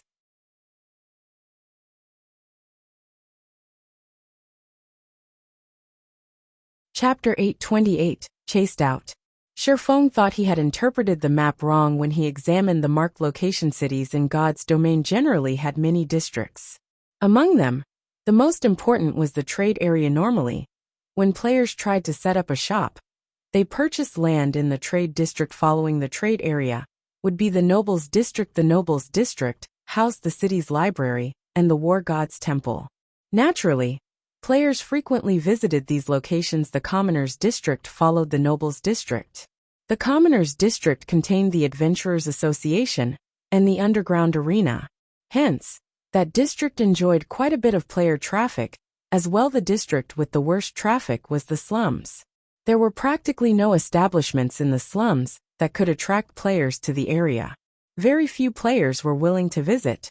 Hence, in every city in God's domain, the lands in the slums there were the cheapest. Opening a shop there was no different than throwing money into the furnace. This is your offer? Shifeng asked, laughing. After all that talk, King's Return wanted to trade a worthless location for 5 valuable plots of land. Guild leader Black Flame. Don't be in such a rush. Many of Light City's lands have already been distributed. We cannot procure good plots of land with so little time. These are the only ones left. However, our superiors have stated that King's Return will allow the Candlelight trading firm to enter Light City to conduct business. If you are in a hurry to develop the Candlelight trading firm in Light City, you can purchase land with potential from others. Ordinary Stranger explained. In Ordinary Stranger's opinion, this offer was a powerful show of faith towards Zero Wing. Light City was King's Return's main headquarters. The city was home to more than 10 million players. In the future, that number could definitely climb to 20 million, or even 30 million. It was not an exaggeration to say that every inch of land in Light City was worth its weight in gold. To obtain a share of this golden pie, all Zero Wing needed to do was to turn away from those 5 plots of land in Snowfield City. There were lots of guilds that hoped to set up a shop in Light City. The fact that King's Return had agreed to let the Candlelight trading firm set foot in Light City was an opportunity that many guilds dreamed of, but could not obtain. What if I refuse? Shifeng asked. Although Ordinary Stranger's offer sounded nice, what fool would actually sell the high potential land they had only obtained after so much trouble? In the end, Zero Wing had nothing more than an empty promise at the loss of 5 very high potential lands, was King's Return being a little too arrogant. This, Ordinary Stranger was taken aback. He had never dreamed that Shifeng would actually consider turning his offer down. Coldly he replied, I hope that guild leader Black Flame will rethink this carefully. King's Return is a super guild. Is it really worth offending us over a few plots of land? Alright, enough. You two can leave now, Shifeng said as he gestured towards the door. Are you doing this because of Immortal Light? Ordinary Stranger suddenly said coldly. Guild leader Black Flame, think this over. I can tell you that Immortal Light is a sworn enemy of King's Return. We must annihilate this pest. If Zero Wing helps Immortal Light, you will incur King's Return's wrath as well. Now that is interesting, Shifeng said, his lips hooking up into a grin. He then continued saying, Do you think that Zero Wing is afraid of King's Return? Hearing Shifeng's bold question, both Ordinary Stranger and Thunder Tiger were stupefied. They had not expected Shifeng to brush the super guild off like that. Super guilds were different from other guilds. They were the true overlords of the virtual gaming world. In the virtual gaming world, aside from the few transcendent powers and other super guilds, nobody would dare disregard a super guild. However, when they thought back to how Zero Wing treated the Dragon Phoenix Pavilion, it was possible that the guild would ignore King's Return's threat. Both of you can get lost this instant. Oh, and go back and tell your superiors this. What Zero Wing does is of no concern of King's Return. I will buy those plots of land. You can be certain of that, Shifeng declared. A frosty glint flashing in his eyes. Sin Heart had helped him many times in his previous life. Moreover, since he had already promised Sin Heart to buy those lands, he would not go back on his word. He had only wasted so much time talking to these two representatives to gauge what King's Return's stance was towards Immortal Light. Although Zero Wing could not defeat a super guild in Starmoon Kingdom, it had no reason to fear them either. As soon as Shifeng finished speaking, the temperature in the room dropped by several degrees. Both Ordinary Stranger and Thunder Tiger suddenly felt their bodies grow cold. Their instincts shouted warnings, reminding them that they were in an extremely dangerous situation and that they could lose their lives at any moment. Both Ordinary Stranger and Thunder Tiger knew that they were not a match for Shifeng. Helpless, they could only leave Zero Wing's residence without accomplishing their objective. What are we supposed to do now? Thunder Tiger asked as he looked back towards the guild residence. Are we just going to return and report this? What else can we do? Ordinary Stranger had not expected Shifeng to be this insane. He was actually willing to offend King's return for a meager guild like Immortal Light. Let's find a quiet location and report to Elder Broken City. We'll let the Elder decide how we should proceed. The two experts immediately ran to a high-class restaurant and rented a VIP room. They intended to report Shifeng's reply, word for word, to Broken City. Meanwhile, Shifeng arrived at the candlelight trading firm. Melancholic. How many strengthening devices has your team completed? Shifeng no longer carried a fortune. Although he had earned quite a bit through Stone Forest Town and the candlelight trading firm while he had been gone, after deducting the guild expenses and the magic crystals, which could not be sold, he only had roughly 4,000 gold on hand. Of course, to any first-rate guild in God's domain, having 4,000 gold of liquid funds, after deducting guild expenses, was practically a dream. However, if Shifeng wanted to purchase those 5 plots from Sin Heart, he did not have nearly enough money. He also had a city waiting for him to build. Inside a VIP room in a high-class restaurant. Is that all? Broken City asked with gravelly tone through the video chat. Yes, that is all. After that, Black Flame chased us out. Ordinary Stranger explained softly. Since Zero Wing is adamant about poking its nose into our business, we should teach the guild a small lesson. I'll have Hellfiend lead the Falcon Legion over. Find out where Zero Wing's core members are right now. When the time comes, we won't let any of them survive. Broken City declared before disconnecting the call. Both Ordinary Stranger and Thunder Tiger were stunned, although they did not know why Broken City focused so heavily on a small guild like Immortal Light. Sending the Falcon Legion to deal with Zero Wing was no more than making a big fuss over a small issue. The Falcon Legion was King's Return's Ace Legion. The Legion was comprised of the young experts the guild had nurtured and had been specifically formed to deal with other super guilds' legions. Moreover, Broken City was actually sending the adjudicator Hellfiend. One could just imagine how furious the old man was.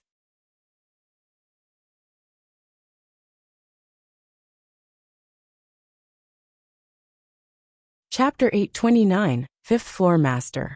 Blackwing City. Many players hawked their wares on the wide, flourishing streets of the city. Shifeng had already reverted to his original appearance and made his way towards the Blackwing auction house. It had only been a short time since Shifeng last visited the city. The street the Blackwing auction house resided on had become a player market.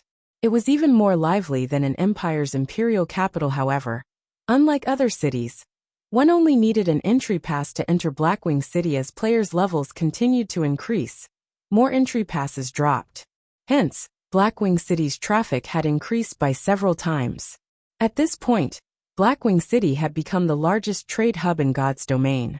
Even the 4 great empires' imperial capitals could not compete with Blackwing City. The transactions between the various large guilds here were astronomical. If one wanted to point out God's domain's most profitable locations, Blackwing City would definitely be one of them. The auction house in Blackwing City was also where guilds and independent experts of various kingdoms and empires preferred to sell or purchase items. This was because those who could reach Blackwing City were either lucky individuals who had gotten their hands on an entry pass, independent experts with a certain degree of strength, or players from the various large guilds. As long as one had a valuable item, they did not need to worry about it not selling in Blackwing City.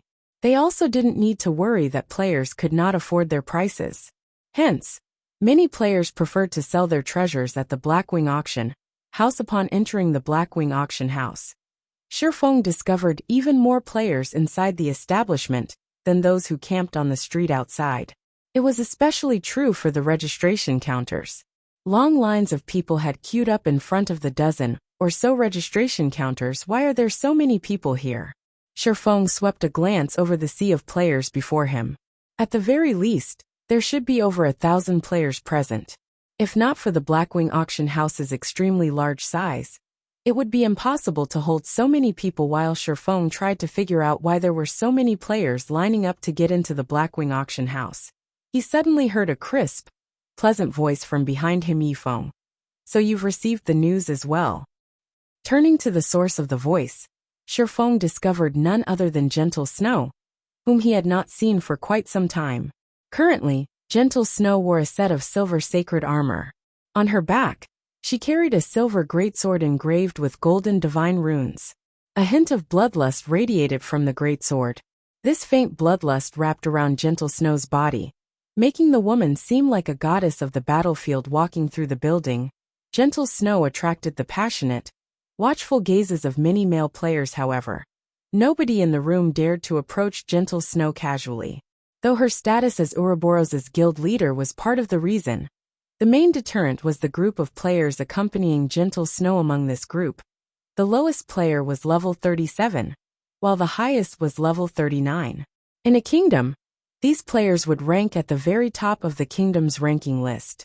Furthermore, every one of these players had an extraordinary origin. This was particularly the case for Hidden Cloud. The level 39 assassin, leading the group Hidden Cloud, was a famous character that belonged to the Super Guild 9 Heavens Pavilion. He had been one of the talented newcomers that had entered the virtual gaming world 10 years ago. He had risen to prominence like a comet when he had joined.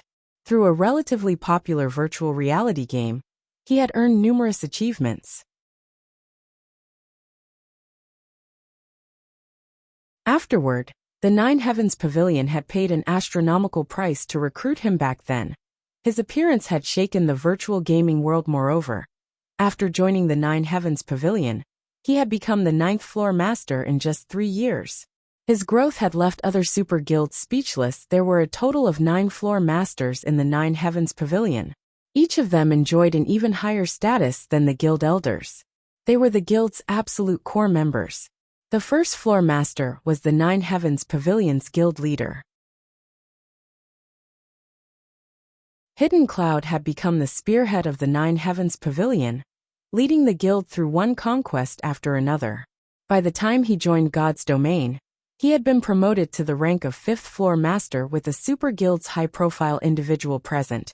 Who would dare try to flirt with Gentle Snow? Only those who wished to quit God's domain, or wished to start a new account, would be so bold. Not only was Hidden Cloud inhumanely strong, but he was also incomparably vicious. There was once the upper echelon of a large guild, who had tried to compete with a good friend of Hidden Cloud's over a woman.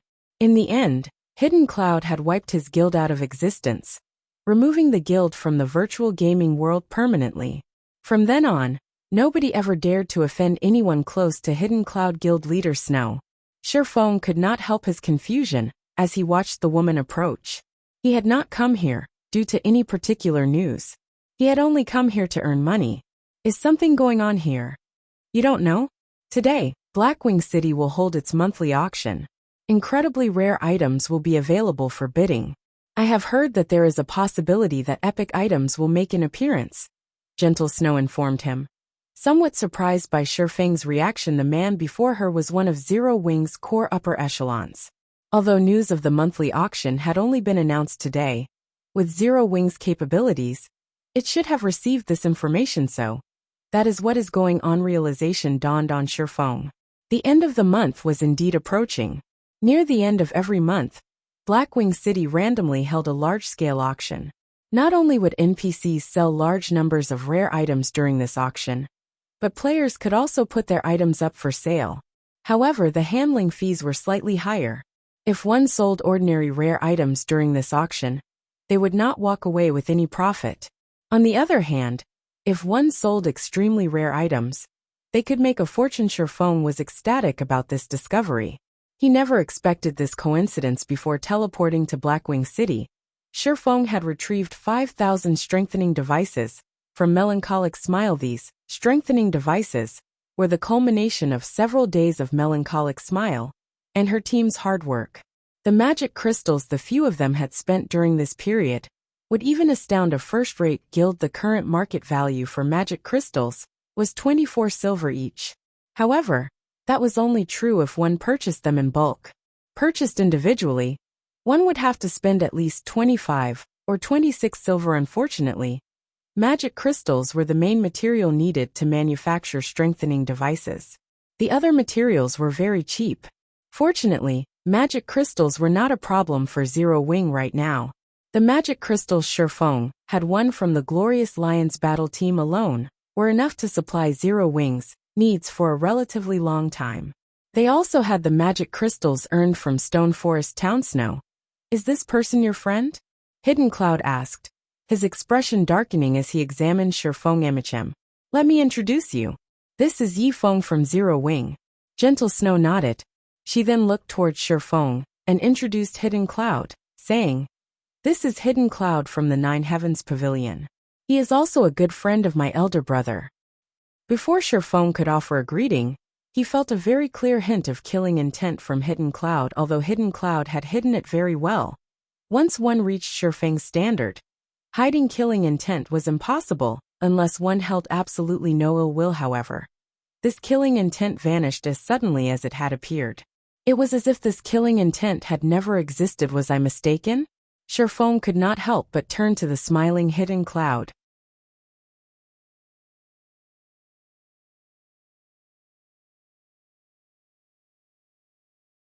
Chapter 830, Beginning of Fame. So you're the rumored Yifeng.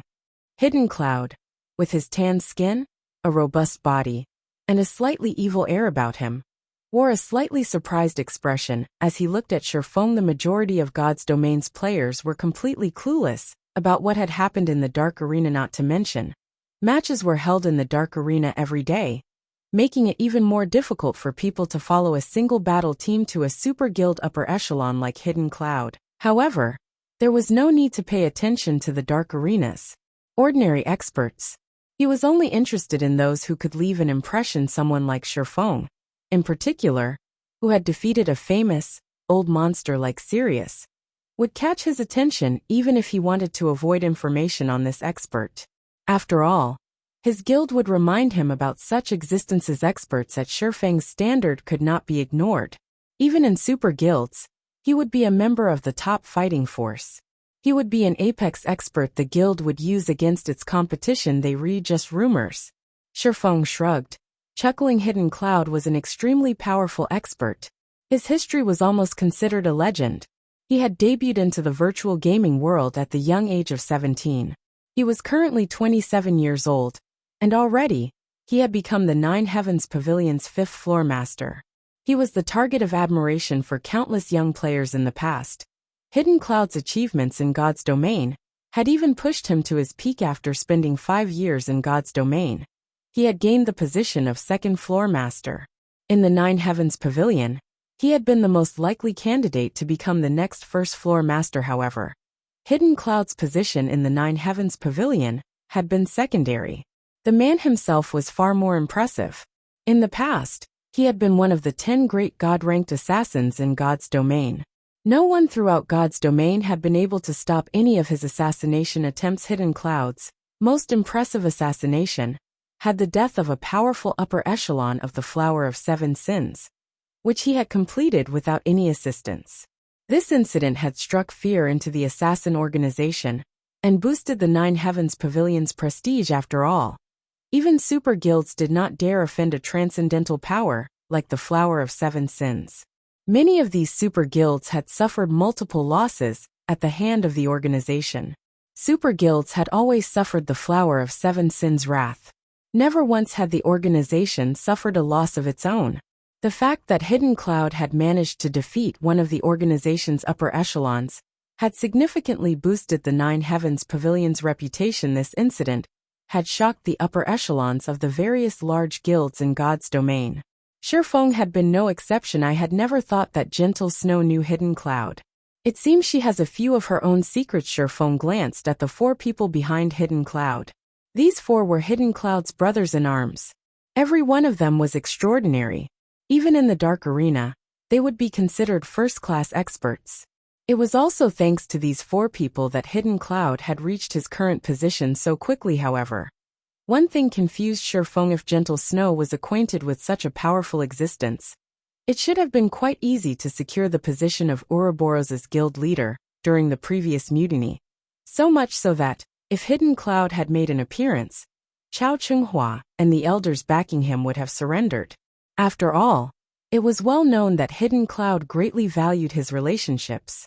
He had even extinguished a large guild just to help a brother earn a woman's affections, judging by Gentle Snow's tone and expression when she spoke to Hidden Cloud. Her brother should have a very close relationship with this man.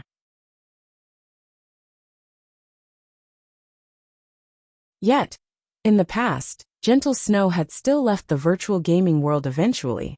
This was truly a mystery. While Shifeng pondered this riddle, Gentle Snow turned Shifeng and smiled, saying, "Since you've only just learned about this, you most likely haven't purchased an entry ticket, right? If you line up now, the tickets will probably sell out before you get one. Why don't you join us? You will regret it if you miss out on the auction." The Blackwing auction house had organized the auction suddenly this time, and many guilds had rushed to purchase entry tickets the moment they heard the news. Now that the auction would begin soon, it was most likely be impossible for Shifeng to get his hands on a ticket. Shifeng had helped her earn a fortune in the dark arena. She had significantly increased Ouroboros's liquid assets because of it. Although Shifeng did not know that, Gentle Snow still thought that she should return the favor.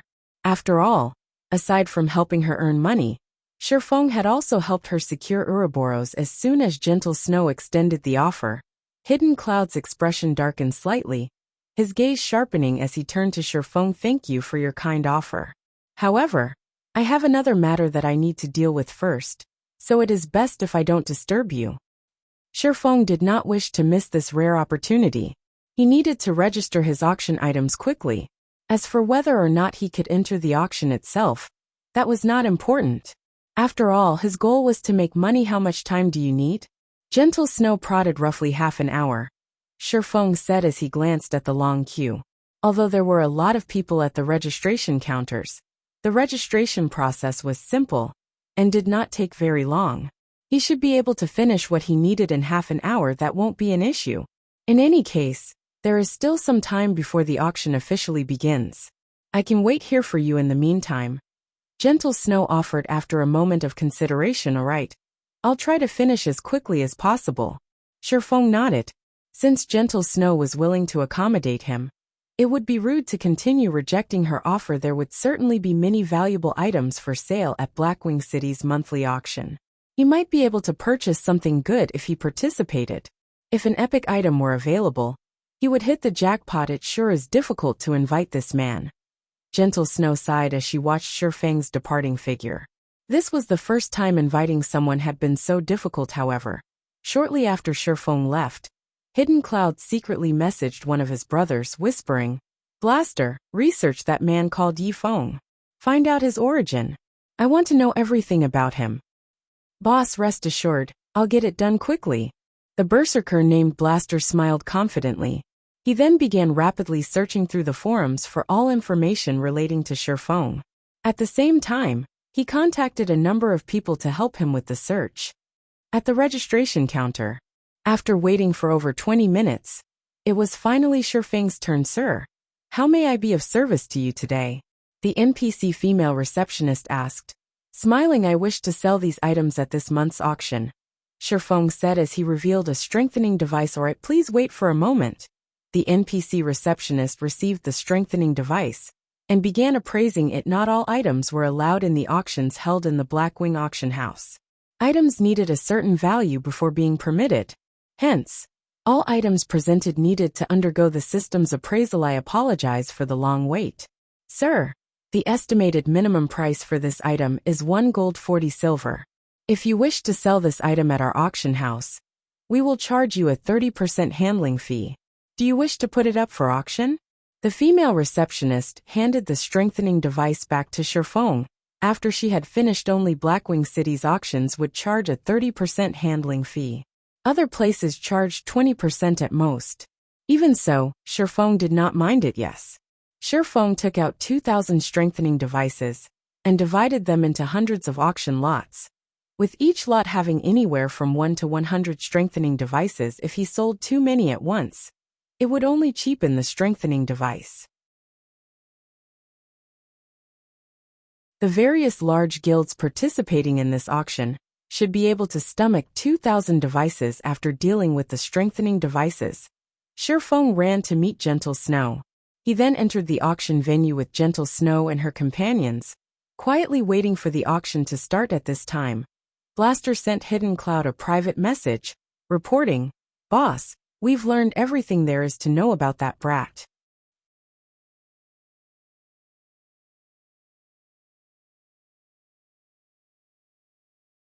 Chapter 831 Great Disturbance.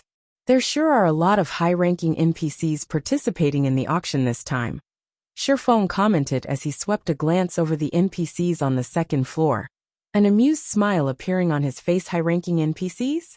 At Shifeng's comment, Gentle Snow turned to the second floor. Indeed, there were quite a number of NPCs present. But isn't it normal for high-ranking NPCs to participate in the Blackwing auction house? This was not her first time attending an auction in the Blackwing auction house. She had even attended high-ranking auctions before. Players were not the only ones to compete over items up for auction. NPCs similarly contested over the items. However, after some of her own research, Gentle Snow more or less understood these NPCs' function. These NPCs were here to make sure items were sold at an appropriate price. If the price players offered was too low, these NPCs would join the bidding. They would not let players take advantage of the system at such a large auction. It was natural that more NPCs would join. However, when players tried to purchase an item, as long as the price they offered was higher than the item's actual value, these NPCs would automatically relent and end their bidding in response. Shifeng smiled and nodded, saying, "It is very normal. Only I've never seen so many powerful NPCs attend at the same time, so I'm slightly surprised." "TCH, what about these NPCs is surprising?" Blaster commented disdainfully. The others nodded in agreement, scorn flashing in their eyes as they looked at Shifeng. Initially, they had thought that Shifeng was one of God's domain's apex experts.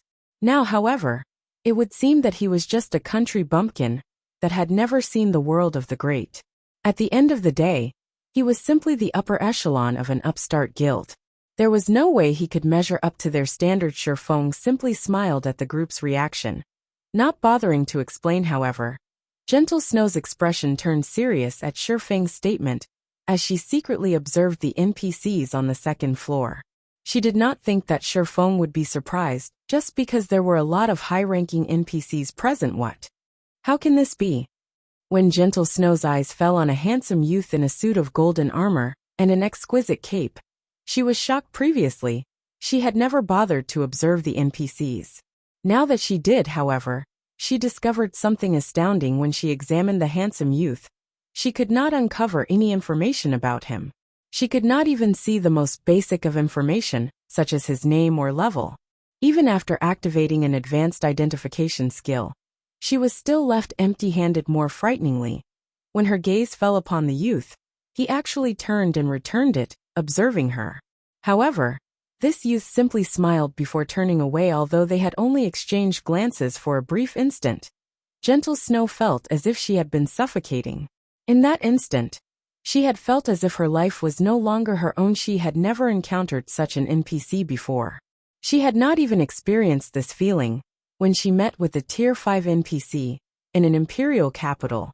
Tier 5 NPCs were considered top-class individuals, even in an empire. Players could not encounter them casually. She had only met one due to a special quest. Moreover, there were also over a dozen Tier 5 NPCs on the second floor. Even if one added together the Tier 5 NPCs in an empire, there would be fewer than those that were here now.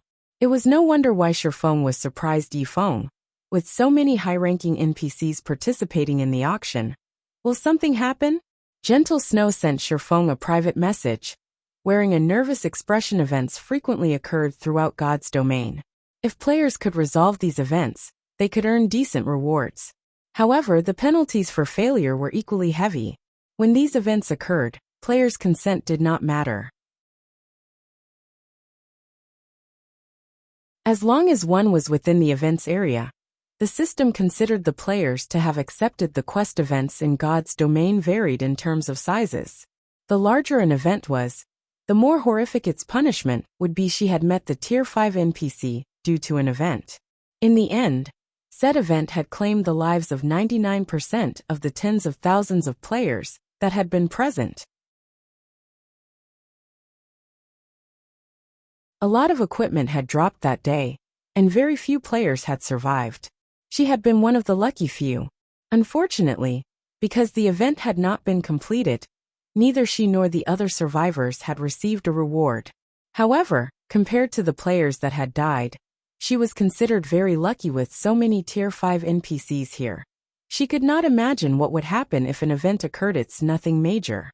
Based on what I have learned, one can determine the value of the items that will be up for auction by the number of high-ranking NPCs that participate. The more NPCs that attend an auction, the more valuable the items will be that appear in said auction. Ordinary items wouldn't attract these hidden dragons, Shifeng explained. He could tell what Gentle Snow was worried about. So that's the case. It's no wonder why you would check the second floor. Gentle Snow finally understood. Her tense mood began to vanish. However, Shifeng had hidden one truth from the Snow Goddess: more high-ranking NPCs joined an auction when there were more risks. It was especially true when an NPC like that mysterious young man attended God's domain. Was not a game that let players have their way easily during the game's initial stages. Conflict was limited to players. However, as players reached higher levels, the game would gradually introduce a new type of conflict. The conflict between players and NPCs. In the past, a powerful NPC had even robbed Shifeng. Hence, money wasn't the only thing necessary to purchase an item from the Blackwing auction house. It was a simple matter if one purchased an item from another player. However, if one purchased an item sold by an NPC, they would have to stay on guard. One might win the bidding for an extremely precious item, but keeping the item would depend on their ability. While Gentle Snow and Shifeng conversed in secret, the auction had officially begun. Above the auction stage, a beautiful female NPC, wearing a white evening gown, approached the stage as the auction's hostess. However, as soon as everyone noticed this beautiful, curvaceous NPC, their jaws dropped in shock. This NPC beauty was a level 220, Tier 4 Great Wizard. In any city, she would be an Overlord-level NPC. However, such an existence had actually been tasked to host this auction. Everyone marveled at Blackwing City's wealth and influence while the various players struggled with their days. The first auction item appeared before them. After examining the item's information, these players were thrown back into their stupor. The item was a golden tablet, radiating a purple-gold glow. Complex runes and images had been carved into the metal. With a glance, it was obvious that this tablet was anything but ordinary, a secret technique. Damn, this can't be real, right? The system is so generous to sell something like this at the very beginning. Our guild must have that. We had been right to join the Blackwing auction this time. Notify the others, and tell them to purchase coins immediately. Buy as many as you can. We cannot let other guilds obtain this. Ordinary large guilds were completely clueless about the excitement that tore through the crowd. However, various super guilds and super first-rate guilds were thrown into chaos. These representatives eyed the golden tablet like ravenous wolves. Blaster. Notify the guild elders immediately. Tell them to send as much money as they can as quickly as possible. Hidden Cloud shouted, excitement coloring his face. I understand. Not daring to delay, Blaster rushed out of the auction house and rapidly contacted the Nine Heavens Pavilion's elders.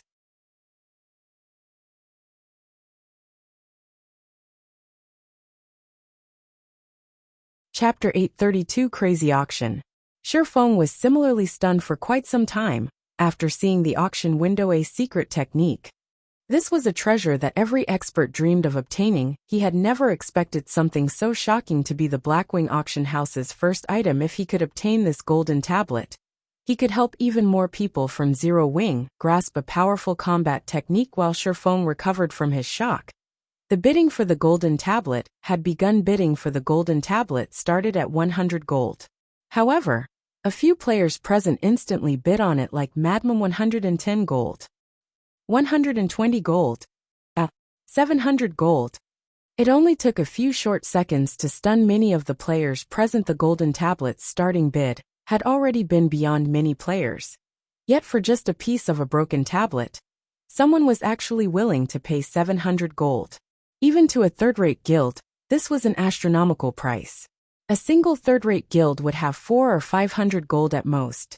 Only second-rate guilds and above could afford such a price. Second-rate guilds, however, unless they had lost their minds, would not spend all their liquid funds on an unknown tablet piece. Suddenly, Hidden Cloud shouted, 1,000 gold. This tablet belongs to the Nine Heavens Pavilion. Once again, many players were dumbfounded. They had never expected a super guild like Nine Heavens Pavilion to be so insane as to willingly spend 1,000 gold on the golden tablet. Such big words. Do you think this item belongs to your family or something? A female elementalist with an exquisite body laughed pompously. 1,500 gold. Quiet Melody, what's the point of fighting it? Do you really think the sacred temple can compete with the Nine Heavens Pavilion? Hidden Cloud laughed. He then raised the bid, saying, 1,600 gold. To develop the guild, the sacred temple had recently spent a lot of coins to purchase land and magic crystals. Hence, the temple should be running low. It could not compete with the Nine Heavens Pavilion's financial strength right now. Of course, he had two goals in mind with his comment. First, he wanted Quiet Melody to retreat, while his second goal was to buy time. Hidden Cloud had not intended to pay much attention to the auction. He was mainly here to accompany Gentle Snow. Hence, he had not brought a lot of money with him. After pooling the money he and his companions had brought, they only had around 2,000 gold or so. If this were a normal auction, that would be more than enough. They could even purchase a piece of epic equipment now. However, it was most likely not enough to win the golden tablet after all. That tablet was far more valuable than any single epic item. Currently, God's Domain's various super guilds searched for these tablets frantically. Yet after investing so many resources and manpower, they had not found any clues leading to these items. There were no set patterns to acquiring these items. It was purely based on luck. Now that this tablet had appeared, he would spend more than 10,000 gold if he could purchase the golden tablet. Much less several thousand. This item was like God's Domain's golden lands. Not only was it unique, but its value would also grow in the future. One could only encounter a treasure like this, not find one. However, his guild needed time to collect the required money. This made Hidden Cloud somewhat anxious. I never thought that the famous Hidden Cloud would be so arrogant. Quiet Melody covered her mouth with the back of her hand and laughed. Her laughter mesmerized many of the male players in the auction venue. It seems you really don't have much money on hand right now. Well then, I'll gladly buy this golden tablet on your behalf. 3,000 gold. The entire venue suddenly fell silent. The various guild representatives and the many independent players could not believe what they had just heard. 3,000 gold. With that much money, one could buy an ordinary plot of land in an imperial capital. Even to super guilds, this was a large sum of money, yet someone was willing to spend it on a piece of a broken tablet. This was insane. Just what kind of item is this? Gentle Snow was astounded when she heard Quiet Melody's bid. As expected of the Sacred Temple's Vice Temple Master, Sherfong, on the other hand, silently praised the beautiful Quiet Melody. He had not expected the woman to see through Hidden Cloud's troubles with just a glance and act on it while bidding for an item in a Blackwing auction. The item would be sold to the highest bidder once a period of time passed, without a competing bid. Moreover, if one did not have enough money on hand, they would not be able to bid. Hidden Cloud's expression instantly soured when he noticed that his ploy had backfired. 3,000 gold was already far beyond his limit. If he had not provoked Quiet Melody and had gradually increased the bid, he could have earned some time for his guild to send more money. Now, however, he had lost the opportunity. Snow, how much money do you have with you? Lend it all to me. I'll pay you back with 10%. No, 20% interest later. How about it? Hidden Cloud asked anxiously. This. Gentle Snow hesitated. Although she did not know the golden tablet's function, she could not outbid a super guild. However, her goal in coming here was to buy some items that were useful to her guild. If she lent all of her money to Hidden Cloud, it would be difficult to purchase the items she needed.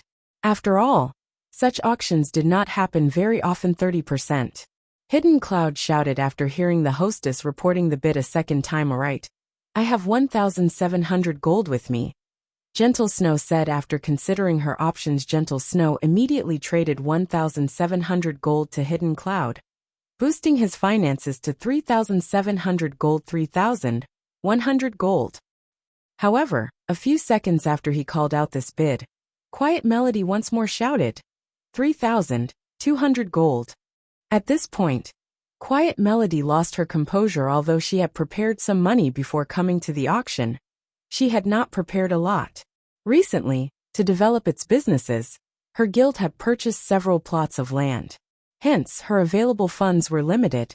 For this auction, she had only brought 3,500 gold. After Quiet Melody placed her bid, the other members of the sacred temple began to borrow money from other participants. However, a crisp sound echoed throughout the venue. 3,500 gold. Everyone immediately turned their gazes towards the new voice, discovering a beautiful young woman of similarly extraordinary origins. Phoenix Rain. Hidden Cloud glared at the smiling Phoenix Rain, who sat in the back row on the first floor. I am truly sorry, but the Dragon Phoenix Pavilion has set its sights on this item as well, Phoenix Rain said, smiling softly. Recently, she had made a huge fortune in the Dark Arena. Although she had already spent some of that fortune, for this auction, she had brought 4,000 gold with her. It was also obvious that both Hidden Cloud and Quiet Melody were reaching their limits. Hence, she had more than enough to obtain the golden tablet. 3,700 gold. Hidden Cloud yelled out his final bid. At the same time, he secretly sent a message to Blaster, demanding, Blaster, is the money not here yet? Boss, they're still in the process of collecting money right now. They've already mailed some of it to me, but I'll need to wait for another minute to receive it. Blaster was also jittery. However, the process of sending money in God's domain was not instantaneous. There was a short transfer time. 3,800 gold. Phoenix Rain increased the bid by 100 gold without hesitation. Both Hidden Cloud and Quiet Melody frantically tried to borrow money. However, borrowing such a large sum in such a short time was easier said than done. And yet, after Phoenix Rain had announced her bid, Shifeng motioned towards the hostess and said, 4,000 gold.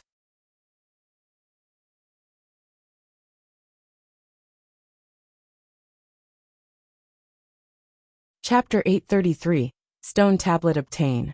Yifeng? Phoenix Rain's mouth twitched slightly when she saw Shifeng suddenly raise his hand. She hadn't expected him to be here. Moreover, he had placed such a high bid. This placed her in a somewhat awkward position. She only had around 4,000 gold on hand. It would be difficult for her to continue bidding. However, Phoenix Rain's surprise was minor compared to the shock everyone else in the venue felt.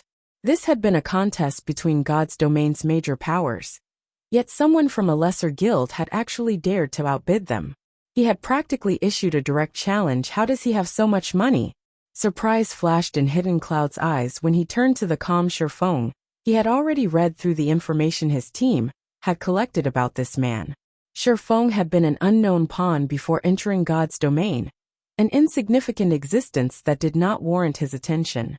However, after joining God's domain, Shifeng had begun to shine. During the game's early stages, he had only been well known in a town. Afterward, he had vanished from the public. The next time he appeared and displayed his strength was when he had helped Gentle Snow. Not only had he defeated Soaring Snake, one of Ouroboros's top experts, but he also helped Gentle Snow become the guild leader of Ouroboros. However, the match against Sirius in the Dark Arena had truly earned him fame. Nevertheless, compared to Hidden Cloud, Shifeng was still insignificant. Even if the swordsmen were more powerful, at the end of the day, he was merely the upper echelon of a small guild. A small guild could never compete with the Nine Heavens Pavilion. The resources each guild commanded were on entirely different levels yet.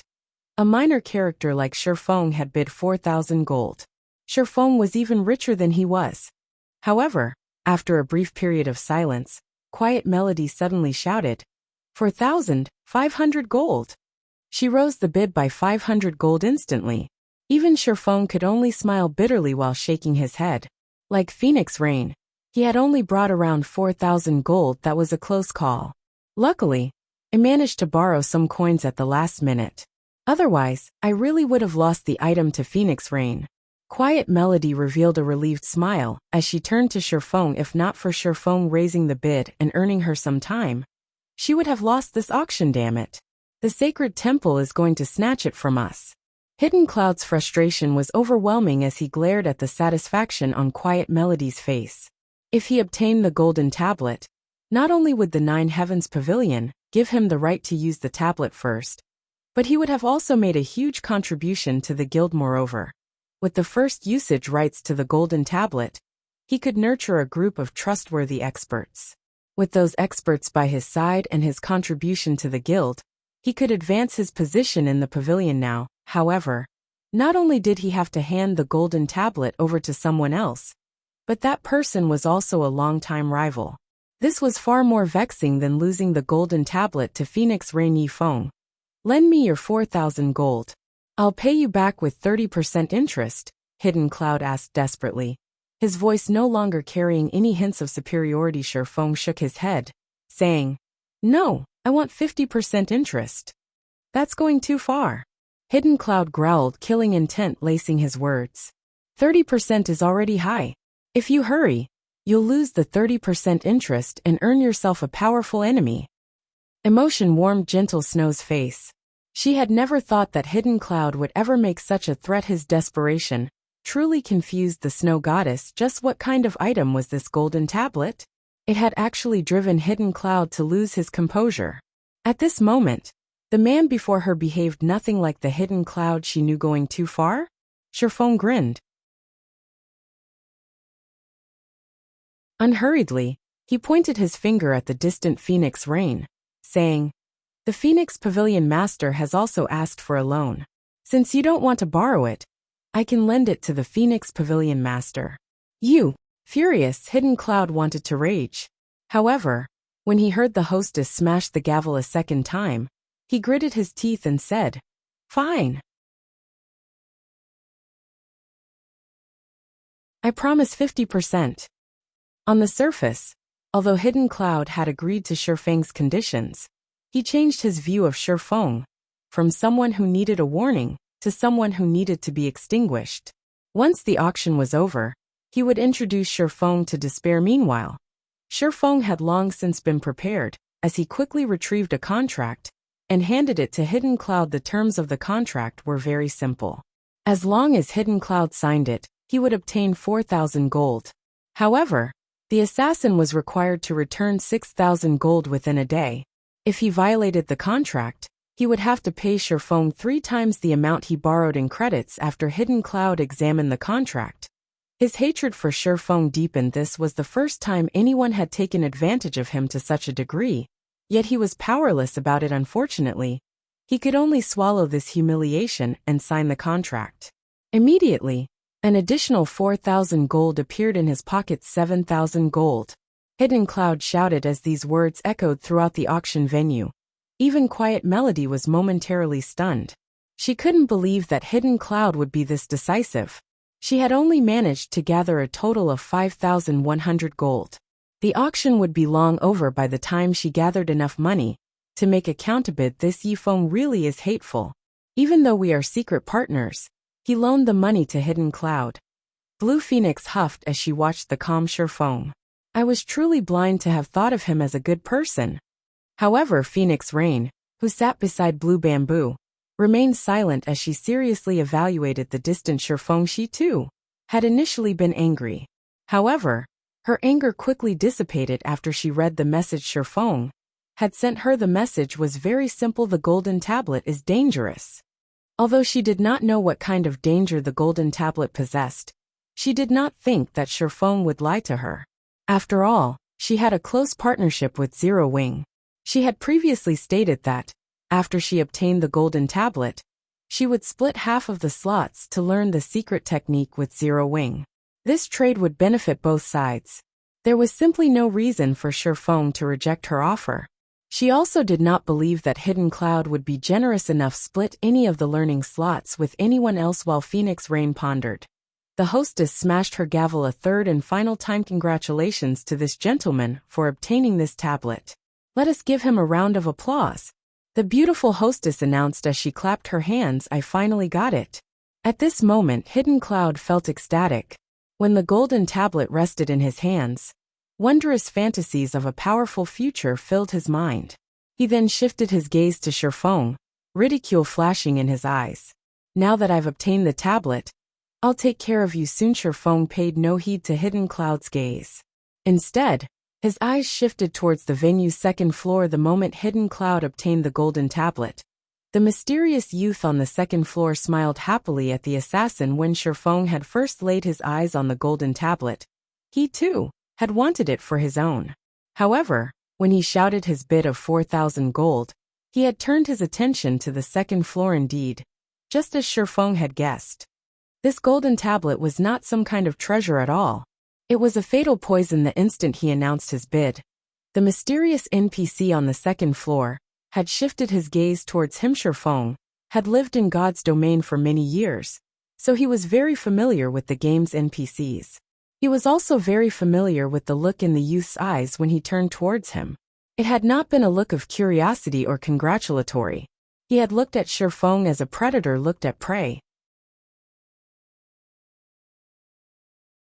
Since the golden tablet was the youth's apparent target, Shifeng had dropped out of the foolish competition for it. After the first auction item sold, the venue's atmosphere grew heated.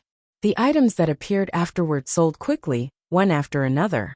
However, none of these items caught Shifeng's attention. Ladies and gentlemen, the next auction item is a precious tool in God's domain.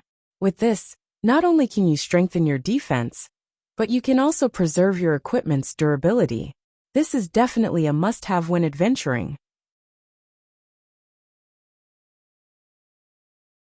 The female hostess then presented the attributes of the strengthening device. When the players in the venue saw the strengthening device's attributes, they were flabbergasted, and a passionate flame began to burn in their eyes. You're tuning in to the Li Mei's Wuxia Whispers YouTube channel.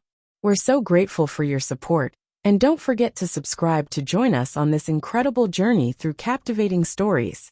Your generosity through donations truly makes a world of difference, as it's the primary source of revenue that allows me to expand and enhance this channel for you. Thank you from the bottom of my heart for being a part of this adventure.